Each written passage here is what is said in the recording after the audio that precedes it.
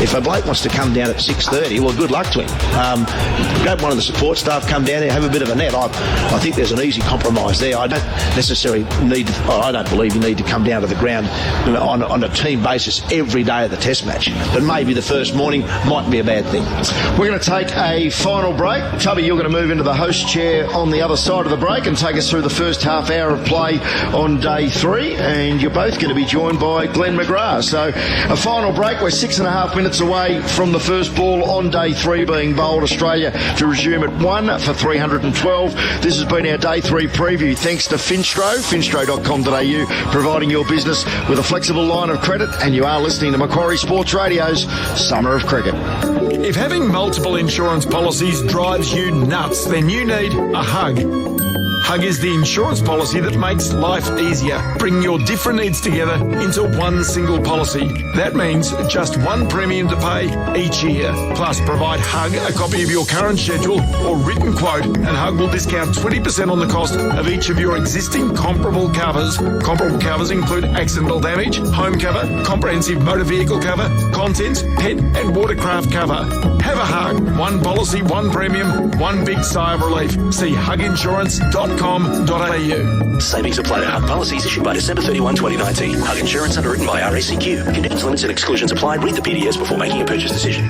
Fascinating health facts with Dr. Ross Grant from Sydney Adventist Hospital. Movement is good for you. It speeds up your metabolism, increases your oxygen intake and lifts your spirits. But did you know that our feet strike the ground at a force of 3 times our body weight when we walk and up to 6 times when we jog? That's a 400 kilogram force for a 70 kilogram person. Want to keep moving forward? Get good running shoes and look after your feet. State-of-the-art remarkable healthcare, education and research. Yours for life.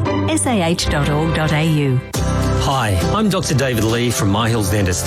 And rather than talk about me, I'd like to talk about you. About the type of dental implant you'll need. About the costs and the technology. And about how we can give you back your smile. We use state-of-the-art 3D scanning and printing to create digital dental implants that last longer, fit better, and take less time. So let's talk about you. Call 9686 7375 or visit myhillsdentist.com. The Renault Run-Out sale is now on with great offers across the range, like Renault Koleos, now with a 7-year warranty, 3 years free scheduled servicing and special finance offers, all for just $32,990 drive away. Visit your local Renault dealer to book a test drive today. Hurry, offer only available while stocks last. Renault, make the move. Offers apply to new and demonstrator vehicles sold and delivered before 2012-19. T's and C's and lending criteria apply. This December, the President's Cup returns to the Royal Melbourne Golf Club, where playing captain Tiger Woods leads the United States side, featuring PGA Tour stars Dustin Johnson, Justin Thomas, and Matt Kuchar. Captain Ernie Els' international team is led by local heroes Mark Leishman and Adam Scott, along with international stalwarts Louis Oosthuizen and Hideki Matsuyama. Support the hometown boys and witness this showcase of thrilling competition and national pride, 9 through 15 December. Tickets at presidentscup.com. Oh, the Blind Factory. If you call the Blind Factory right now, you'll have your new blinds installed before Christmas. Whatever you're doing, stop it now and call 13 Blinds. A fabulous-looking new home. The Blind Factory. That's the Christmas spirit. I'm Labuschagne. This is the Test Series, Australia versus Pakistan, live on Macquarie Sports Radio. Well, welcome back to the Gabba for Macquarie Sports Radio's coverage of this first domain test match between Australia and Pakistan. Australia in a dominant position, as Bruce Eve has been explaining, a lead of 72 after 2 days play and still 9 first innings wickets in hand. So with David Warner at the crease on 151 and Labuschagne at the other end on 55, current partnership of 90, this is a gorgeous time to bat if you're an Australian batsman. And well, it's going to be a tough day for Pakistan unless we can see a vast improvement on what we saw yesterday. We're going to need to see Pakistan come out bowl a much better line and consistent line than we saw yesterday, and they're going to need to get some early wickets, because looking down at the ground here in front of our commentary box area, I can see David Warner and Labuschagne. They're already on the boundary's edge. They want to get out in the middle, and I haven't seen the Pakistani players as yet, so that gives you an idea of what's happening out in the middle at the moment.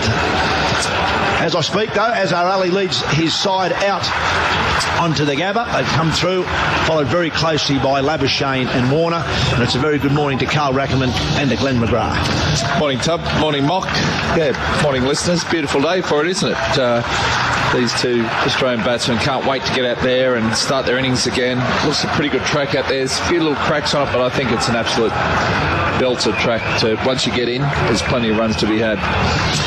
Yes, Pidge, it is. It's just perfect test wicket, I think, out there. But the thing about yesterday was, and I was talking to Ryan Harris after the game, and I said, Rhino, would you like bowling on that track today? He said, you bet I would. I mean, think about bowling on that versus a lot of test wickets you get asked to bowl on. That's good pace, good bounce, but there's a little bit off the seam there. We saw that virtually all day, and then with the new ball, and there was still swing at the end of the day as well. Interesting, there was swing in these conditions. It's fine, there's not a cloud in the sky, not what you'd call swinging conditions, but the ball did swing a little bit. You don't need it to swing a lot.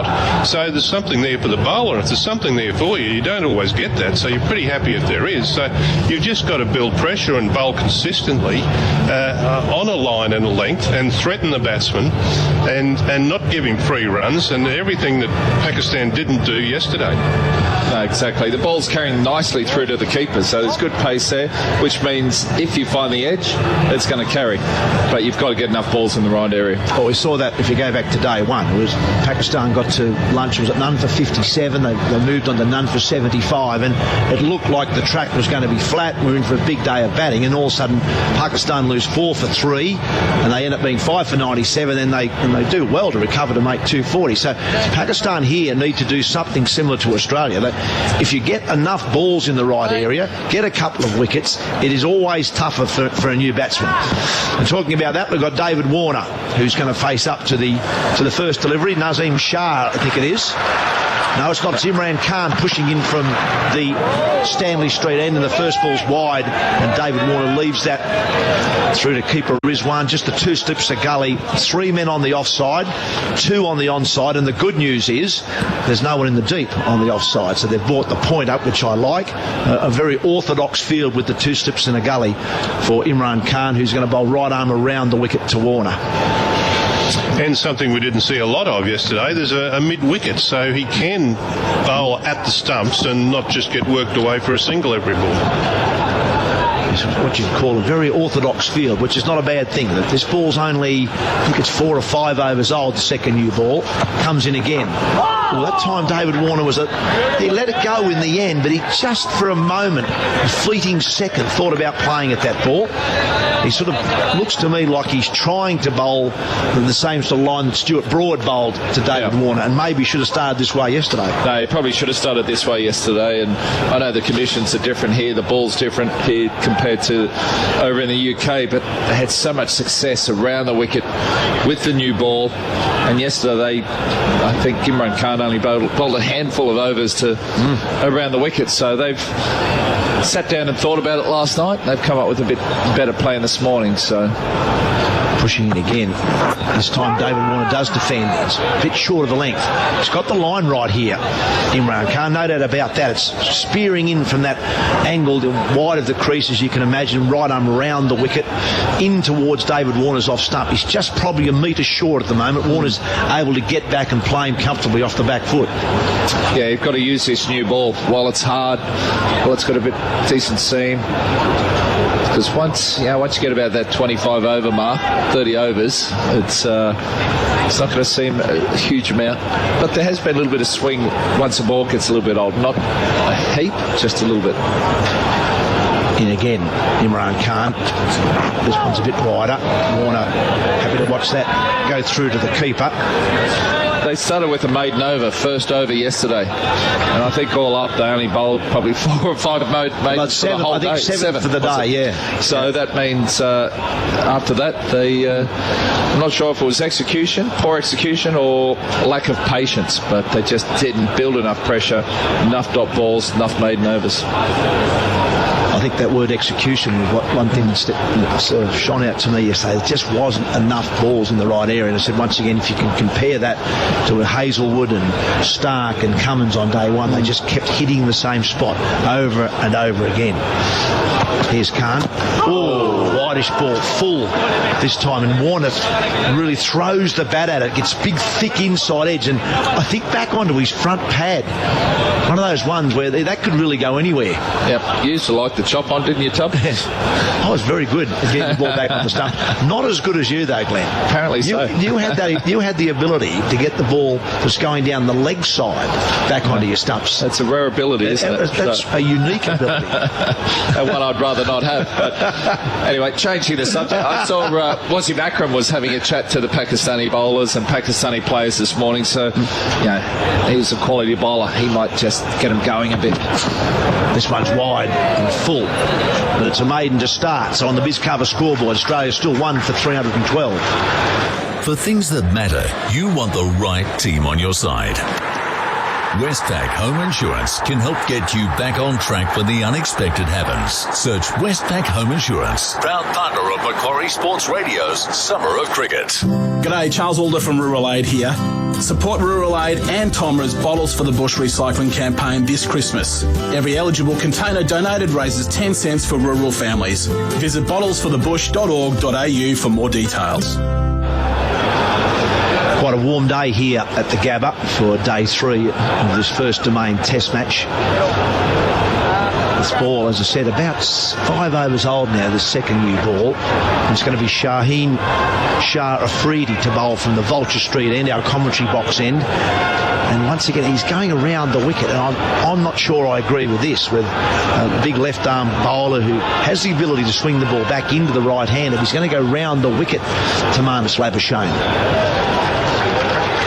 Once again, a very orthodox field. Your classic 2 slips of gully, 2 on the on saving, 1 and 3 on the off. One's in. Full. Good line to start with. And Labuschagne's forward in defence and plays to mid-off for no run. Well, he bowled around the wicket to the right-handers almost all day yesterday, didn't he? At the start, it was over the wicket, but then he seemed to, I think, the rest of the day hardly bowled over the wicket to right-hand batsmen at all. I think he was their best bowler yesterday, and I think he bowled the best length of any of the bowlers yesterday, but he wasn't totally on the money line-wise. That brought him undone a bit. And he pushes in again. Well, this time he's got Labuschagne driving. He doesn't time it, but once again, very well run. We saw this yesterday from the Australians. It was a mistimed drive, but it was just to the left of the man at mid-off. I think that's Azhar Ali there. Yes, it is. And he just had to move 5 metres to his left, which was enough for the Labuschagne to realise there was a chance of getting a run, and he scampered through nicely and rotated the strike, and that's something Australia did very well on day 2. And when you've got a right-hand, left-hand combination, there's nothing worse for the field having to change. The bowler has to change his lines every second, third ball.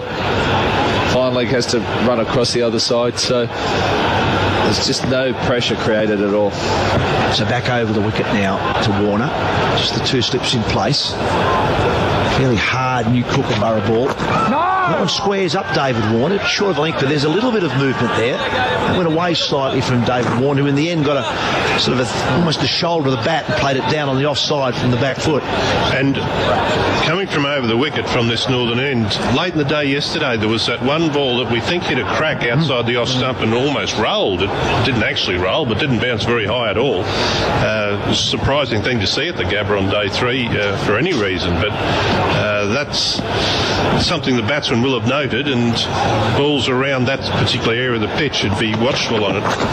Once again, he hits the deck hard to Warner, but it's a bit short of a length, and Warner's back and across, playing the ball to cover, and a big loud shout from David Warner. No, he says, and I think the reason he does that, particularly early in his innings, is to try and get himself going. He's looking to get his feet moving, so he's looking for singles. Big, good, loud calls all day yesterday, and even the intensity of which he ran the singles. Late in the day, he was still running them hard, looking for 2s, so all positive signs. Big left armer steams in again. This time he's fuller. David Warner punches to mid-on and scampers through for a single. Nazim Shah's the fieldsman there at mid-on. He was caught napping a little bit there. David Warner hit that ball and just took off straight away. Got home comfortably for another single.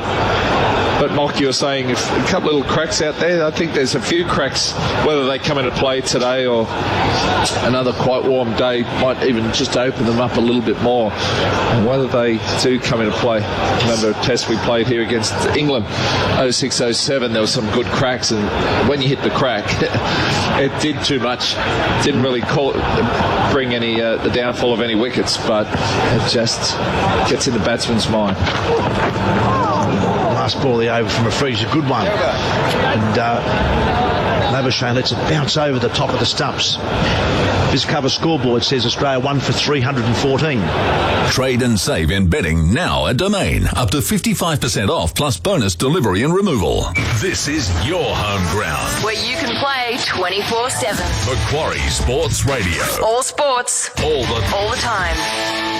For quality care close to home, see Hardy Aged Care. Hardy has homes located in Seven Hills, Blacktown, Guildford, Manly Vale, Penrith and Summer Hill. To learn more, call 1800 333 536 or visit hardyagedcare.com.au.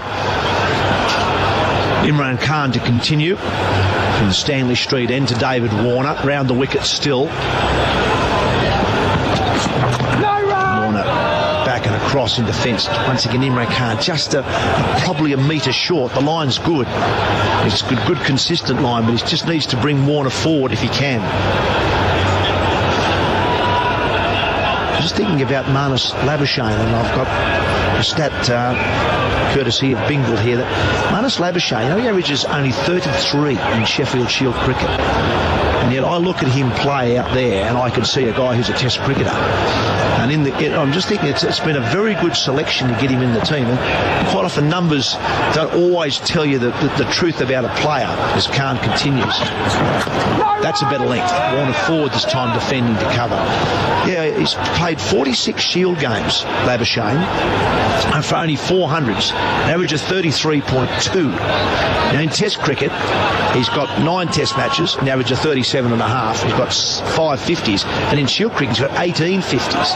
So that the one area he needs to improve is this conversion rate. Look at David Warner, I think now 2200s and 30 50s or 31 50s, something like that in test cricket. I think if Labuschagne can just not get the monkey off the back because he hasn't played enough games, but if he can make this first test 100, go on and make a big one, that might open up the, not so much the floodgates, but open up a big opportunity for him.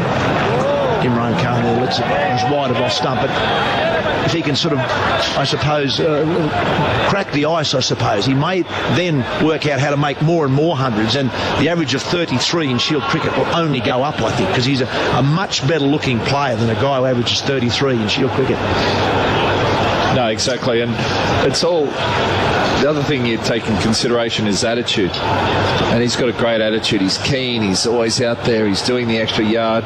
That's the type of attitude and type of people you want around the team. It becomes infectious. Yeah, I think he may have been selected partly on that, and also his fielding's very good. Khan again to Warner. Short and wide of off stump, no run. Well, he's a pretty valuable member of the side now with his leg spin bowling as well. He brings that extra bowler into the equation and takes all this pressure off finding a number 6 who can bowl. It's not necessary.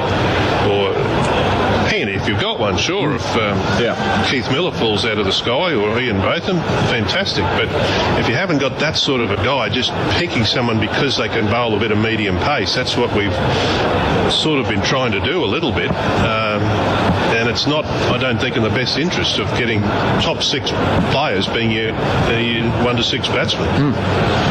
Khan again to Warner. Once again, too wide. Warner's happy to let that go through to the keeper. Yeah, well, I was a bit shy shocked. I knew his average wasn't great in Shield cricket, so I had looked at it this morning. I thought it might have been 35, 36, but it's 33 in Shield cricket. And obviously the selectors saw something in him to say we've got to get him in the team. And I know from a personal point of view that sometimes when someone tells you that you're actually better than what you're achieving, you actually start to play better. And I think that's what may happen with Labuschagne. I think now the selectors have said, mate, we think you're a test cricketer, not just an average Shield cricketer. And I can only see him flourishing from now on. Khan to continue. Once again, he's wide of off stump. This time he's fuller, but Warner's still not offering a shot.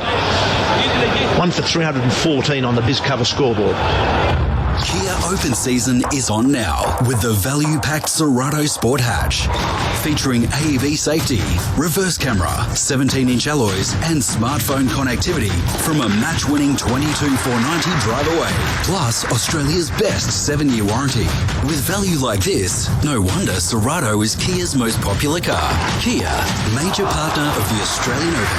Offer ends November 30. Warranty terms at kia.com.au. So Australia lead by 74 already on the first innings. Labuschagne will face up to Afridi, left arm around the wicket. It's interesting, Glenn McGrath mentioned Wazzy Macran earlier in the commentary as Afridi bowls to Labuschagne, brings him forward, finds a thickish edge that goes to gully for no run. Yeah, it was something that Wazzy Macran used to do quite a bit, go round the wicket. Yeah, he did. He got the ball to swing around a bit too, which made it more dangerous. Swing it normally both ways, and then he was pretty handy reverse swing as well. Oh, yeah. He was a fine bowler. What a bowler. I had him in my top two. He and Ambrose were certainly my top two in my times that I played in the game. I'm free to continue. Oh, lovely straight drive from Labuschagne. That was a fuller ball that was on the front foot, Labuschagne. And that's the shot of the day so far with thanks to Westpac Home Insurance. That's how to play the off drive. And that is a little bit of the risk of coming round the wicket. If it's not swinging all over the place like Wazzy Macran used to do, that if you over pitch, you're just coming straight onto the meat of the bat. You haven't got that angle to create at least a little bit of risk if you're bowling over and across the right-handed batsman. So they just hit straight down the line of this ball coming straight at them. Easy meat, but that was a glorious shot. Free to continue. He's full again. He's got the length right. That's where you want to be. And I think it's a really good point, Mike, that you'd like to see Labuschagne play that off drive against the ball that's going across him, not into him. And actually, as we speak, he's now going to go over the wicket. And that's much better, I think. At least, yeah, you still could get driven, but there's a greater risk with that ball sliding across you than it is when it's spearing in towards off stump. And it's a good decision to do this by the bowler. We've been talking about it a lot, but there's a big opportunity in this first delivery. If he gets it right on the back of Labuschagne, just driving him only 2 balls ago. Here he is over the wicket this time. It's full. He does drive to Labuschagne, but gloriously through cover point. That'll be another boundary to Labuschagne. He's away. He's away. He is indeed, but that opportunity involved getting your length right. That was a half volley and just asking to be smacked, and that's what happened. Yes, I think the plan's good. I like it, but as you say, it's a word that Glenn McGrath used a moment ago. It's all about execution. You've got to execute. That was probably a metre too full. You can see that Labuschagne wants to take it on. There's no real swing there. There is this angle across him. The 100 partnership between these two now is up. 179 balls for that 100 partnership. This time he hits the deck harder and Labuschagne's back and across and defends down the pitch. Yeah, 100 partnership of which Marnus has basically got 2/3 of it. Yeah. He has faced over 102 balls of that 180 balls, so he's had the lion's share of it, but it's going along nicely. Well, I reckon David Warner would be delighted, and he likes to score quickly, but if you're out there making 100 and you're 152 not out like Warner is, what you don't want is your partner to be stuck at the other end not scoring. So I think he's happy to watch on at the moment. When you're 152 not, he's pretty happy. This time he pulls. Labuschagne. There's a sweeping man out there, deep square legs, will only get one, but he looks in really good touch, Dismissals Labuschagne. He moves to 65 to join Warner on 152. 1 for 322 on the BizCover scoreboard. Hi, Tom. Off for a walk again? Sure am. Sounds like you've given your health a bit of a shake-up. Isoway Diabetic helps me boost my energy through the metabolisation of nutrients. If you're on the diabetes spectrum, Isoway Diabetic's nutritional support helps you maintain your health to feel your best. Plus, right now, get a free travel mug when you buy a tin at participating pharmacies. Go to isoway.com.au/diabetic to find out more, or talk to your pharmacist or medical professional today. Isoway Diabetic. One good choice leads to another. The 100-run partnership between these two to go with the 222-run partnership between Joe Burns and David Warner, which ended yesterday with Burns out for 97, bowled around his legs by Yasir Shah. It's always disappointing to make 90 in a test match, 97 in a test match. But I suppose you'd settle for 97. Hearing the effects by the Darth Vader music on Star Wars, all the stormtroopers. Imran Khan to continue. First ball is Labuschagne. There's no run. I was just saying then that you can hear through the effects mic the Darth Vader music of Star Wars. And there's a couple of trumpeters out there. The stormtroopers have arrived at the Gabba here. So there's different groups of people coming everywhere. We've got the Richies, the other... I think they were on day 2, weren't they? They were here yesterday for sure. It's got to be a bit warm, isn't it? We've just got one of our monitors here in front of our commentary box, and Darth Vader there with the black outfit on. It's going to be warm today, so it's going to be over 30, I reckon, out in the middle. Imran Khan to Labuschagne. Waiting. Short. Labuschagne comfortable on the back foot, playing it back down the pitch to the bowler. Just a yard or two short at the moment, Imran Khan. Now's the time to get that ball a bit fuller. It would be a risk to Labuschagne, who's looking to score, but that's how you get the edges here at the Gabba. You've got to be enticing the drive. We've got umpire Richard Illingworth there just having a look at the front foot line, the no ball line.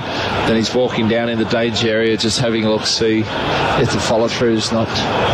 They've come under scrutiny a little bit in the last few days, read the no balls. Well, there's no doubt they're not watching him that closely. That's a better length. This time he's fuller. Labuschagne defends down the pitch. Yeah, there was comment in the media today about something like 20-odd no balls. Yeah, 27, 28 no balls that weren't called yesterday. Yeah, so it's one of those things. I must admit, I'm all for the umpires trying to get it right at the other end. So it is difficult to try and get the ones that the fast bowler puts his foot down on that front line, whether it's got a little bit behind or not. Sometimes it can be very hard to call. So I don't want the umpires spending the majority of their time looking down there. I want them to get it right at the other end. So there will be a few missed. But the other thing is that the Pakistan bowlers, they are walking a tightrope. As Khan continues, this time Labuschagne works in leg side. There'll be a couple in that, at least maybe 3. Geez, timed that nicely. It won't be 4. There's a sweeping man at deep square leg. He's gone all the way round to deep wide mid-wicket. He gets it back, but they're comfortably back for 3. Lovely timing. Yes, a beautiful shot through mid-wicket. Right off the meat of the bat. Yeah, he's looking tremendous, isn't he, Labuschagne? Yeah, that one there, the length might have been okay, but it was the line this time. It was sort of on leg stump.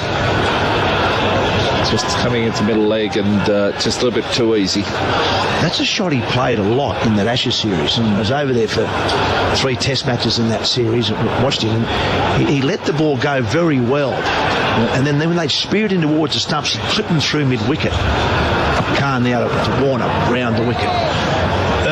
Just getting back to that no ball, back in the pre-technology days that we all played in, a good umpire would communicate with the bowler and you'd say if you're getting up, pressing that line a bit, pull it back a bit, you'd have that communication, and that because that was their job to watch for no balls, which central umpires now I don't think they pay any attention at all.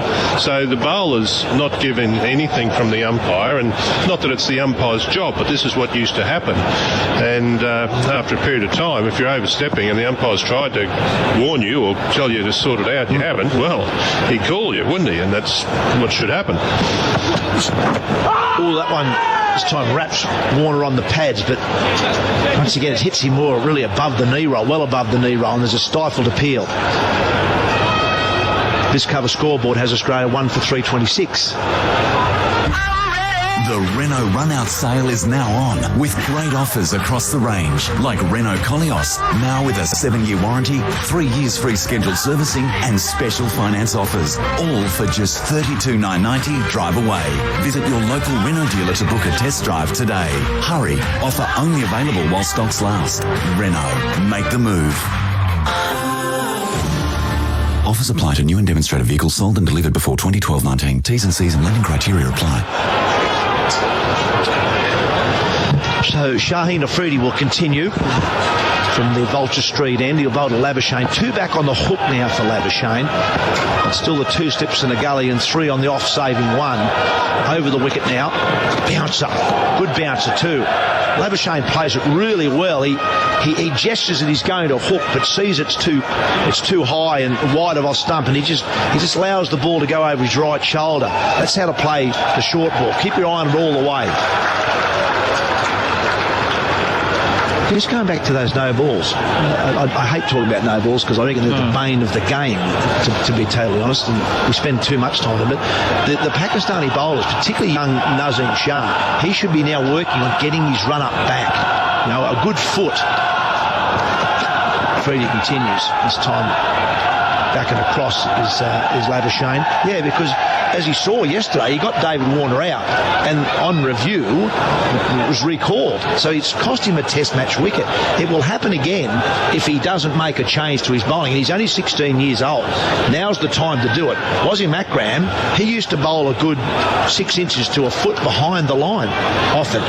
Didn't bowl a lot of no balls. It takes that risk out of the equation. Now's the time to do it.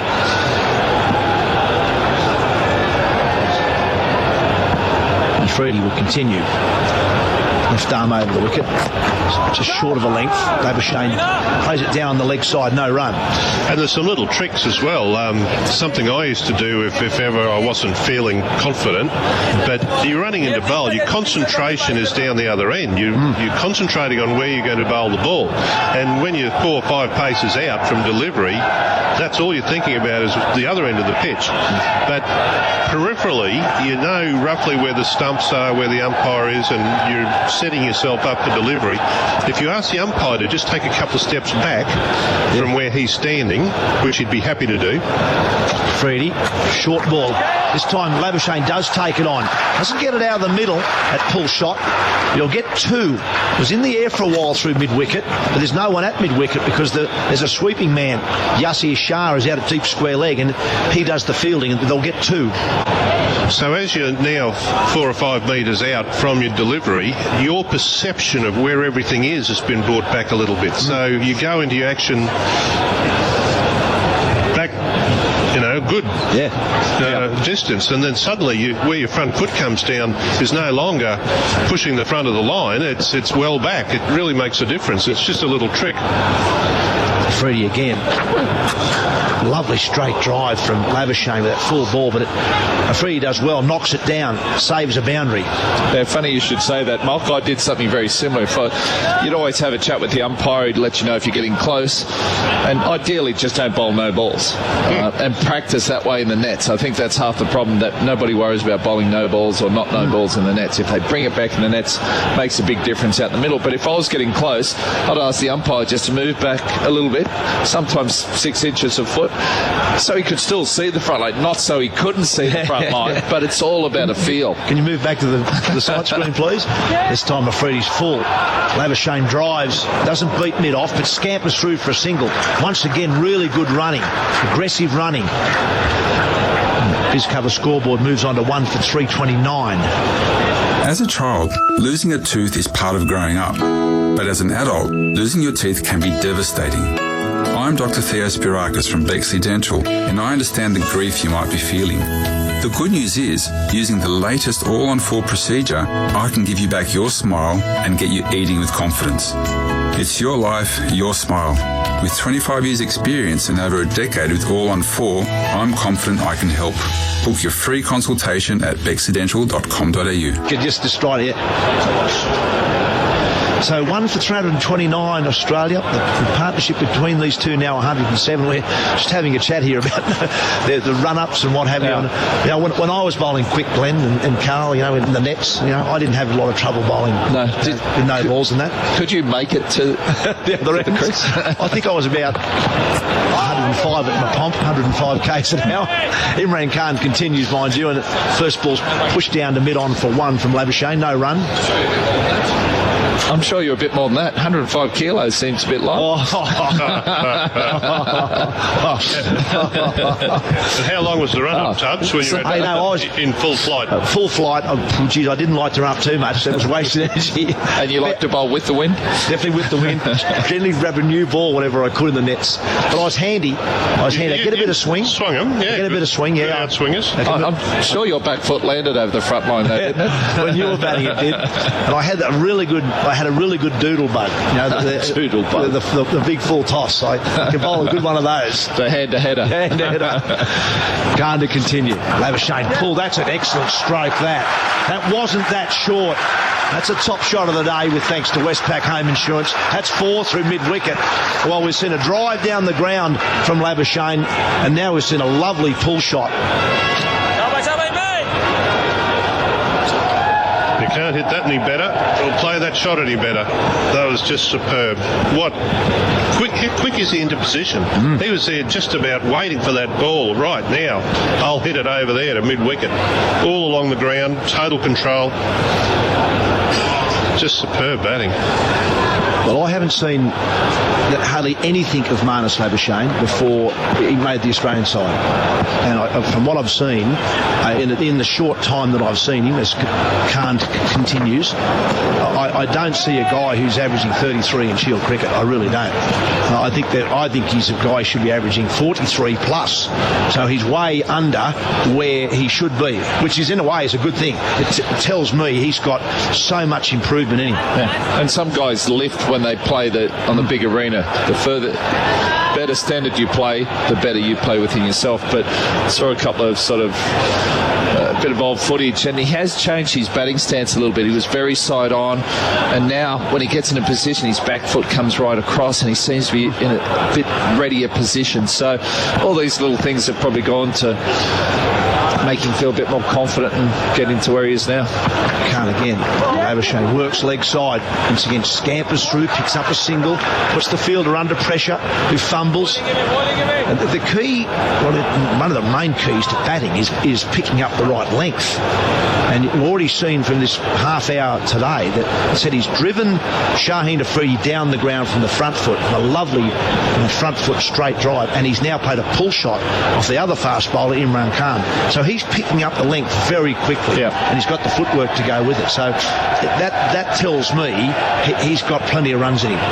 No, exactly. And this pitch out here, the Gabba, it's always going to be really true bounce. So if it's short, you can be confident that it's going to be short and get up to the height that you think it's going to get to. Imran now round the wicket to Warner again. Hasn't had a lot of the strike, David Warner, today. No run! Very circumspect in defence, back and across, pushes it back to the bowler. Imran Khan, I think, has been a little bit disappointing here. This Test match, he's come in. I think they were hoping that he'd play something similar to Mohammad Abbas, the role. That's why they left him out. Whether he wasn't quite ready or whether there's a slight niggle, who knows? But I think Imran Khan was going to play his role, bowl good areas, just nip it around and hopefully pick up a couple of wickets.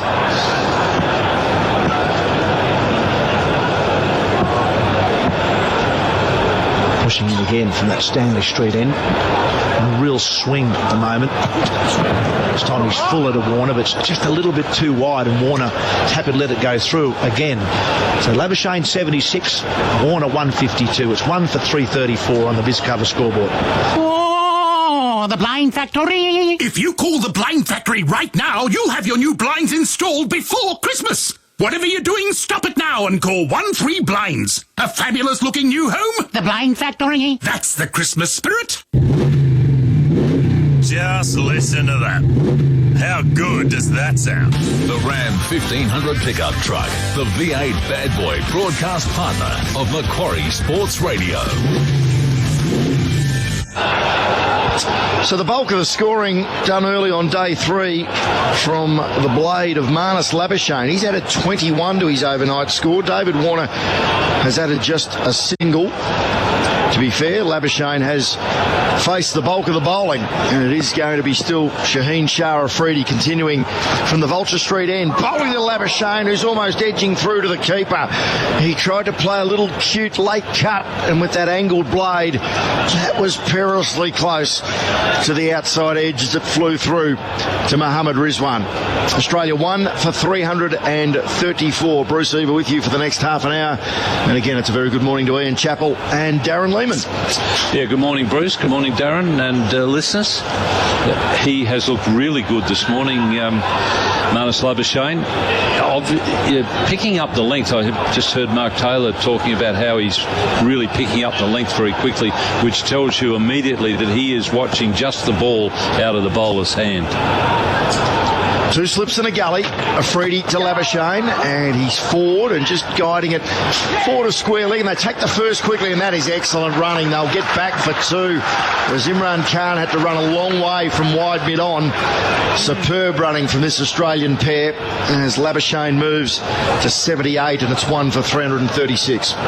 Might have been a catch to a bat pad if they'd have had a bat pad. It got an inside edge, quite a thick inside edge onto the pad, and it went carried in the air and would have been a comfortable catch. Even if it hadn't gone straight to bat pad, there would have been a chance for catching it because it ballooned a bit. The bowler was jumping in the air, but no fielder there to catch it. Afridi motors in again, past umpire Kettleborough, and from over the wicket, the left armour angled across the right-hander. No shot is offered as Rizwan gloves that almost in front of Harris Sahale at first slip. Well, morning crew, listeners. It's been the Labuschagne Warner running between wickets as well as Joe Burns, all innings. It's been excellent. Well, the Pakistan openers were pretty good at that. There's lots of hustle out there. They know the importance of every run. This morning, the Australian team, David Warner's only added 1 to his overnight total. Marnus has had a lot of the strike. 24 runs added in total. Another ball angled across the right-hander, and Labuschagne has no interest in offering a shot. Just on that question of attacking field placings, I would say to a captain, if you're not going to attack early, when are you going to attack? To me, the theory is you attack early, and then, okay, if the opposition get on top, you've just got to pull back, but you pull back slowly. You don't, I played under one club captain who he was total attack, and the next move was total defence. There was nothing in between. Afridi hustles in again, and it's another leave from Labuschagne with an extravagant flourish of the bat as he makes sure the willow and the gloves are well out of the way of the flying Kookaburra. But if you think about it, I mean, it's only common sense because you've got fresh bowlers, you've got basically a new ball, you've got batsmen, even if they're 100 not out, like Warner is, he's basically starting from naught again the next morning. So that's the time to attack. If you don't attack then, I just wonder when the hell you are going to attack. Well, especially in Australia, that's what opposition teams do. They almost defend too quickly all the time because they're worried about the Australians hitting so many boundaries. Last ball of the 8th over on day 3, and there's more runs here. Probably only a single. Labuschagne worked it off his hip area out towards deep mid-wicket. Yasir Shah came herring in and kept it to 1, so Labuschagne again will retain the strike. 3 runs from the over. McDonald's scoreboard, Australia 1 for 337. When your loved one moves to aged care, their happiness and well-being is so important. For over 45 years, Hardy Aged Care has been at the forefront of residential aged care. Hardy's team of dedicated staff take great pride in providing quality of life for each resident in a true community atmosphere. With 6 homes across Sydney, take a look today. Call 1800 333 536 or visit hardyagedcare.com.au. 'au. Hardy Aged Care, where enjoying life matters. 1 for 337 on the McDonald's scoreboard. It's back. Maccas are doing their Ripper 30 days, 30 deals, so better download the My Maccas app. David Warner hasn't seen a lot of the strike in the first 37 minutes of play on day 3. He's just added a single to his overnight score, 152 not out for the left-hander. Marnus Labuschagne, who was 53 overnight, 55 overnight, my apologies, has added 24 runs on the third morning, adding another 3 boundaries, and is now on 79. First change in the bowling, and it is time for leg spin in the form of Yasir Shah, who has taken the only wicket to fall in this Australian first innings. Bowling Joe Burns, coming round the wicket yesterday, and with the assistance of Burns' gloves, it being dragged back onto the stumps. So Labuschagne will be on strike. Yasir Shah to operate from the Stanley Street or southern end. A slip and a short leg. The attacking fielders. The cover is quite short, it must be said. And talking of cover, inside out, driving through covers. What a superb shot from Marnus Labuschagne. There is a man in the deep sweeping on the cover point boundary out on that western side of the ground, and he had no play on that as that rocketed across the turf. Poof, that was a shot of the day thanks to Westpac Home Insurance, and he loves to go inside out. He's got good use of the feet. Marnus plays the spin very well, loves a sweep shot, play all around the ground, but his placement was impeccable there, and timing. I think that's now his highest test score. He moves to 83, drives again firmly into the covers, but this time straight to Azhar Ali, the skipper, and there's no run. He's been very impressive at 3. He's come in and been quite busy, and that's what you want. You want to continue that on, and he looks to score off every ball. Yeah, if he doesn't score, he leaves well, and that's the art of batting, looking to score. Yasir Shah in and spins one past the outside edge of the probing bat of Marnus Labuschagne. That was a good one. Was a good one. Spun quickly as well. He hasn't spun the leg break a long way so far in the innings, but that one, that's certainly the one that spun the most. Probably curved in a little bit. Just spun a bit too far, missed the outside edge. Yasir Shah tries again, and a big stride forward from Labuschagne, playing low to the ground to kill any potential spin and pushing defensively on the onside. That 4 was the result of classic footwork. As a batsman, you're trying to get your feet into a position where you can play the shot you want, not the one the bowler wants you to play. Yasir tries again, and there's another glorious cover drive. This time the sweeper will reach it in the deep, but it's another 2 to Labuschagne, who moves to 85. He's added 30 already this morning, Marnus Labuschagne. It's 1 for 343. It's also a classic example of something that the visiting captains often don't understand about Australia. You put the guys out in the deep, particularly here at the Gabba, if you're putting them square of the wicket. The huge boundaries out there. Okay, in England or in India, smaller boundaries, you bang one to the guy in the deep, you're only going to get 1. But in Australia, you'll get 2. Labuschagne, by good placement, beat the fella and got a 4 anyhow. Last ball of the over, and Labuschagne is forward and defending straight back to the bowler. So Australia's lead balloons past 100 in that over, in which 6 runs came from it. 1 for 343, the host nation, on the McDonald's scoreboard. The HSBC Sydney Sevens is back. The world's best Rugby Sevens players are coming for 1 weekend only as rugby's biggest party returns. It's 2 full days of exhilarating Rugby Sevens, live music performances and ridiculous fancy dress. So round up the squad and get ready for one epic weekend. The HSBC Sydney Sevens. Let the games begin. February 1st and 2nd, Bankwest Stadium, Parramatta. Tickets on sale now at Ticketek.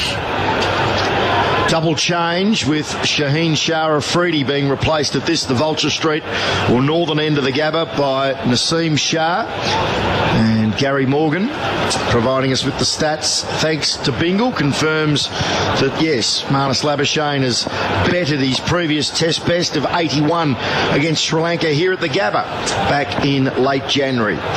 David Warner finally gets to see some strike, and he faces the first ball from the teenager on day 3, who's bowling over the wicket, and it's a leave from the left-hander to a ball well outside off stump. Yeah, so that's one of the things that visiting captains don't understand, the huge grounds in Australia. So by pushing guys back on the boundary, and the idea is to save runs. One of the harshest lessons you'll learn as a captain is really good players, you can't contain them, not by just sticking blokes back. You won't contain. They'll still find a way to hit a boundary, and they'll pick up 1s and 2s anyhow. Seaman again, and Warner up on tippy toes is defending by punching down towards Azhar Ali at mid-off, and there's no run. So in essence what you're doing is giving them about 6 or 7 runs and over easily without putting any risk in the batting. That the harsh lesson you learn as a captain is with really good players that the only way to contain them is to send them back to the pavilion. So you've got to be looking for wickets, and Australia is a classic example. And sometimes looking for wickets, you do need to restrict the batsman, but the way you're restricting the batsman's scoring is by keeping the field up and making them either pierce the field or hit over the field. In other words, take a risk to score their runs. That's what you've got to do as a captain, is put a risk in their batting, not give them easy runs. After just 2 deliveries over the wicket, Naseem changes to round the wicket to the left-hander, and Warner gets the scoreboard ticking over for himself. He picks up just his 2nd single of the morning by working it off his rib cage towards the vacant mid-wicket area, and they easily jog through for a single. And that then is the perfect example, because David Warner hasn't played one hook shot, not one. So what Ian is saying to our listeners is bring the square leg back, or bring him up from deep square. If you want to bounce him, that's fine. If he takes it on, he might hit it straight in the air. At least get some reward for it. And if he plays a good shot, that's the game of cricket. That can happen. But you've got to make them take some risk, because David Warner's saying, what, if I get through this, I can bat all day again. And if they're going to give me 1s, well, I'll just get down the other end. You can't get out down the other end unless you back up too far, like Labuschagne did in the UAE.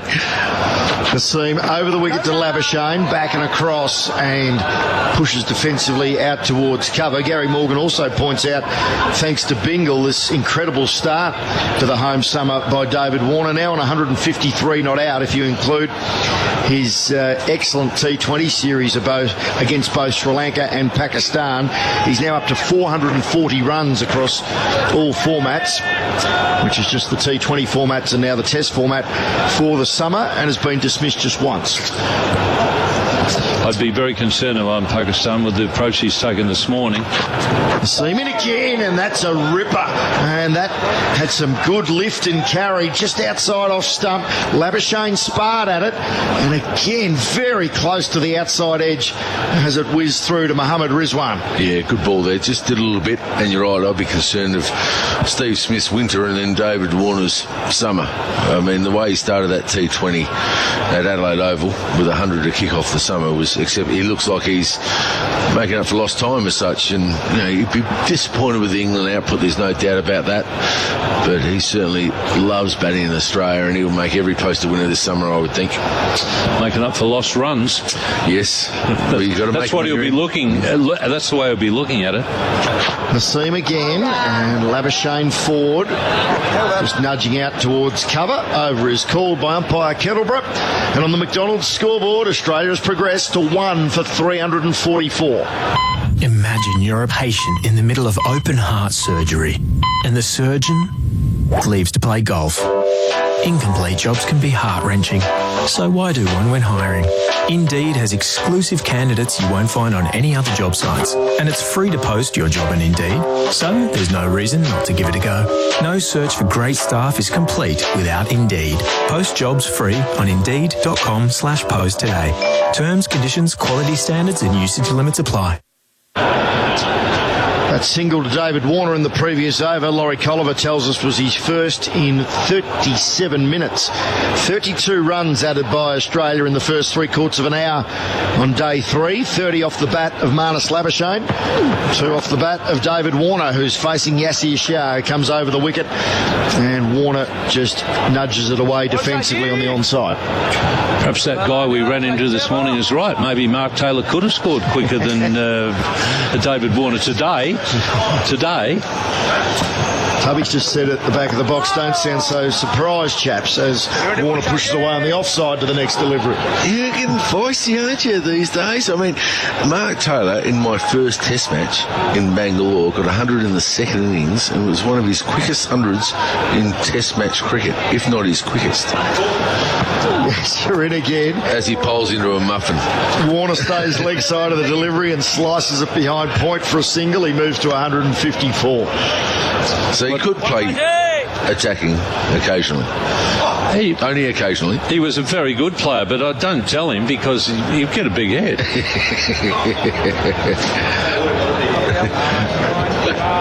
Well, to be fair to him, for a long time his opening partner went like a threshing machine that we've rarely seen in MJ Slater. Couldn't have two like that, could we? As Labuschagne drives attractively into the covers but straight to the field. Well, the thing people forget about Michael Slater, when he first came on the scene, his technique was unbelievable. I mean, it wasn't bad throughout his career, but when he first came on the scene, he was impeccable. He just got to the stage where he just kept going and he couldn't stop, couldn't slow down. Yes, he bounces in again. Labuschagne, he was certainly not looking to drive it out through mid-wicket, and the cry of catch it. They do take a single. It was in the air for 15 to 20 metres. There was no fielder close, and the score moves to 1 for 346. Yeah, I've had a lot of people say to me, Hayden and Langer were a much better opening combination. And I said, you've got to be kidding me, mate. Last ball of the over. Yassir Shah has Warner defending quietly away on the onside, and Masood under the lid at short leg does the fielding. 2 runs from the over. McDonald's scoreboard. 1 for 346, the host nation. Hi, I'm Dr. David Lee from My Hills Dentist. Digital dental implants have been a revelation. It's advanced technology and it's available right now. There are no incisions and no stitches. We use state-of-the-art 3D scanning and printing to create a solution that lasts longer, fits better and takes less time. When it comes to replacing teeth, see why digital dental implants are a happier choice. Call 9686 7375 or visit myhillsdentist.com. Marnus Labuschagne, undefeated on 86, his highest test score, his 6th test half-century. Can he finally turn this one into 3 figures? He's facing Naseem Shah, whose first ball of a new set of 6 is wide of the pegs, and Labuschagne doesn't offer a shot.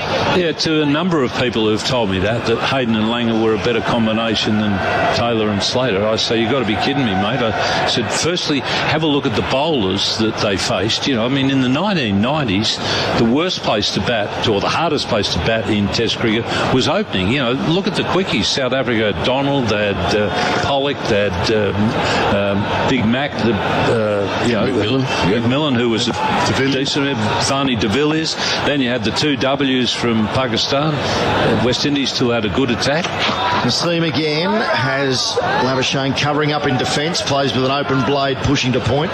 And I said Michael Slater was carting around some seriously good bowlers and scoring quickly. And then, you know, in the 2000s, probably the best place to bat in the order was opening the batting, because if you look at the list of top wicket takers at that point, it was Murali, Warne, Kumble. You know, the leading quickies were like Mackay and Tini, who was getting his wickets in the 30s. So there was a huge difference in the pace attacks. Naseem in again. Another leave from Labuschagne. Gee, that flew through to the wicketkeeper. It was a little closer to off stump. Now, Gary Morgan's just provided us with a couple of stats on Mark Taylor's quickest Test centuries. His quickest was from 186 balls against Sri Lanka in Hobart in 89, and that one in Bangalore against India was from 189 deliveries. Well, they were slow, actually. So sorry, Tub. I'm going with Ian Chappell now. He's just in the background saying he made 100 in a session. Gary Morgan, get onto that. Find that out for us. Those stats thanks to Bingle. Nassim again. Another leave from Labuschagne. That was delivered from close to the stumps, and it wasn't far away from off stump. Actually, the stats thanks to Bingle. I'll ask Gary Morgan to see if Ian Chappell made 100 in a session. I think I got 2 in one game against Victoria. Test cricket. Probably my quickest would have been against Pakistan at the Adelaide Oval. Out-sixed Rodney Marsh in that game, mate. I had 5 and he only hit a couple. He'd been out too late the night before. No, he got 130 or something. Yeah, that was his highest test score, wasn't it? Probably would have been. Yeah. Gary Morgan's now supplied us with the Taylor-Slater opening partnership records, as it's another leave from Labuschagne to a ball wide of off stump. 3,886 runs at 51.13, the Taylor-Slater partnership, from 78 innings with 10 century partnerships and 16 half-century partnerships. As you keep reminding me, I played a very long time ago, and unfortunately there's not such good records of balls faced in those days. Well, they didn't have ink in the 30s? Yeah, they did. But places like the Caribbean, they didn't record them. They wouldn't have. That's exactly right. No, yeah, they had the old, those really old scorebooks that we used to have at school? Yeah. They had those sort of scorebooks. Seaman again, a drive from Labuschagne. Once more, I don't reckon it was meant to go to mid-on. It took the inner portion of the bat, but they do take a single, and not for the first time this morning. That was from the last ball of the over, and Labuschagne will retain the strike. It's 1 for 347. That is Australia's first innings total. They lead by 107, all on the McDonald's scoreboard. Oh, the Blind Factory. If you call the Blind Factory right now, you'll have your new blinds installed before Christmas. Whatever you're doing, stop it now and call 13 Blinds. A fabulous-looking new home. The Blind Factory. That's the Christmas spirit. Help is insurance you can count on when the unexpected catches you out. Catch it! Westpac Home Insurance. Insurance you can count on. Search Westpac Home Insurance. Proud partner of Macquarie Sports Radio's Summer of Cricket. 1 for 347. Yasir Shah to continue with his leg spin from the Stanley Street end. About to start his 31st over.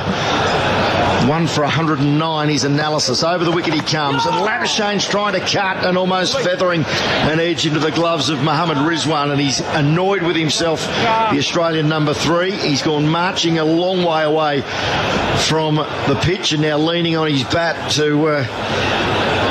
He'll probably give himself a good talking to, but the body language suggests that he's quite annoyed. He's back at the crease and settling over the blade again now. And this one he's whipping from off stump or just outside, out through a straightish mid-wicket for an absolutely gorgeous boundary. So from a false shot to an impeccable flick off the pads for yet another boundary, which brings up Australia's 351 for 351, and that was a shot of the day thanks to Westpac Home Insurance. The ball before, it just bounced a bit. That's the danger ball, and he was cutting too close to his body and probably trying to hit it too fine, so he decides to hit the over pitch ball through mid-wicket. Beautifully played, got the pitch of the ball.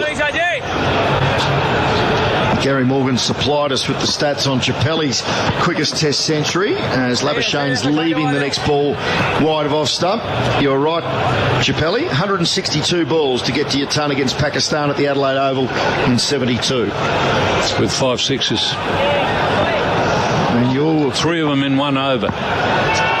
out over your grandfather's gates, any of them, or hitting to the other side? As Labuschagne tips this off his toes down to mid-on. I was hitting to the shortest boundary, and you're quite right, it was the eastern side. We were playing, for some reason or other, we weren't playing in the middle. We played a little bit toward the eastern side. So I cheated. I went for the short boundary. Your quickest boof was 129 balls against the might of Bangladesh back in 2003 in Cairns, as Labuschagne slices the next ball behind point straight to the field. All right, for these number sixes who bloody come in after all the damage has been done, blokes like Mark and myself get up there early against the new ball and fight our way through and make it easy for the Cowboys who come in later. What was it for in those days, Ian? Shah in once more. Back into his stumps goes Labuschagne and defends away quietly on the offside. If it's testy like this, one can only imagine what it's going to be like between these three by the time we get to Adelaide next week. 1 for 351 on the Macca's scoreboard. Needing care for yourself or a loved one can be an emotional time. Hardy Aged Care provides support to make this transition easy whilst delivering the highest quality clinical care. Hardy has multilingual staff to help make you feel at home and comfortable, and they will accept anyone, no matter their financial means. For further information, call Hardy today on 1800 333 536 or visit hardyagedcare.com.au. Hardy Aged Care, where enjoying life matters. Well, Marnus Labuschagne is racing along on this third morning. He's added 36 to his overnight score. We're about 2.5 minutes away from drinks to complete the first hour on day 3. And David Warner, he's just added the 3 to his overnight score. He's on strike now, and I think as he eggs that one, Naseem Shah thinks he has. So does the wicketkeeper. Interesting in the cordon, as in Shafiq at second slip was joining in the appeal, and Harris Sahale at first slip standing there like a monument. They're always the honest guys at first slip. A discussion whether to go upstairs and have a look at the video via DRS, and they elect not to. Well, the spinal edge replay, it'd be interesting because there was a bit of a noise, wasn't there? And that's the problem when your captain fields at mid-on. You want to have that discussion.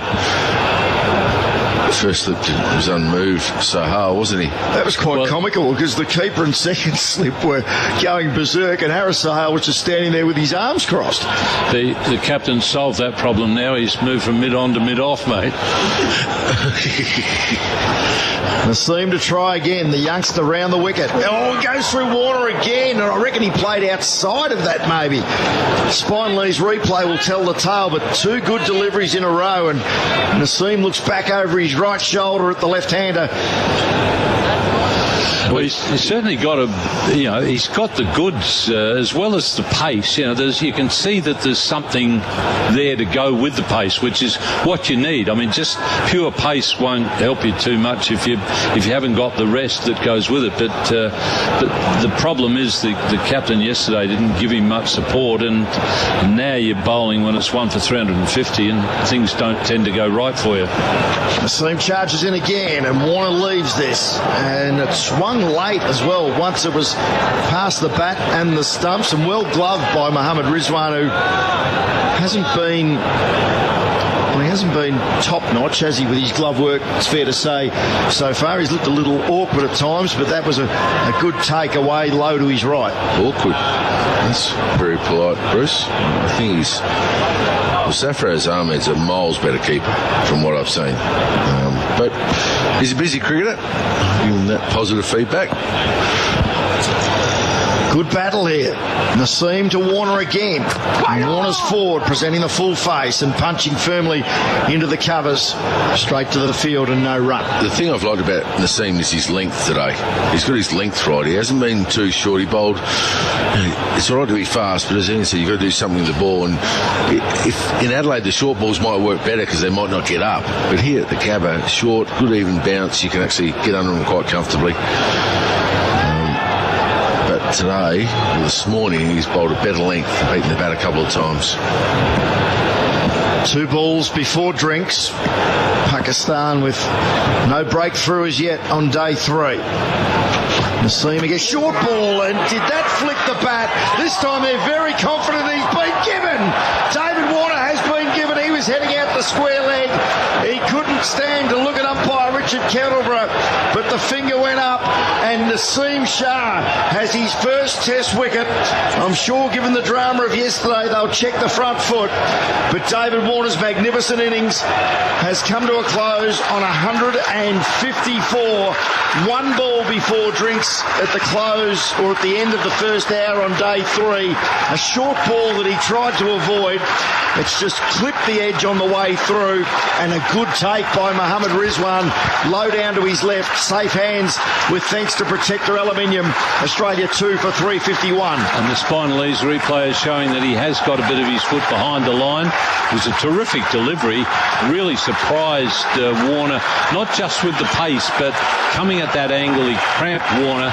End of a very good innings by Warner. He looks disappointed. I think he had his mind set on a really big score. Yeah, he did. And the pleasing thing, that's when the short ball does work. The surprise, he bowled full all spell, and he just used a ripper short ball. So David Warner will be disappointed with that. At the end, he had 2 to his overnight total, but 3 to his overnight total, sorry. And now Australia 2 for 351. Out walks Steve Smith. 154 from 296 balls with just the 10 boundaries. Australia 2 for 351. David Warner's 4th highest Test score.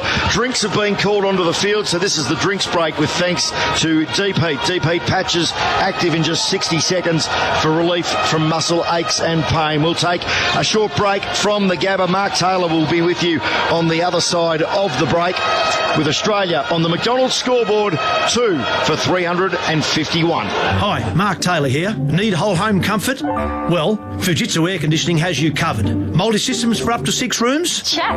Controlled by a single outdoor unit? Check. Or the ever popular ducted system? Check. Excellent. And right now, when you buy a Fujitsu multi or ducted system, you'll receive a $500 prepaid Visa card. Don't sweat it out this summer. Just get a Fujitsu. It's Australia's favourite air. Purchased by 20 December, claim by 31 January. T&Cs and exclusions apply. See online for details and eligible models. I'm Dr. Theo Spirakis from Bexley Dental. As we get older, our teeth can become wobbly and more susceptible to breaking. If you do have a problem, come and see me, and together we'll find a solution. For over a decade, I've been using the all-on-4 procedure from the Malo Clinic, Portugal. We've had enormous success treating broken and missing teeth and uncomfortable dentures. It's your life, your smile. I'm confident I can help you. Book your free consultation at bexleydental.com.au. In times of crisis, Christmas is tough. You can give hope where it's needed most. For $29, you can put food on the table or a gift under the tree. Please donate now at salvos.org.au. The moment to buy a Volvo is now. Purchase the MY20 XC60 T5 Momentum from $67,990 drive away. Ends 31st December while stocks last. At participating dealers. Excludes fleet, government and rental buyers. T's and C's at volvocars.com.au. Hi, this is David Warner. This is the Test Series. Australia versus Pakistan. Live and free wherever you are on Macquarie Sports Radio. And welcome back to the Gab, where Australia are leading by 111 runs. David Warner has just been dismissed for 154, caught behind the wicket by Rizwan off the bowling of Naseem Shah. Terrific over so far. He's had 2 play and misses, Naseem Shah to David Warner. Eventually gets him with a really good short ball, which David Warner couldn't get out of the road of, and I think the ball may have either just flicked the underside edge of the bat or maybe a glove on the way through, and Rizwan took a very good catch. So Naseem Shah has his first Test match wicket. He has 1 ball left in his over.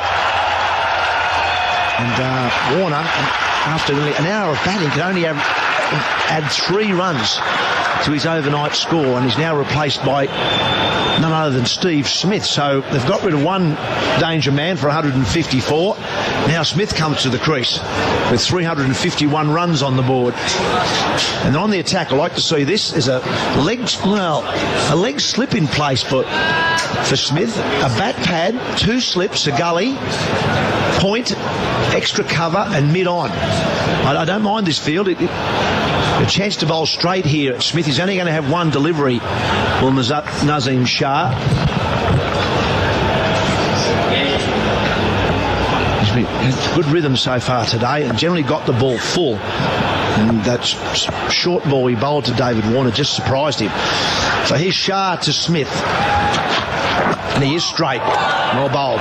Spearing it off stump. Smith back and across. Defends down the pitch, and Nazim Shah goes all the way down. Goes right past Steve Smith just to say welcome to the crease. On the KO scoreboard, it's 2 for 351. Are low interest rates impacting on your investment returns? It's time to rethink. Rethink Investing creates wealth for clients through the strategic purchase of positively geared, high cash flow commercial property. Industrial properties, retail assets or office spaces can be a smart investment option that produces significant and long-term return on investment. Rethink your investment options and look to commercial property.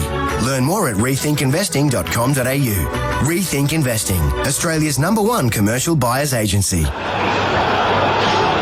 Yasir Shah will continue to Labuschagne, who's on 91. Forward defence from Labuschagne. Back to the bowler. Good opportunity here now for Pakistan. They've got Steve Smith at the crease, which is, I suppose, always a bit of a concern with a guy in such great form, averaging 64 in Test cricket. But they've got Labuschagne on 91. He's never made a Test 100, and a new batsman. Oh, he floats that up. Yasir, and Labuschagne drives and ends up at deep point, gets a single for that. It'll be interesting to see how Steve Smith goes. He was coming in England with Australia in trouble pretty well every time. In fact, that probably was every time. You come in at 2 for 350 and, you know, the whole pattern of the game is set for you, and people sort of think, oh, easy runs here. But sometimes the fact that you come in under the hammer and with the team in a bit of crisis is a good thing, because it pinpoints your concentration. Whereas you come in at 2 for 352, you think, oh well, we've got this game scun. I'll sort of come in here and knock up a brisk century and I'll be on my way. But it quite often doesn't happen like that. So Yasir will bowl his first delivery to Smith. There's a catching cover, a slip and a bat pad. Smith drives, and it's fielded there by Azhar Ali in that short cover position. No run. I think that's a fair point, Chappelli, because Steve Smith in this situation will be telling himself, I've got to get on with it now. We're 112 runs in front. In England, he could take his time. Yes, here again, as Smith advances. Doesn't get to the pitch and ends up playing the ball away on the onside. Good delivery. He's bowled. In fact, I think he's bowled quite well throughout the innings so far, Yasir. But he hasn't had a lot of help from the fact that they didn't get the early wickets, and he had some poor field placings. This is a much better field placing. Continues to Smith. Uses his wrists and flicks through the line of the ball, but only back to the bowler. Still no runs. Smith still on naught. And I've got Carl Rackerman down there. Hello, Carl. He was tiptoed in there, mate. Sorry. Just snuck in, Tub.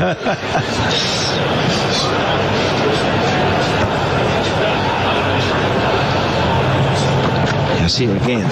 Smith watchful in defence. No run again. 2 for 352 on the KO scoreboard. This Movember, here's to the straggly moustaches, the lopsided ones, the itchy, ratty, ferrety ones, the, hey, I look good with this ones, the ones grown by Dad, the ones grown for Dad. Because whatever you grow, we'll save a bro. Donate now at Movember.com. For unrivaled power and towing, the Ram 1500 pickup truck eats you for breakfast. Check out the Ram 1500, the V8 bad boy, broadcast partner of Macquarie Sports Radio. But a much better battle this morning between bat and ball. The fields have been better. The bowling's been more consistent. Labuschagne's moved to 92, and I just mentioned Carl Rackerman a moment ago from the proud Queenslander. Here's a potential moment coming up for another Queenslander, Big Carl. Yeah, he'll face Nazim Shah. First ball short, punches off the back foot to point, no run. Dare I say, another imported Queenslander. Important. They've had a few. Thompson, Border, Chappell, Labuschagne.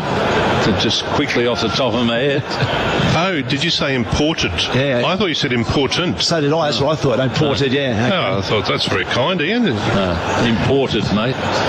But people that have chosen to better themselves and move to the Sunshine State. It's nice today too, Mark, I'll give you that. Nazim to Labuschagne, no run, back and cross in defence. Well, all of Queensland was willing Joe Burns to 100 yesterday, but we want to see Labuschagne get his maiden Test 100 on his home ground. He's a homegrown product, isn't he, Joe? Joe, yeah. And you know what's good about Joe Burns in the modern era? That he came through club cricket, weight of runs in club cricket. He wasn't in an emerging squad or carried along in development squads or anything. Halfway? No, he was on the cobblestone street, working his way through clubland. And Shah again. Bounces. Labuschagne, who pulls. Only get a single though. Sweeping man out there keeps it to a single. So it's a great story, you know. Work your way up through the grades and then score that many runs in first grade that they have to pick you for Queensland, and so it goes. That's how it used to be. Exactly right. It's a good story, isn't it? Labuschagne was born in South Africa, wasn't he? Yeah. I don't know how old he was when he came to Australia. So, but this is his only state he's played for has been Queensland, though. So, so yes, he's imported from South Africa, but he's not necessarily imported from another state. Well, his family chose to leave South Africa and come and live in Queensland, and. Now Smith on strike, sharp. Good short ball, good pace that. Smith sways back and lets it go in front of his face, but that's a good short ball. I'm just trying to think. He did tell me we did some interviews just before the season started. 12 or 13, 11, 12, 13. I seem to recall that as well. Yeah, somewhere around that age, I think he was. Yeah. Geez, if it had actually settled a little bit further south, he might have played for Australia a few years ago. Well, I suppose that's right. Well, got the blue cap and the green cap in the same bag as... that's how I've been told it works. Huh? Well, that was Hooksy's version, wasn't it? David Hooks used to always say that. There's a lot of supporting evidence. Come on now, come on. Settle down. Shah, that time was too wide to Smith. He just lets that go through to the keeper. To be fair, I mean, if it wasn't for New South Wales cricket for a period of time now, Australia would have been in trouble. I mean, half the Tasmanian side is from New South Wales, half the South Australian side's from New South Wales. South Australia's a disgrace, really. The number of tests. I think Jason Gillespie is the only 50 Test match player. Shah again, wide of off stump. Smith lets it go through to the keeper. We'll come back to that, chaps. 2 for 353 on the KO scoreboard. Introducing the 7-seat Kia Sorento Black Edition. Bathed in black, it now features a bespoke gloss black grille, 19-inch gloss black alloy wheels, panoramic sunroof, and more. From just $48,990 drive away. Plus, Australia's best 7-year warranty. Whilst stocks last. Warranty terms at kia.com.au. So 2 for 353 Australia. Yasir Shah will continue. Labuschagne, who have just been informed, thanks to Gary, our statistician, courtesy of Bingle, moved to Australia when he was 10, or his family did, will face Yasir Shah. Moved to Brisbane, apparently spoke Afrikaans when he came to Australia, and he learnt really to speak English fluently after schooling here in Australia. So there you go. Been a good move for him. He looks a good player to me. 93 not out at the moment, 152 balls. Oh, that hits him on the pad. Big shout. Oh, he's given him. Straight away, though, he reviews. That ball looked like it skidded from Yasir Shah.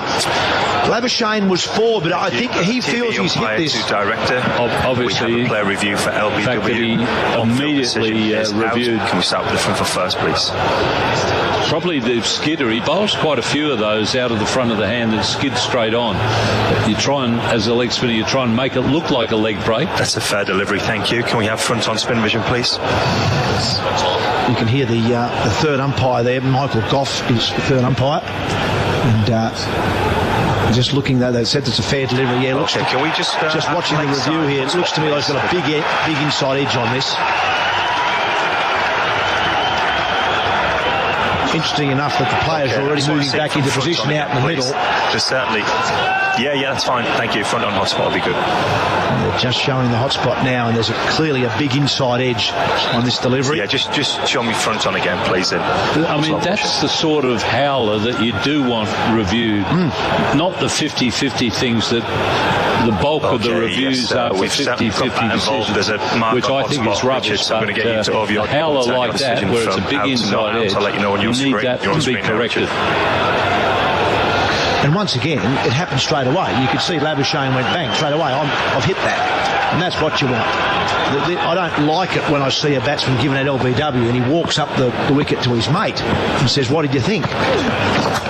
This time he cuts Labuschagne. Oh, that's a misfield. Shaheen Afridi behind point there. Lets Labuschagne off. One of the big things about that almost dismissal was that type of delivery we didn't see a lot of yesterday, because Shah couldn't bowl straight enough because he didn't have leg side protection, but bowling to a mid-on and a mid-wicket, and he can attack the stumps and bowl a line that leg spinners should be bowling, and that delivery, that type of dismissal comes into play.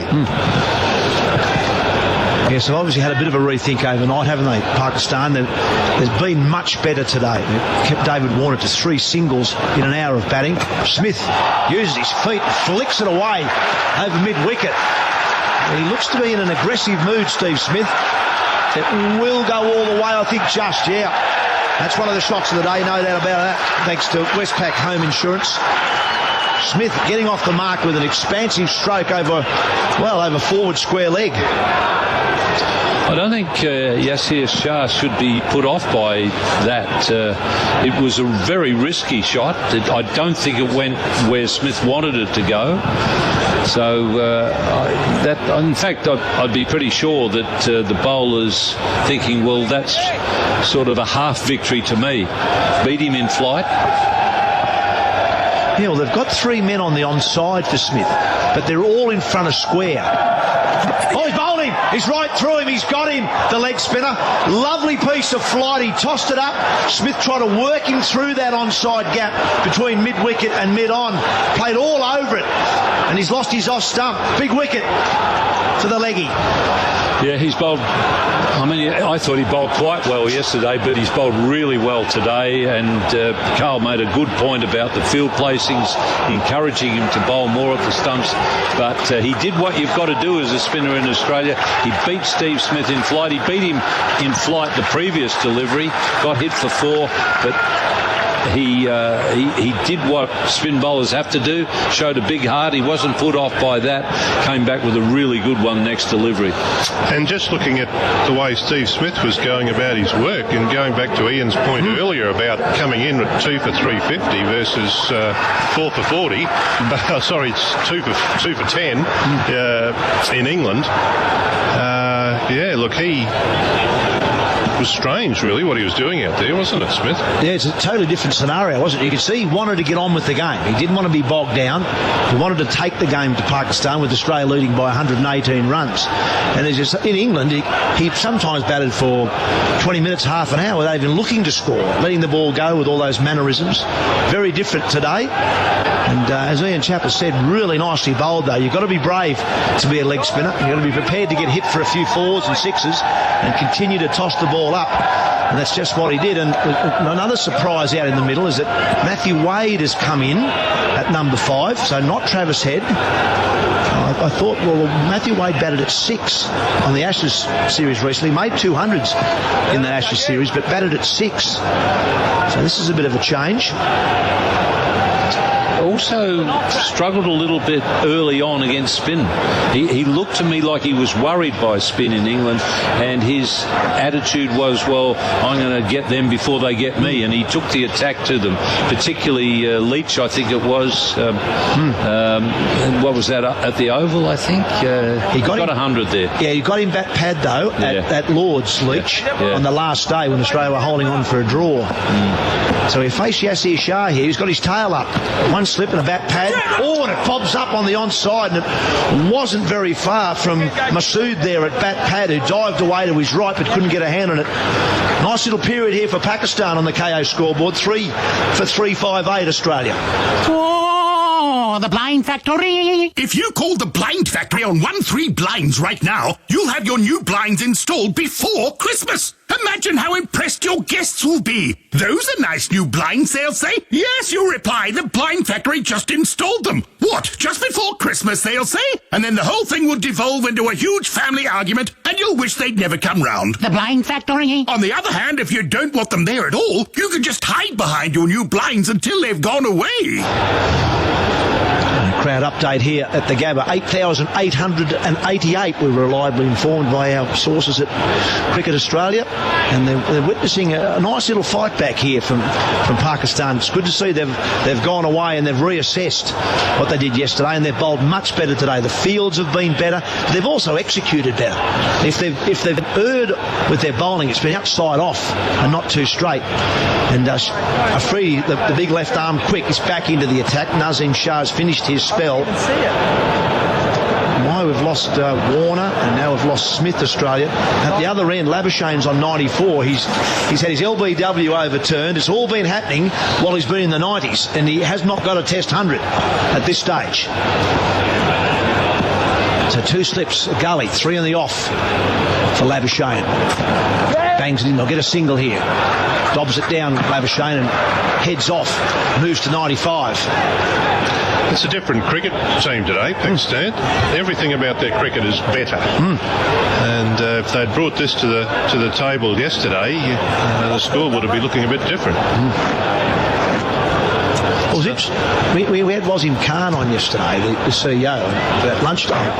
No, it was dinner, at tea time, sorry. And he actually came out very open and honestly and said, oh, yes, we should have done this with our running, this with our bowling. And so they knew it. They obviously knew they were erring. And the good news is they've actually done something about it, and done something about it very quickly. It was required at 10 o'clock on the second day, not 10 o'clock on the third day. Absolutely. When you've given up 312 runs overnight, you're making life difficult for yourself, no doubt about that. So Matthew Wade will face his first ball from Afridi. Good delivery, wide of off stump. Wade lets it go through to the keeper, very watchful. It was a good spell from Nazim Shah. They work well in combination, the two Shahs, Nazim and Yasir. They worked really well in combination. Some excellent bowling from that pair.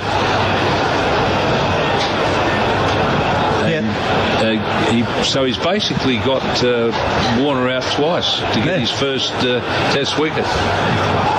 Yeah, we'd love to say he's got 2 wickets, wouldn't he? Both times caught Rizwan. One time on a no ball, unfortunately. Afridi again to Wade, who's pronounced in coming forward, but lets it go through to the keeper. It's good length, good line. Carl Rackham made a point earlier today about Shaheen Afridi, the big left armer. He's probably been the pick of their quicks, though, consistently. And even now, they've got him back into the attack ahead of Imran Khan. So they want to keep the pressure on here. They've got a couple of wickets. They're bowling well. The runs have dried up. First time in this innings for Australia.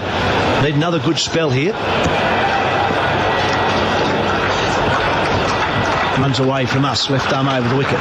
It's fooled away, who drives handsomely, but Azhar Elliott mid-off dives away, but once again digs his knee into the turf, the Pakistan captain. He's still down at the moment.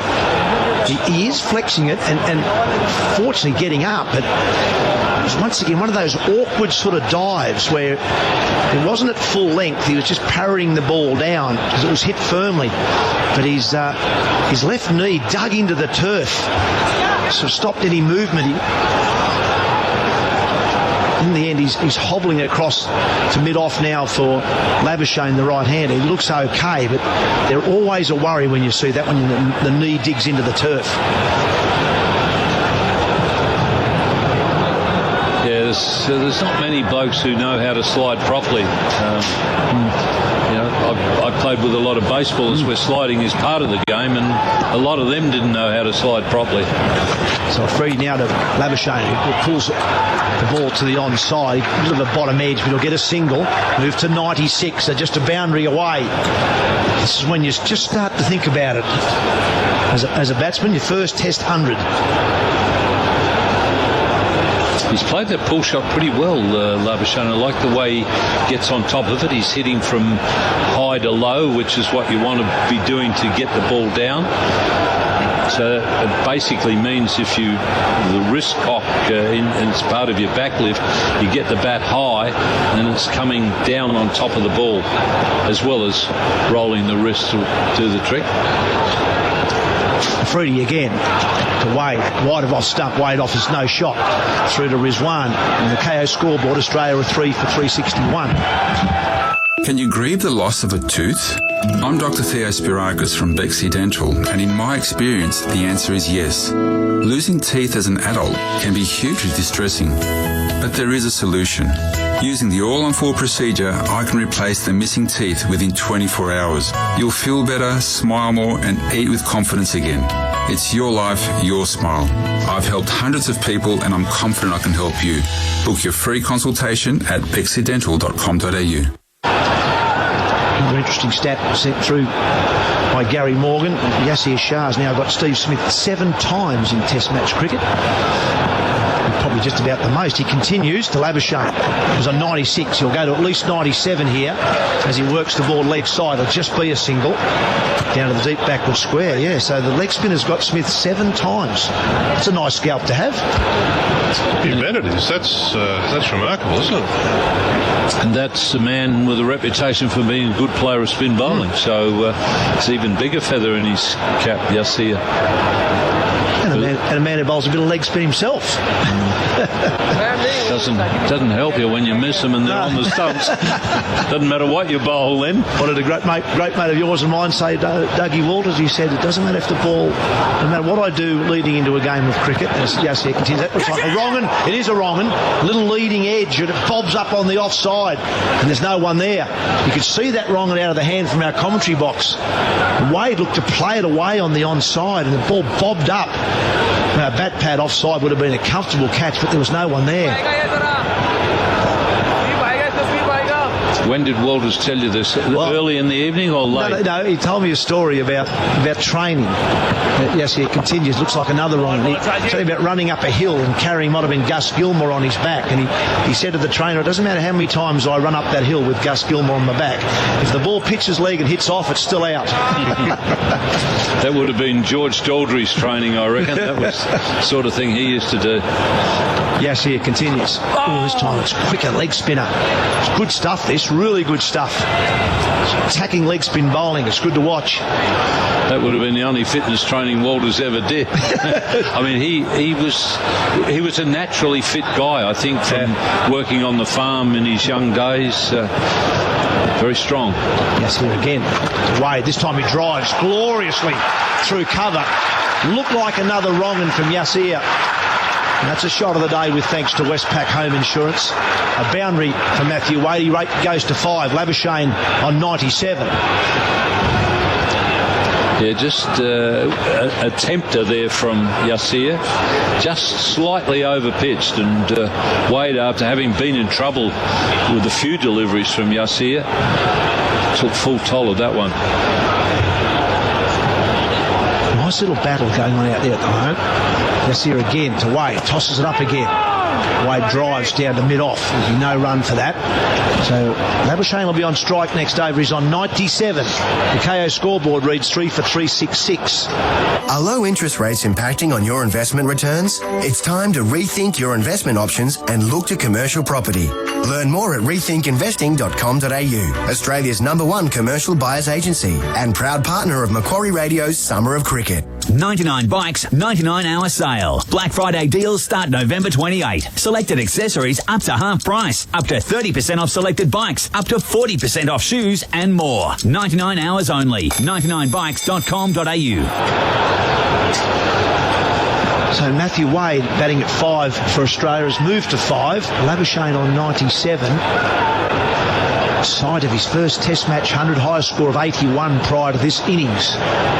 It'll be Shaheen Afridi, the big left-arm fast bowler, bowling over the wicket to Labuschagne. 2 slips, 2 gullies in place now for Labuschagne, and 3 men on the offside saving 1. It's wide. Labuschagne not tempted. You can see the plan here. It's going to be bowl wide of off stump and see if he's prepared to play the big drive or square cut to go after the 100. Plenty of catching men now behind the stumps. Yeah, it's much more positive, the field placing today than it was yesterday. And a bit more planning a bit more thought seems to have gone into it. I mean, this is a good plan with a man nearing a century. If he gets to 100, then I think you've got to come up with something a bit different. But I think it's a very good plan with a guy nearing 100. Will he be tempted? Full ball this time, wide of off stump, and looks to me like Labuschagne's aware of it, aware of the plan anyway. But that's okay. No damage done there. It goes through to the keeper Rizwan for no run. So it's a bit of a waiting game now. Will Labuschagne be tempted to play the big drive? Pierce a gap and you've got 100. But there's 2 slips and 2 gullies in place if you get it wrong. It just means so much, 100, doesn't it? Like Joe Burns got 97. Ooh. Failure. You're speaking from experience there, Carlos? I ran out of partners that many times. Freddie again. This time he does drive, but back to the bowler. I thought he might, was it bowling figures that worried you? What, none for 100 or something like that? Or? That's not pretty, is it? It's not enjoyable. It's good. As Ian Chappell said, this has been good, positive cricket today from Pakistan. Much better. It's so much more enjoyable to watch when you see a bowling side coming up with attacking plans to get batsmen out, and you've got someone like Steve Smith looking to attack back, and he gets bowled. That's the beauty of Test cricket. That's what you want to see. Freddie again. It's full. He does drive. He finds the edge, but it finds the gap between the second slip and the finer gully. And Marnus Labuschagne has his first Test match 100. What a moment for him in front of his adopted home crowd here in Brisbane.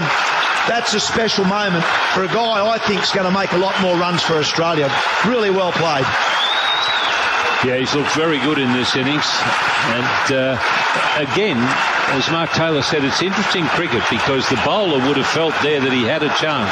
He found the edge, but for Labuschagne, he went along the ground and went for 4. But that shot might have been a bit streaky, but there's been a lot of very good ones in this 100. That's his 12th 4, and there's been a lot of very good shots in those 12 boundaries. Yes, 161 balls for that 100 for Marnus Labuschagne. As I said a moment ago, lots of 50s in his first-class career. 4 hundreds for Queensland, now 1 for Australia. He's showing shots of his family around the grounds at the moment who are here to watch. That's one of the special moments as a Test match player, to make 100. Prove to yourself that you're good enough at this level, and to do it at home would be extremely special for him. When he was picked in that side to play at the SCG, I think there was I can't remember whether he was asked whether he wanted to bat at number 3 or whether there was a bit of conjecture about number 3. Anyhow, he basically said, I want the spot. Well, he's now made it his own in England and with this innings. Freddie again. It'll be the end of the over. We'll have a commentary change. Bruce Eva will be with you after the break. And the KO scoreboard, it's 3 for 370. Introducing the Architect's Choice range of stylish and affordable do-it-yourself glass pool fencing. Proudly partnered by the Royal Life Saving Society of Australia and conforms to all Australian standards. It's family safe. Bring your outdoors to life with clear views and clear lines. The choice is clear with the Architect's Choice. See the Architect's Choice range of glass pool fencing at Bunnings Warehouse or thearchitectschoice.com.au. Well, what an exciting half an hour of cricket. That was a couple of wickets, a century. Australia 3 for 370. Warner and Smith departing in the past half an hour. But Marnus Labuschagne, what a wonderful moment for the young man. His maiden Test century unbeaten on 101. Yasir Shah, who's bowled beautifully today, starts a new over, and Matthew Wade takes him on by advancing and lifting him out over wide mid-on. A couple of bounces and then races across the turf for a boundary. As I say, very good morning to Darren Lehman and Glenn McGrath. Australia moved to 3 for 374. Yeah, another shot of the day thanks to Westpac Home Insurance. Morning, Glenn. Yeah, it's been an eventful half hour, but I'll tell you what they have done. Bowled a lot better today. Yeah, morning, guys. Morning, listeners.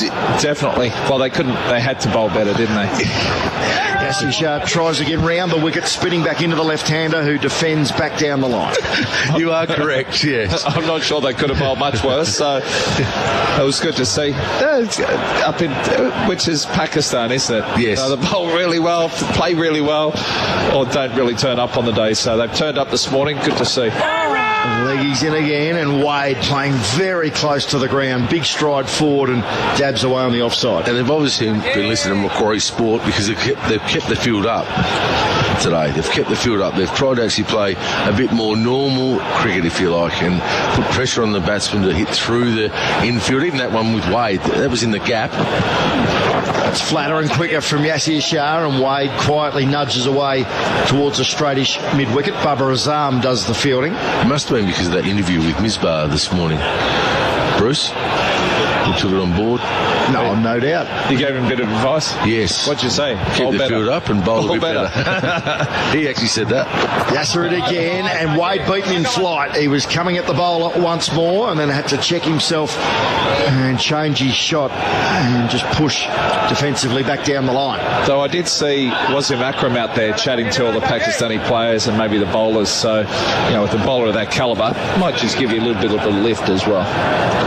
Yasser once more, and that's a well-flighted delivery. Wade again straining forward to kill any spin and dead batting it back down the pitch.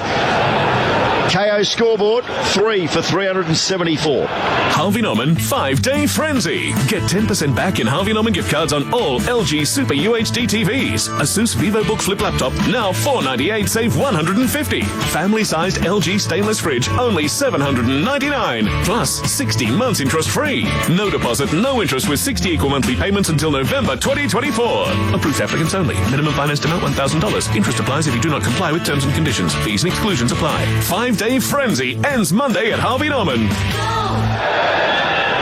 Shaheen Shah Afridi was charging in to begin the 109th over of Australia's first innings, and Marnus Labuschagne, distracted by something near the sight screen, pulled out towards square leg, so the angular left armour has to stalk back to the top of his mark. It's been a pretty good session for the tourists. Australia has added just 62 runs to their overnight score, and we're just 21 and a half minutes away from lunch. 2 wickets have fallen as well in the space of 3 overs.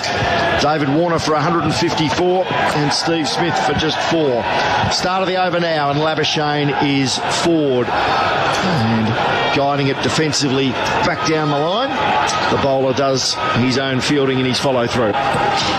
Yeah, no, they have bowled better, and I thought the way Dave Warner looked there, he just didn't seem quite as fluent this morning. He's a few player misses, didn't seem that as comfortable as what he was yesterday, and shortly after that, drew the edge. It was an under edge of a bouncer from the young 16-year-old. There was a great short ball as Afridi bowls across the right-hander, and Labuschagne doesn't offer a shot, just backing up Glenn McGrath's point then. Just the 3 singles added by David Warner to his overnight score, and he faced another 31 deliveries on the 3rd morning before being dismissed. Yeah, they've bowled beautifully. They could have done this yesterday. Well, just take yesterday out of the equation. Yeah, it's a good start. Yeah, 3 for 62. They're going okay. Well, two for 62. Two for 62. You'd be happy with that. I gave him the wicket from yesterday. Afridi in again, and Labuschagne forward, pushing firmly down to mid-on, and there's no run. Is it time for a poll, Wolf? It is. It's time for the results. Thanks to Maccas for the at Macquarie Sport Twitter poll. You like your polls? I do. I like the Big Mac Macca's as well, and the nuggets that come with it. Thanks to Macca's. So yesterday's results, Steve Wall was at 51%, Alan Border at 38%, Sir Donald Bradman 8, and Greg Chappell 3. And you notice I'm doing this now while Ian Chappell's not in the room again, which I'm really enjoying for our listeners. And Timing is everything. I'll get to round 3, and then we're going to have a final tomorrow. Afridi once more. Labuschagne drives and knocked down by the bowler in his follow through. That was good work. So for who was the best Australian captain for round 3, and then we'll obviously have a final.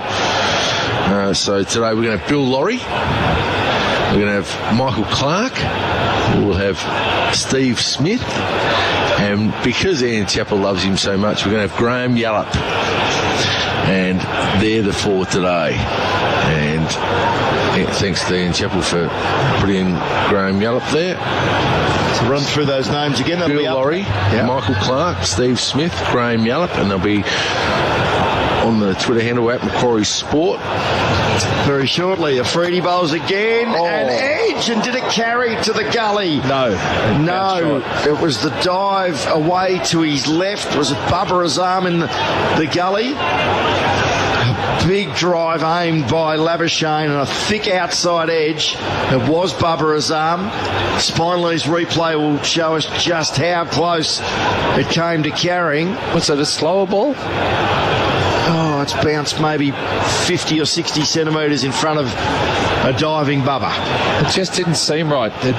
For a shot like that with the ball going there, that should have carried easy. But looking at the replays, it was a slow ball, the offie. Rolled the fingers over it as the next delivery bang on target again, and Labuschagne has to stand tall in defence and punch it away on the onside. Again, Afridi, a great athlete, skips across and does his own fielding. Finchro's scoreboard, Australia bogged down at the moment, 3 for 374. The Great Wall Steed Stampede is now on. Round up a petrol dual cab or the diesel single cab with a free tray from only $19,990. That's right, a petrol dual cab or diesel single cab from only $19,990 drive away. And we'll throw in a huge 5-year warranty. But hurry, the Steed Stampede is going fast. So get into your Great Wall dealer now. Great Wall, it's built to work. See greatwallmotors.com.au for T's and C's. Yeah! 2 for 62, Australia has added or lost and added on day 3. 3 for 374 as Yasir Shah continues from the Stanley Street end. First ball, magnificent shot from Matthew Wade.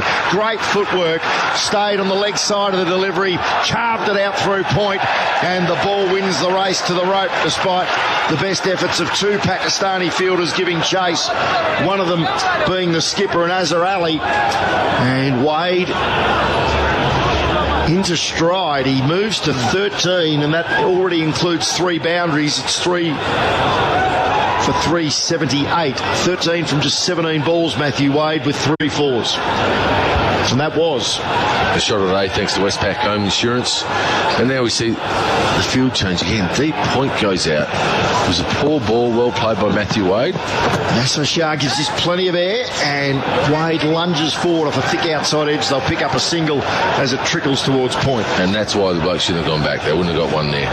So, again, Azhar Ali defending rather than keeping the pressure on. At least Matthew Wade, I mean, it's almost like 2020 mode, isn't it? He got back deep in his crease, cut against the spin. Very good shot. A little bit short from Yasir Shah. But if you keep the field up, he's still got to hit that hard. He can cut at the slip or to the keeper or even to backward point. So I just don't like them giving easy runs away, especially when you're so far behind. Labuschagne on 101. Yasir Shah over the wicket, and Labuschagne is forward and pushing back down the pitch. Yeah, I've never been a big fan of putting fieldsmen in run-saving positions because how are you going to get them out? Well, it's run-saving positions, isn't it? They need to get wickets. That's all they need. They need a lot of them quickly. Yes, sir. In again, Labuschagne again, a huge stride forward and defends by nudging away towards mid-on. We're approaching midday. Well, it's a quarter to midday here in Brisbane. A sunny and warm Saturday morning. Temperature already 28 degrees.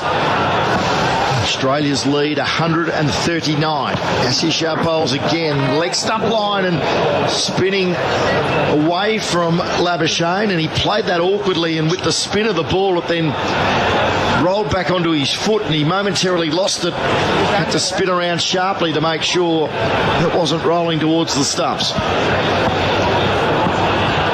Last ball of the over. And Labuschagne, well, he opened the face, but I still fancy there was a thick outside edge that trickles to short third man. And the man doing the fielding is the man who's going to bowl the next over. Afridi does the fielding. And on the Finchstrow scoreboard, 5 from the over, 3 for 379. For things that matter, you want the right team on your side. Westpac Home Insurance can help get you back on track when the unexpected happens. Search Westpac Home Insurance, proud partner of Macquarie Sports Radio's Summer of Cricket. The moment to buy a Volvo is now. Purchase the MY20 XC60 T5 Momentum from 67,990 drive away. Ends 31st December while stocks last. At participating dealers. Excludes fleet, government and rental buyers. T's and C's at volvocars.com.au. Overrate still not terrific. We're 14 minutes away from lunch. 23 overs have been bowled so far on day 3. Afridi to continue. Left arm over. And it's left arm and a left-hander with Wade driving firmly out into the covers. He didn't quite time the shot. Fielded by Iftikhar Ahmed. And there's no run. Glenn McGrath, Darren Lehman and Bruce Eva with you on Macquarie Sports Radio's Summer of Cricket. Appreciate your company, whether you're listening here in Brisbane on 882, in Sydney on 954, Melbourne 1278, via digital in Perth, via the Macquarie Sports Radio app, or online at sportsradio.com.au. Afridi once more, and a lead from Wade to a lifting delivery well outside off stump. The second and final test match in this series gets underway next Friday afternoon in Adelaide, a day-night encounter, and then 3 tests against the Kiwis starting in Perth on December 12th. Well, how's that test match going over in Mount Manganui, is it? Mount Manganui. Yeah. It's big almost stumps, is it? No, but to be midway through the middle session, 5 for 281 New Zealand, so within 72 of England's first innings offering as Wade is forward. You heard the loud cry of no run as he pushed away on the offside to Azhar Ali at mid-off. Well, that's an interesting test match there. 5 down. Making a little bit of New Zealand making a little bit of a comeback because they were 4 down. For what was it? 5 down for 197. Yeah, BJ Watling must have a few now. Yeah, so Watling's 53 not. De Grandhomme 56. Watling, I reckon, was about 32 when De Grandhomme came to the crease, so he can give it a belt. Colin De Grandhomme. There's a bouncer from Afridi, and Wade doesn't elect to take on the pull or hook shot with 2 out for that mistimed shot anyway. Deep square leg and a fine leg. Well, that is interesting because, you think there are another 2 or 3 hours of play there. They're going to be pretty close by the end of the day. They're probably going to be in front, you would think. 2 days to play. It's sort of heading towards, it's quite flat. It's heading towards maybe a draw, but if they get in front, you never know. So. Yep, so both Broad and Archer wicketless so far. Afridi on the runway again, past umpire Kettleborough, and Wade's tucked up in defence, but he rolls the wrist and works a single to wide mid-on. And the score moves to 3 for 380. Yeah, talking about bowlers, this Shaheen Shah Afridi here. He's probably been the pick of the bowlers. He's running hard. I don't mind his action. Goes through the crease well, but he's got a great wrist. Really comes over the top. Reminds me a little bit of Mohammad Asif, had a great wrist. And when you've got that, you really get extra zip, extra bounce off a pitch. And these He's got a couple just recently to go through quite nicely. Last ball of his 26th over. None for 69 for the youngster. And again, right on target as Labuschagne is forward and guiding it defensively out into the covers. Iftikhar does the fielding. Over is called, just a single from it. And on the Finstro scoreboard, Australia 3 for 380. Harvey Norman 5-day frenzy. Get 10% back in Harvey Norman gift cards on all LG Super UHD TVs. Asus VivoBook Flip Laptop, now $498, save $150. Family-sized LG stainless fridge, only $799. Plus 60 months interest free. No deposit, no interest with 60 equal monthly payments until November 2024. Approved applicants only. Minimum financed amount $1,000. Interest applies if you do not comply with terms and conditions. Fees and exclusions apply. 5-day frenzy ends Monday at Harvey Norman. A maiden test century to Marnus Labuschagne, a rare failure for Steve Smith, and the end of an epic innings for David Warner. The highlights or lowlights, depending on which side of the ledger you sit so far on day 3. Yassir Shah starts a new over, and that is a wonderful paddle sweep by Matthew Wade, using the spin and the pace of the delivery to help it on its way. Oh so fine, and what an oh so fine shot. His 4th boundary. Wade now moves to 19 from just 24 deliveries, and Boof, that was a shot of the day thanks to Westpac Home Insurance. Yes, he just gets busy, doesn't he? He's been doing a lot of that since he's come back in the test side. Be really busy early, get his innings going. He's playing with a lot more confidence since he's been back in. Good form at Shield level before the start of the Test series, and he was almost caught. It would have been an amazing catch, but he lunged forward to the next delivery, inside edge, just to the right and low down of Masood under the lid there at short leg. Bit of turnout there, isn't it? Yassir Shah, he's bowling well. He's a class bowler into his 37th over. He bowls again, and Wade drives back at the bowler, and Yassir Shah does his own fielding in his follow through. A slip, a short leg, and a straightish mid-wicket. Not quite a catching position, but it is a fairly close-in position to the batsman, as Wade again drives at the next delivery, and Yassir Shah again does his own fielding. 2 for 137, Yassir Shah's figures, but as Pidge just told you, he's deep into his 37th over. Tries once more, and Wade, with bat and pad close together, nudges away on the offside towards cover.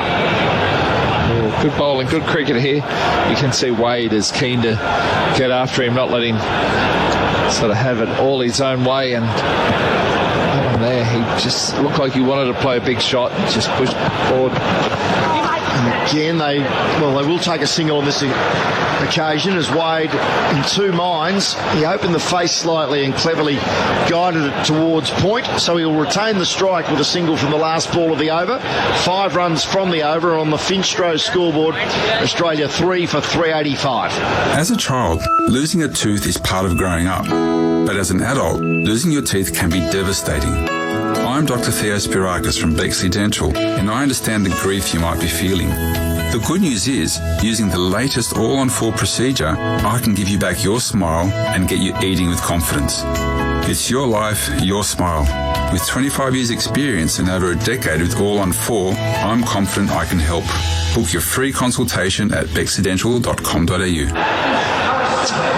We're going to see some spin from the Vulture Street or northern end of the Gabba, and it's going to be Harris Sahale, who came into the attack late yesterday and bowled pretty well, in fact, with his left arm orthodox. 7 overs, none for 27, created 2 or 3 half chances, and 6.5 minutes before lunch. This isn't a bad move from Azhar Ali. His first ball over the wicket, and Wade turns it off his hip out through square leg. There's protection in the deep, and they stroll 3 for 386. They're just trying to get through another over, probably make sure they get 2, maybe 3. Over rate's a bit slow, they're -4 on the BizCover scoreboard. But I'll tell you what, this men's domain test series has actually had something today. It's been a lot better. This is what test cricket's about. Pakistan, hats off to them, because they had to rebound from yesterday. Picked up a couple of wickets, kept it tight. Sahel round the wicket to Labuschagne. He gives that plenty of air. That's a fierce drive out into the covers, but straight to the field. And the skipper, no, in fact, it's Bubba Azam there. In fact, there's a short cover and a straighter cover for Sahel. This is flatter and quicker, and Labuschagne's forward pushing back down the pitch. So on the offside, a slip, a backward point, that short catching cover, a straighter cover, a sweeper on the cover point boundary, and a long off. This time Labuschagne swipes away at it and drags it across to the onside, an ungainly shot, and it rolls out to the man at mid-wicket. That is Azhar Ali, the skipper, and there's no run. Yeah, he missed out on that one a bit. I think it was a full toss. Yeah, low full toss as Sahel back on target with this delivery, and Labuschagne is defending again out to Azhar Ali at mid-wicket. We saw yesterday Sahel get a little bit of turn out there. A flat, quick dart to complete the over, and Labuschagne once more dead bats it back down the pitch. A quick over, 3 for 386 on the Finstro scoreboard. Hey, Dad! Hey, Dad, do a dive! Dad, do a dive! Don't suffer another summer without a pool. Visit leisurePools.com.au for designs you'll love. Each leisure pool has a lifetime structural warranty for a lifetime of family fun. For your no-obligation on-site consultation, visit leisurePools.com.au or call 1300 SPLASH. Leisure Pools, fun tested by families. 4 minutes and a few ticks away from lunch as Yasir Shah continues round the wicket from the Stanley Street end. First ball of a new set of 6, and Wade is quietly guiding it away on the onside. Yasir Shah bounces in again. Once more Wade back into his stumps. This time he flicks it off his legs down behind square, and they stroll through for a single, which takes Wade to 22, and it's 3 for 387. Yasir Shah has bowled 10 overs today, and half Seattle at DRS review went against him in the end, just before he was 100. Over the wicket to Labuschagne, he drags that down, and it's cut firmly out into the deep, but there is a sweeper on that point boundary, and another single is taken. But he's bowled well. They've all bowled well, to be fair. In Pakistan, you think about it too, for 76 today. A lot better than yesterday. It's the 27th over of the session. And he's over the wicket to Wade on this occasion. He had been operating round the wicket to the lefty, struck on the pad, strangled appeal from the bowler, no support from the fielders around the bat.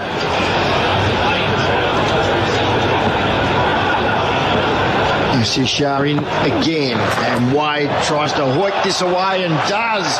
Behind square, swivels quickly, a lot of power in the shot, and that races out to the rope behind square for yet another Matthew Wade boundary. He's 5th in this short innings, which has only taken 34 deliveries, and he's already up to 26, 20 of them in boundaries.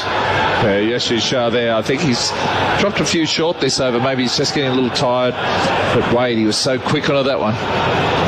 3 for 392, leg stump line again. Yasir Shah throws his head back in disgust as Wade tickles it around the corner to take another single. He will retain the strike. 7 runs from that over. That was a tired looking over, as Glenn McGrath just pointed out from Yasir Shah. We will get one more over in before lunch. It's 3 for 393 on the Finstro scoreboard. Introducing the Architect's Choice range of stylish and affordable do-it-yourself glass pool fencing. Proudly partnered by the Royal Life Saving Society of Australia and conforms to all Australian standards. It's family safe.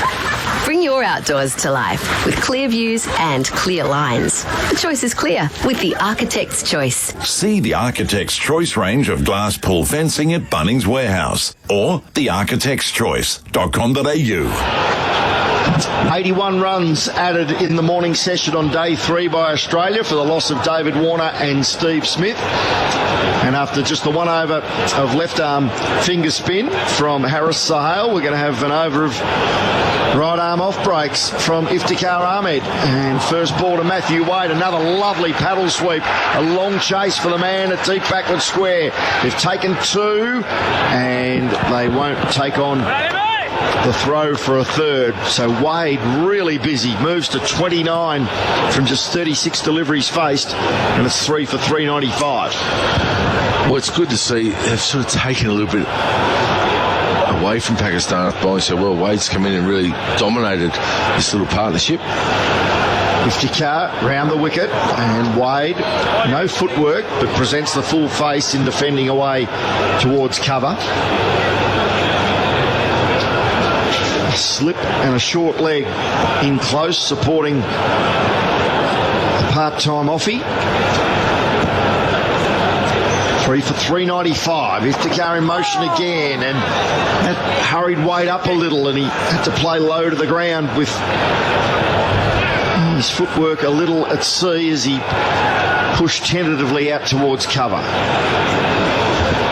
3 balls until lunch. Iftikhar in again. Wade using his feet on this occasion and then dabbing away on the onside. The bowler skips across the pitch and does his own fielding.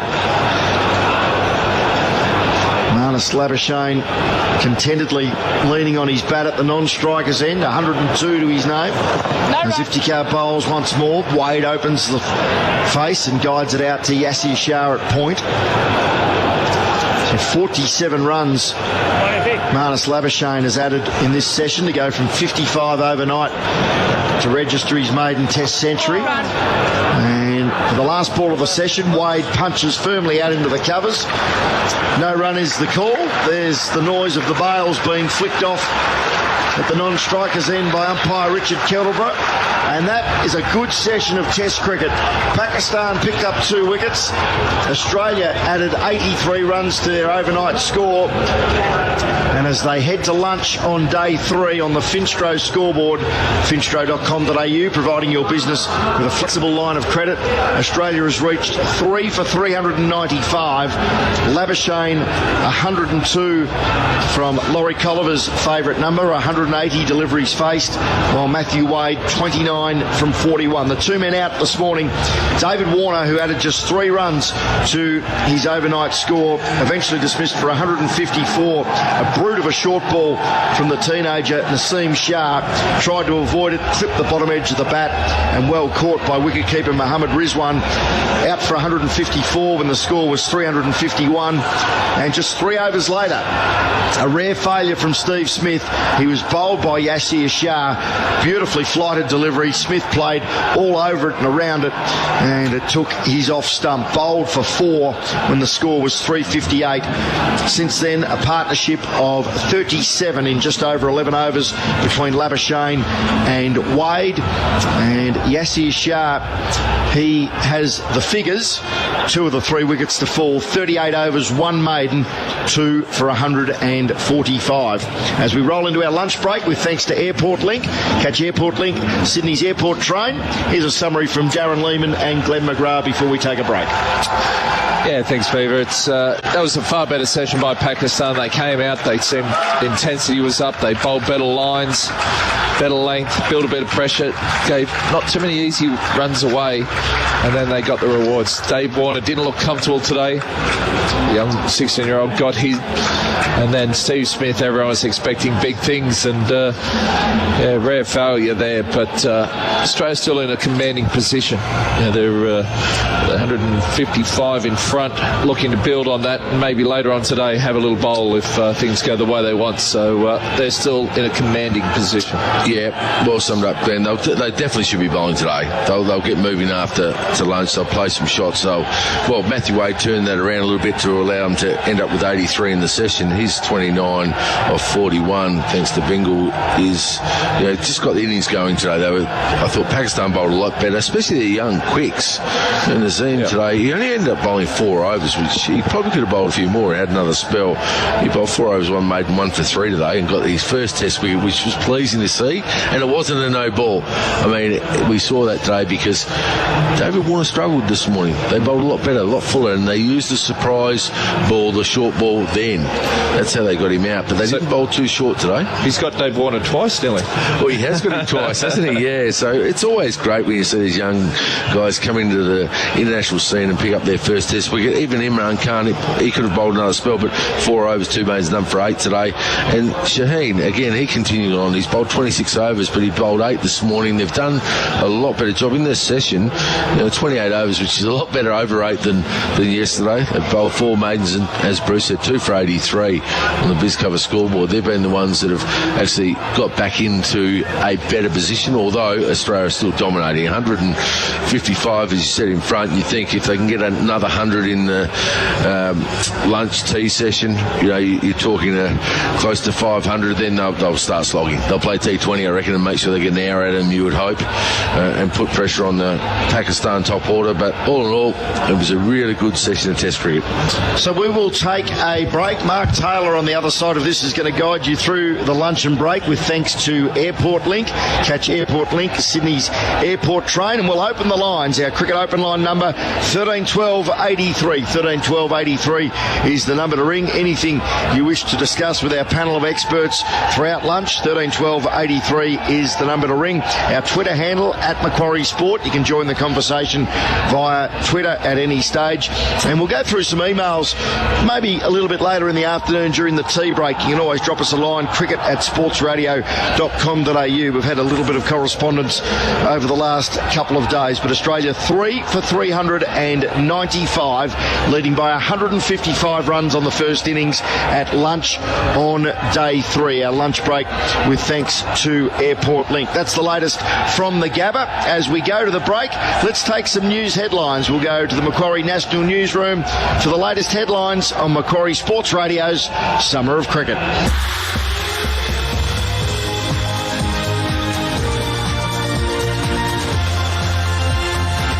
Breaking news. Federal police say they're close to reaching crisis point when it comes to dealing with online child exploitation material.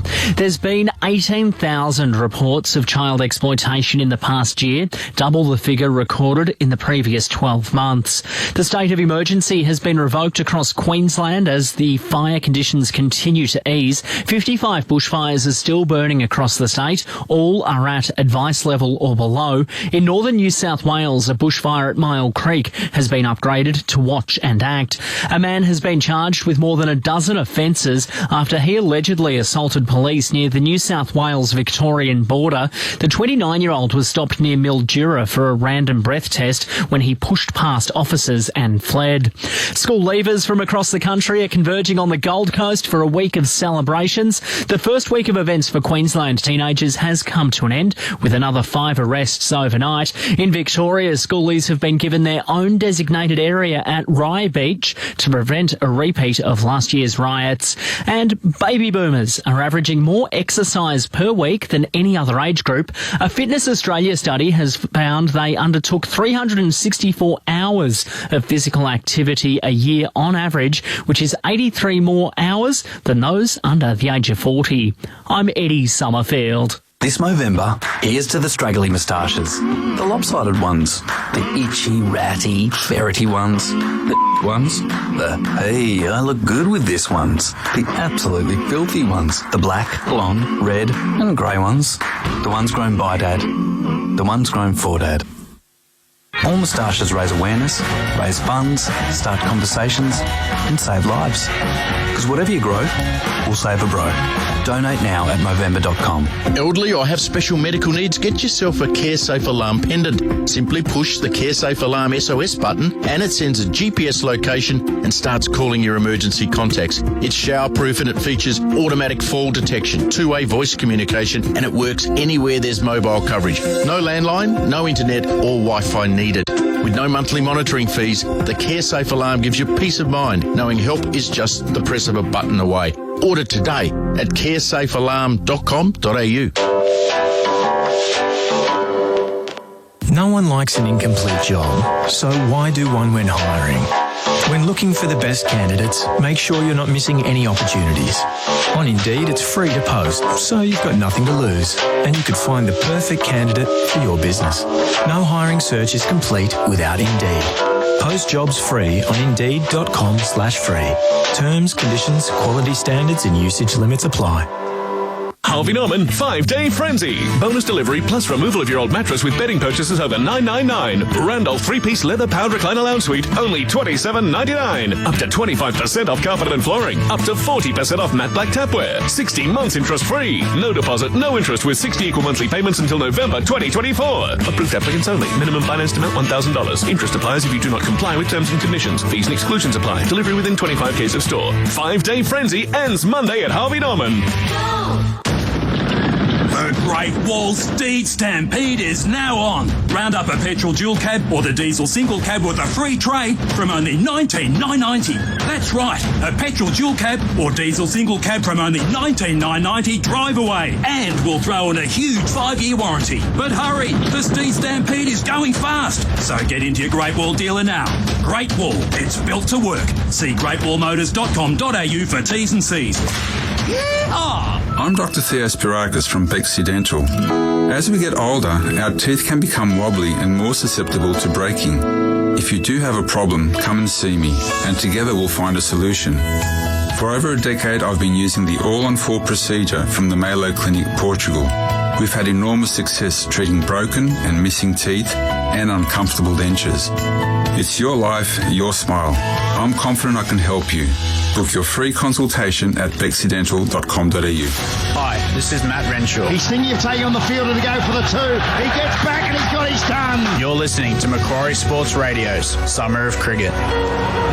Yes, welcome back to the Gabba. We're in our lunch break at the moment with thanks to Airport Link.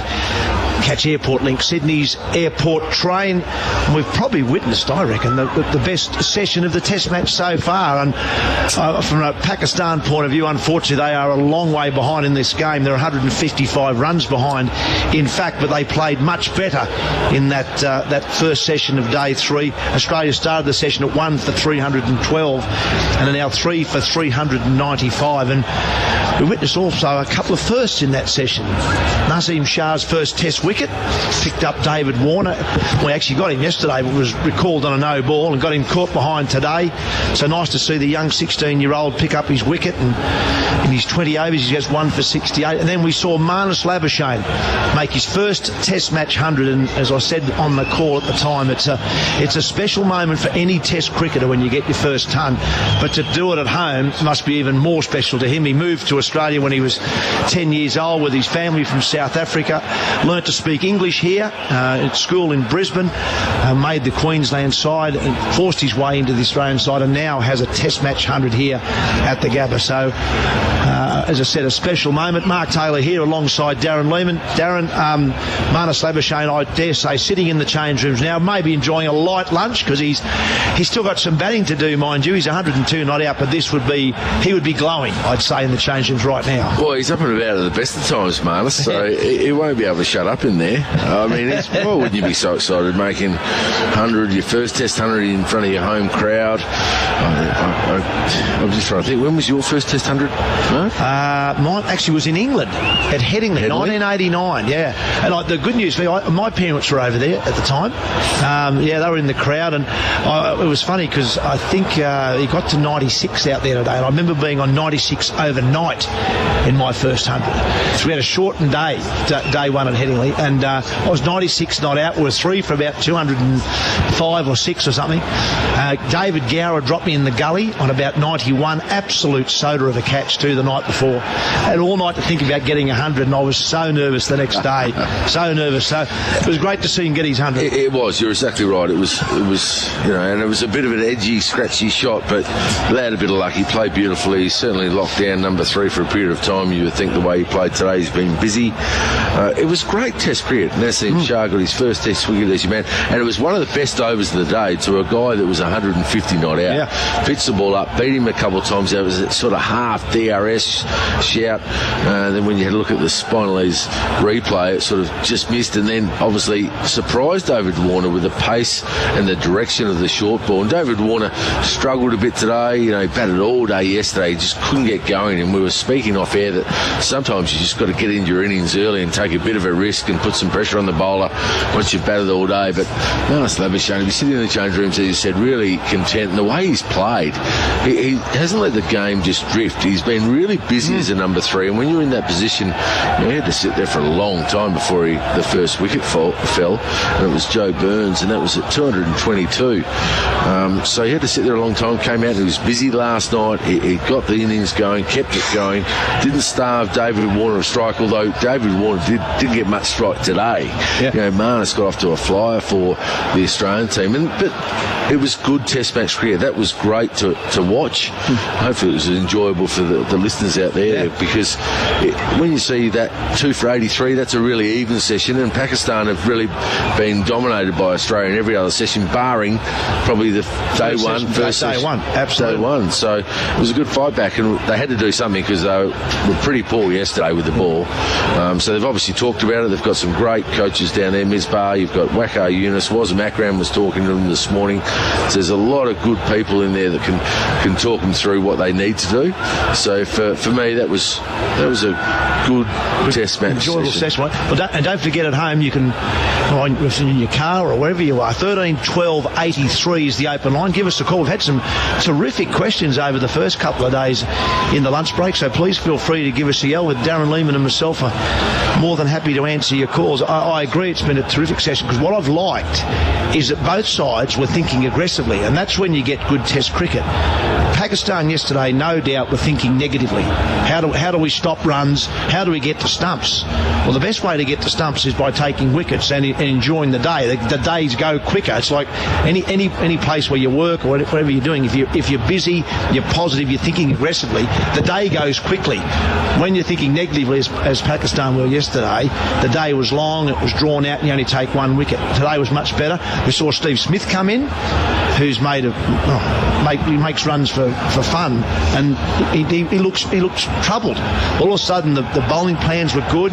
He got off the mark with a whip over mid-wicket off Yasir Shah, an unusual Steve Smith shot to get a 4, and then the next ball he's bowled trying to play a similar shot, trying to work the ball to the onside. So because the pressure was on him to keep the scoring going and keep that positive momentum going against good bowling, you get a contest and your chance of getting a wicket. They got him, and then Matthew Wade, the good news from an Australian point of view is he's come out and looked aggressive also. So the cricket has been absorbing. You're exactly right. Steve Smith's dismissal was a surprise. He just looked rushed today, didn't he? Yeah. He just came out and said, I'm going to take the game on, almost like T20 mode for a bit there. And very unlike Steve Smith. And we spoke about it in the pre-game, and when I spoke to Tim Payne, he likes to come down a bit earlier, but at the moment they've got that system where they're coming down together. So well, it's not as good coming down too early today. He was never going to bat till close to lunch. So. But it was just good Test cricket. That's what you want to see. It was one of the things that we talked about yesterday, and they were proactive view again. They kept the field up. It was only Matthew Wade at the back end, and then they fell back into the trap, didn't they, putting the field out. I mean, Matthew Wade hit a short ball from Yasir Shah to point for 4. They put the point back. He bowled a really good ball next ball. Fetched the outside edge as such, just dribbled to point where the bloke was, and they got an easy single. So hopefully they go back to that after lunch, the Pakistan team, and actually keep the field up, because as we said, you'd rather them be 6 for 400 yesterday and in the game today than, they at least have got 2 wickets obviously, but there's still 3 for 395 on the BizCover scoreboard, and you're thinking lead of 155, 62 overs remaining in the day. They're probably going to get 100 in the next session, so they'll be close to 500 by so that's a lead of 250 roughly again. Then you're going, wow, how long do you go? Well, you probably bat and start playing T20 at the back end, because there's no doubt they want to bowl at some stage today, Australia. No, absolutely, and they should. They should, and if they don't, they're eating that last hour when you've been fielding for, what are they fielded for now? They're 115 overs in, so they're 145 overs in at tea time. You're starting to get pretty sore as a fielder big group, aren't you? And as an opening batsman, you're starting to thinking about, I've got a bat, I'm going to have to bat against Hazelwood, Stark and Co. The other thing that I think is interesting, I was talking about it yesterday on the commentary, that we often talk about sides coming to Australia and the pace and the bounce in the pitches and how it can be difficult for the batsman. And then we talk about it from a bowling point of view, getting used to bowling, say, at the Gabba. And we've seen already in a day how much better Pakistan have been today than they were yesterday.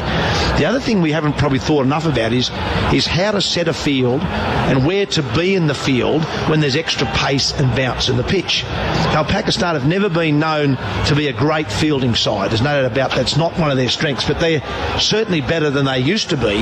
But they're not used to fielding on these sorts of grounds where the ball is quicker off the pitch, and getting that position right and being able to keep runs down at the same time as be there to take catches and create opportunities, whether it's a run out or a catch, it is also a skill that you actually need to learn over time. And I think yesterday we saw that they didn't have the field right. They pushed blokes back too quickly, and yet, as Ian Chappell said a number of times, they're still giving up fours, even though you're pushing men back on the fence, because with the pace on the ball here, you've only got to beat the guy in the deep by 10 metres, and it's a boundary anyway.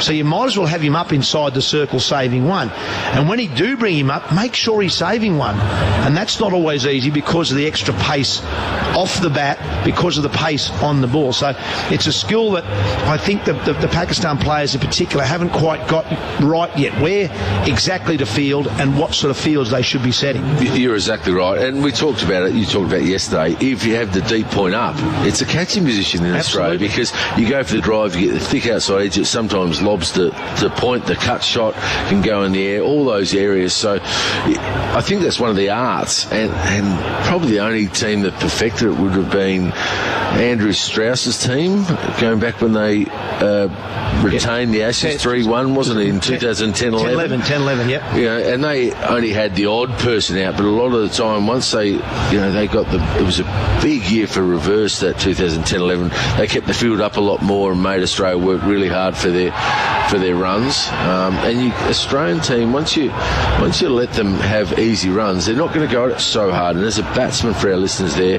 if you have to go at the ball hard in Australia, that's when you start to nick.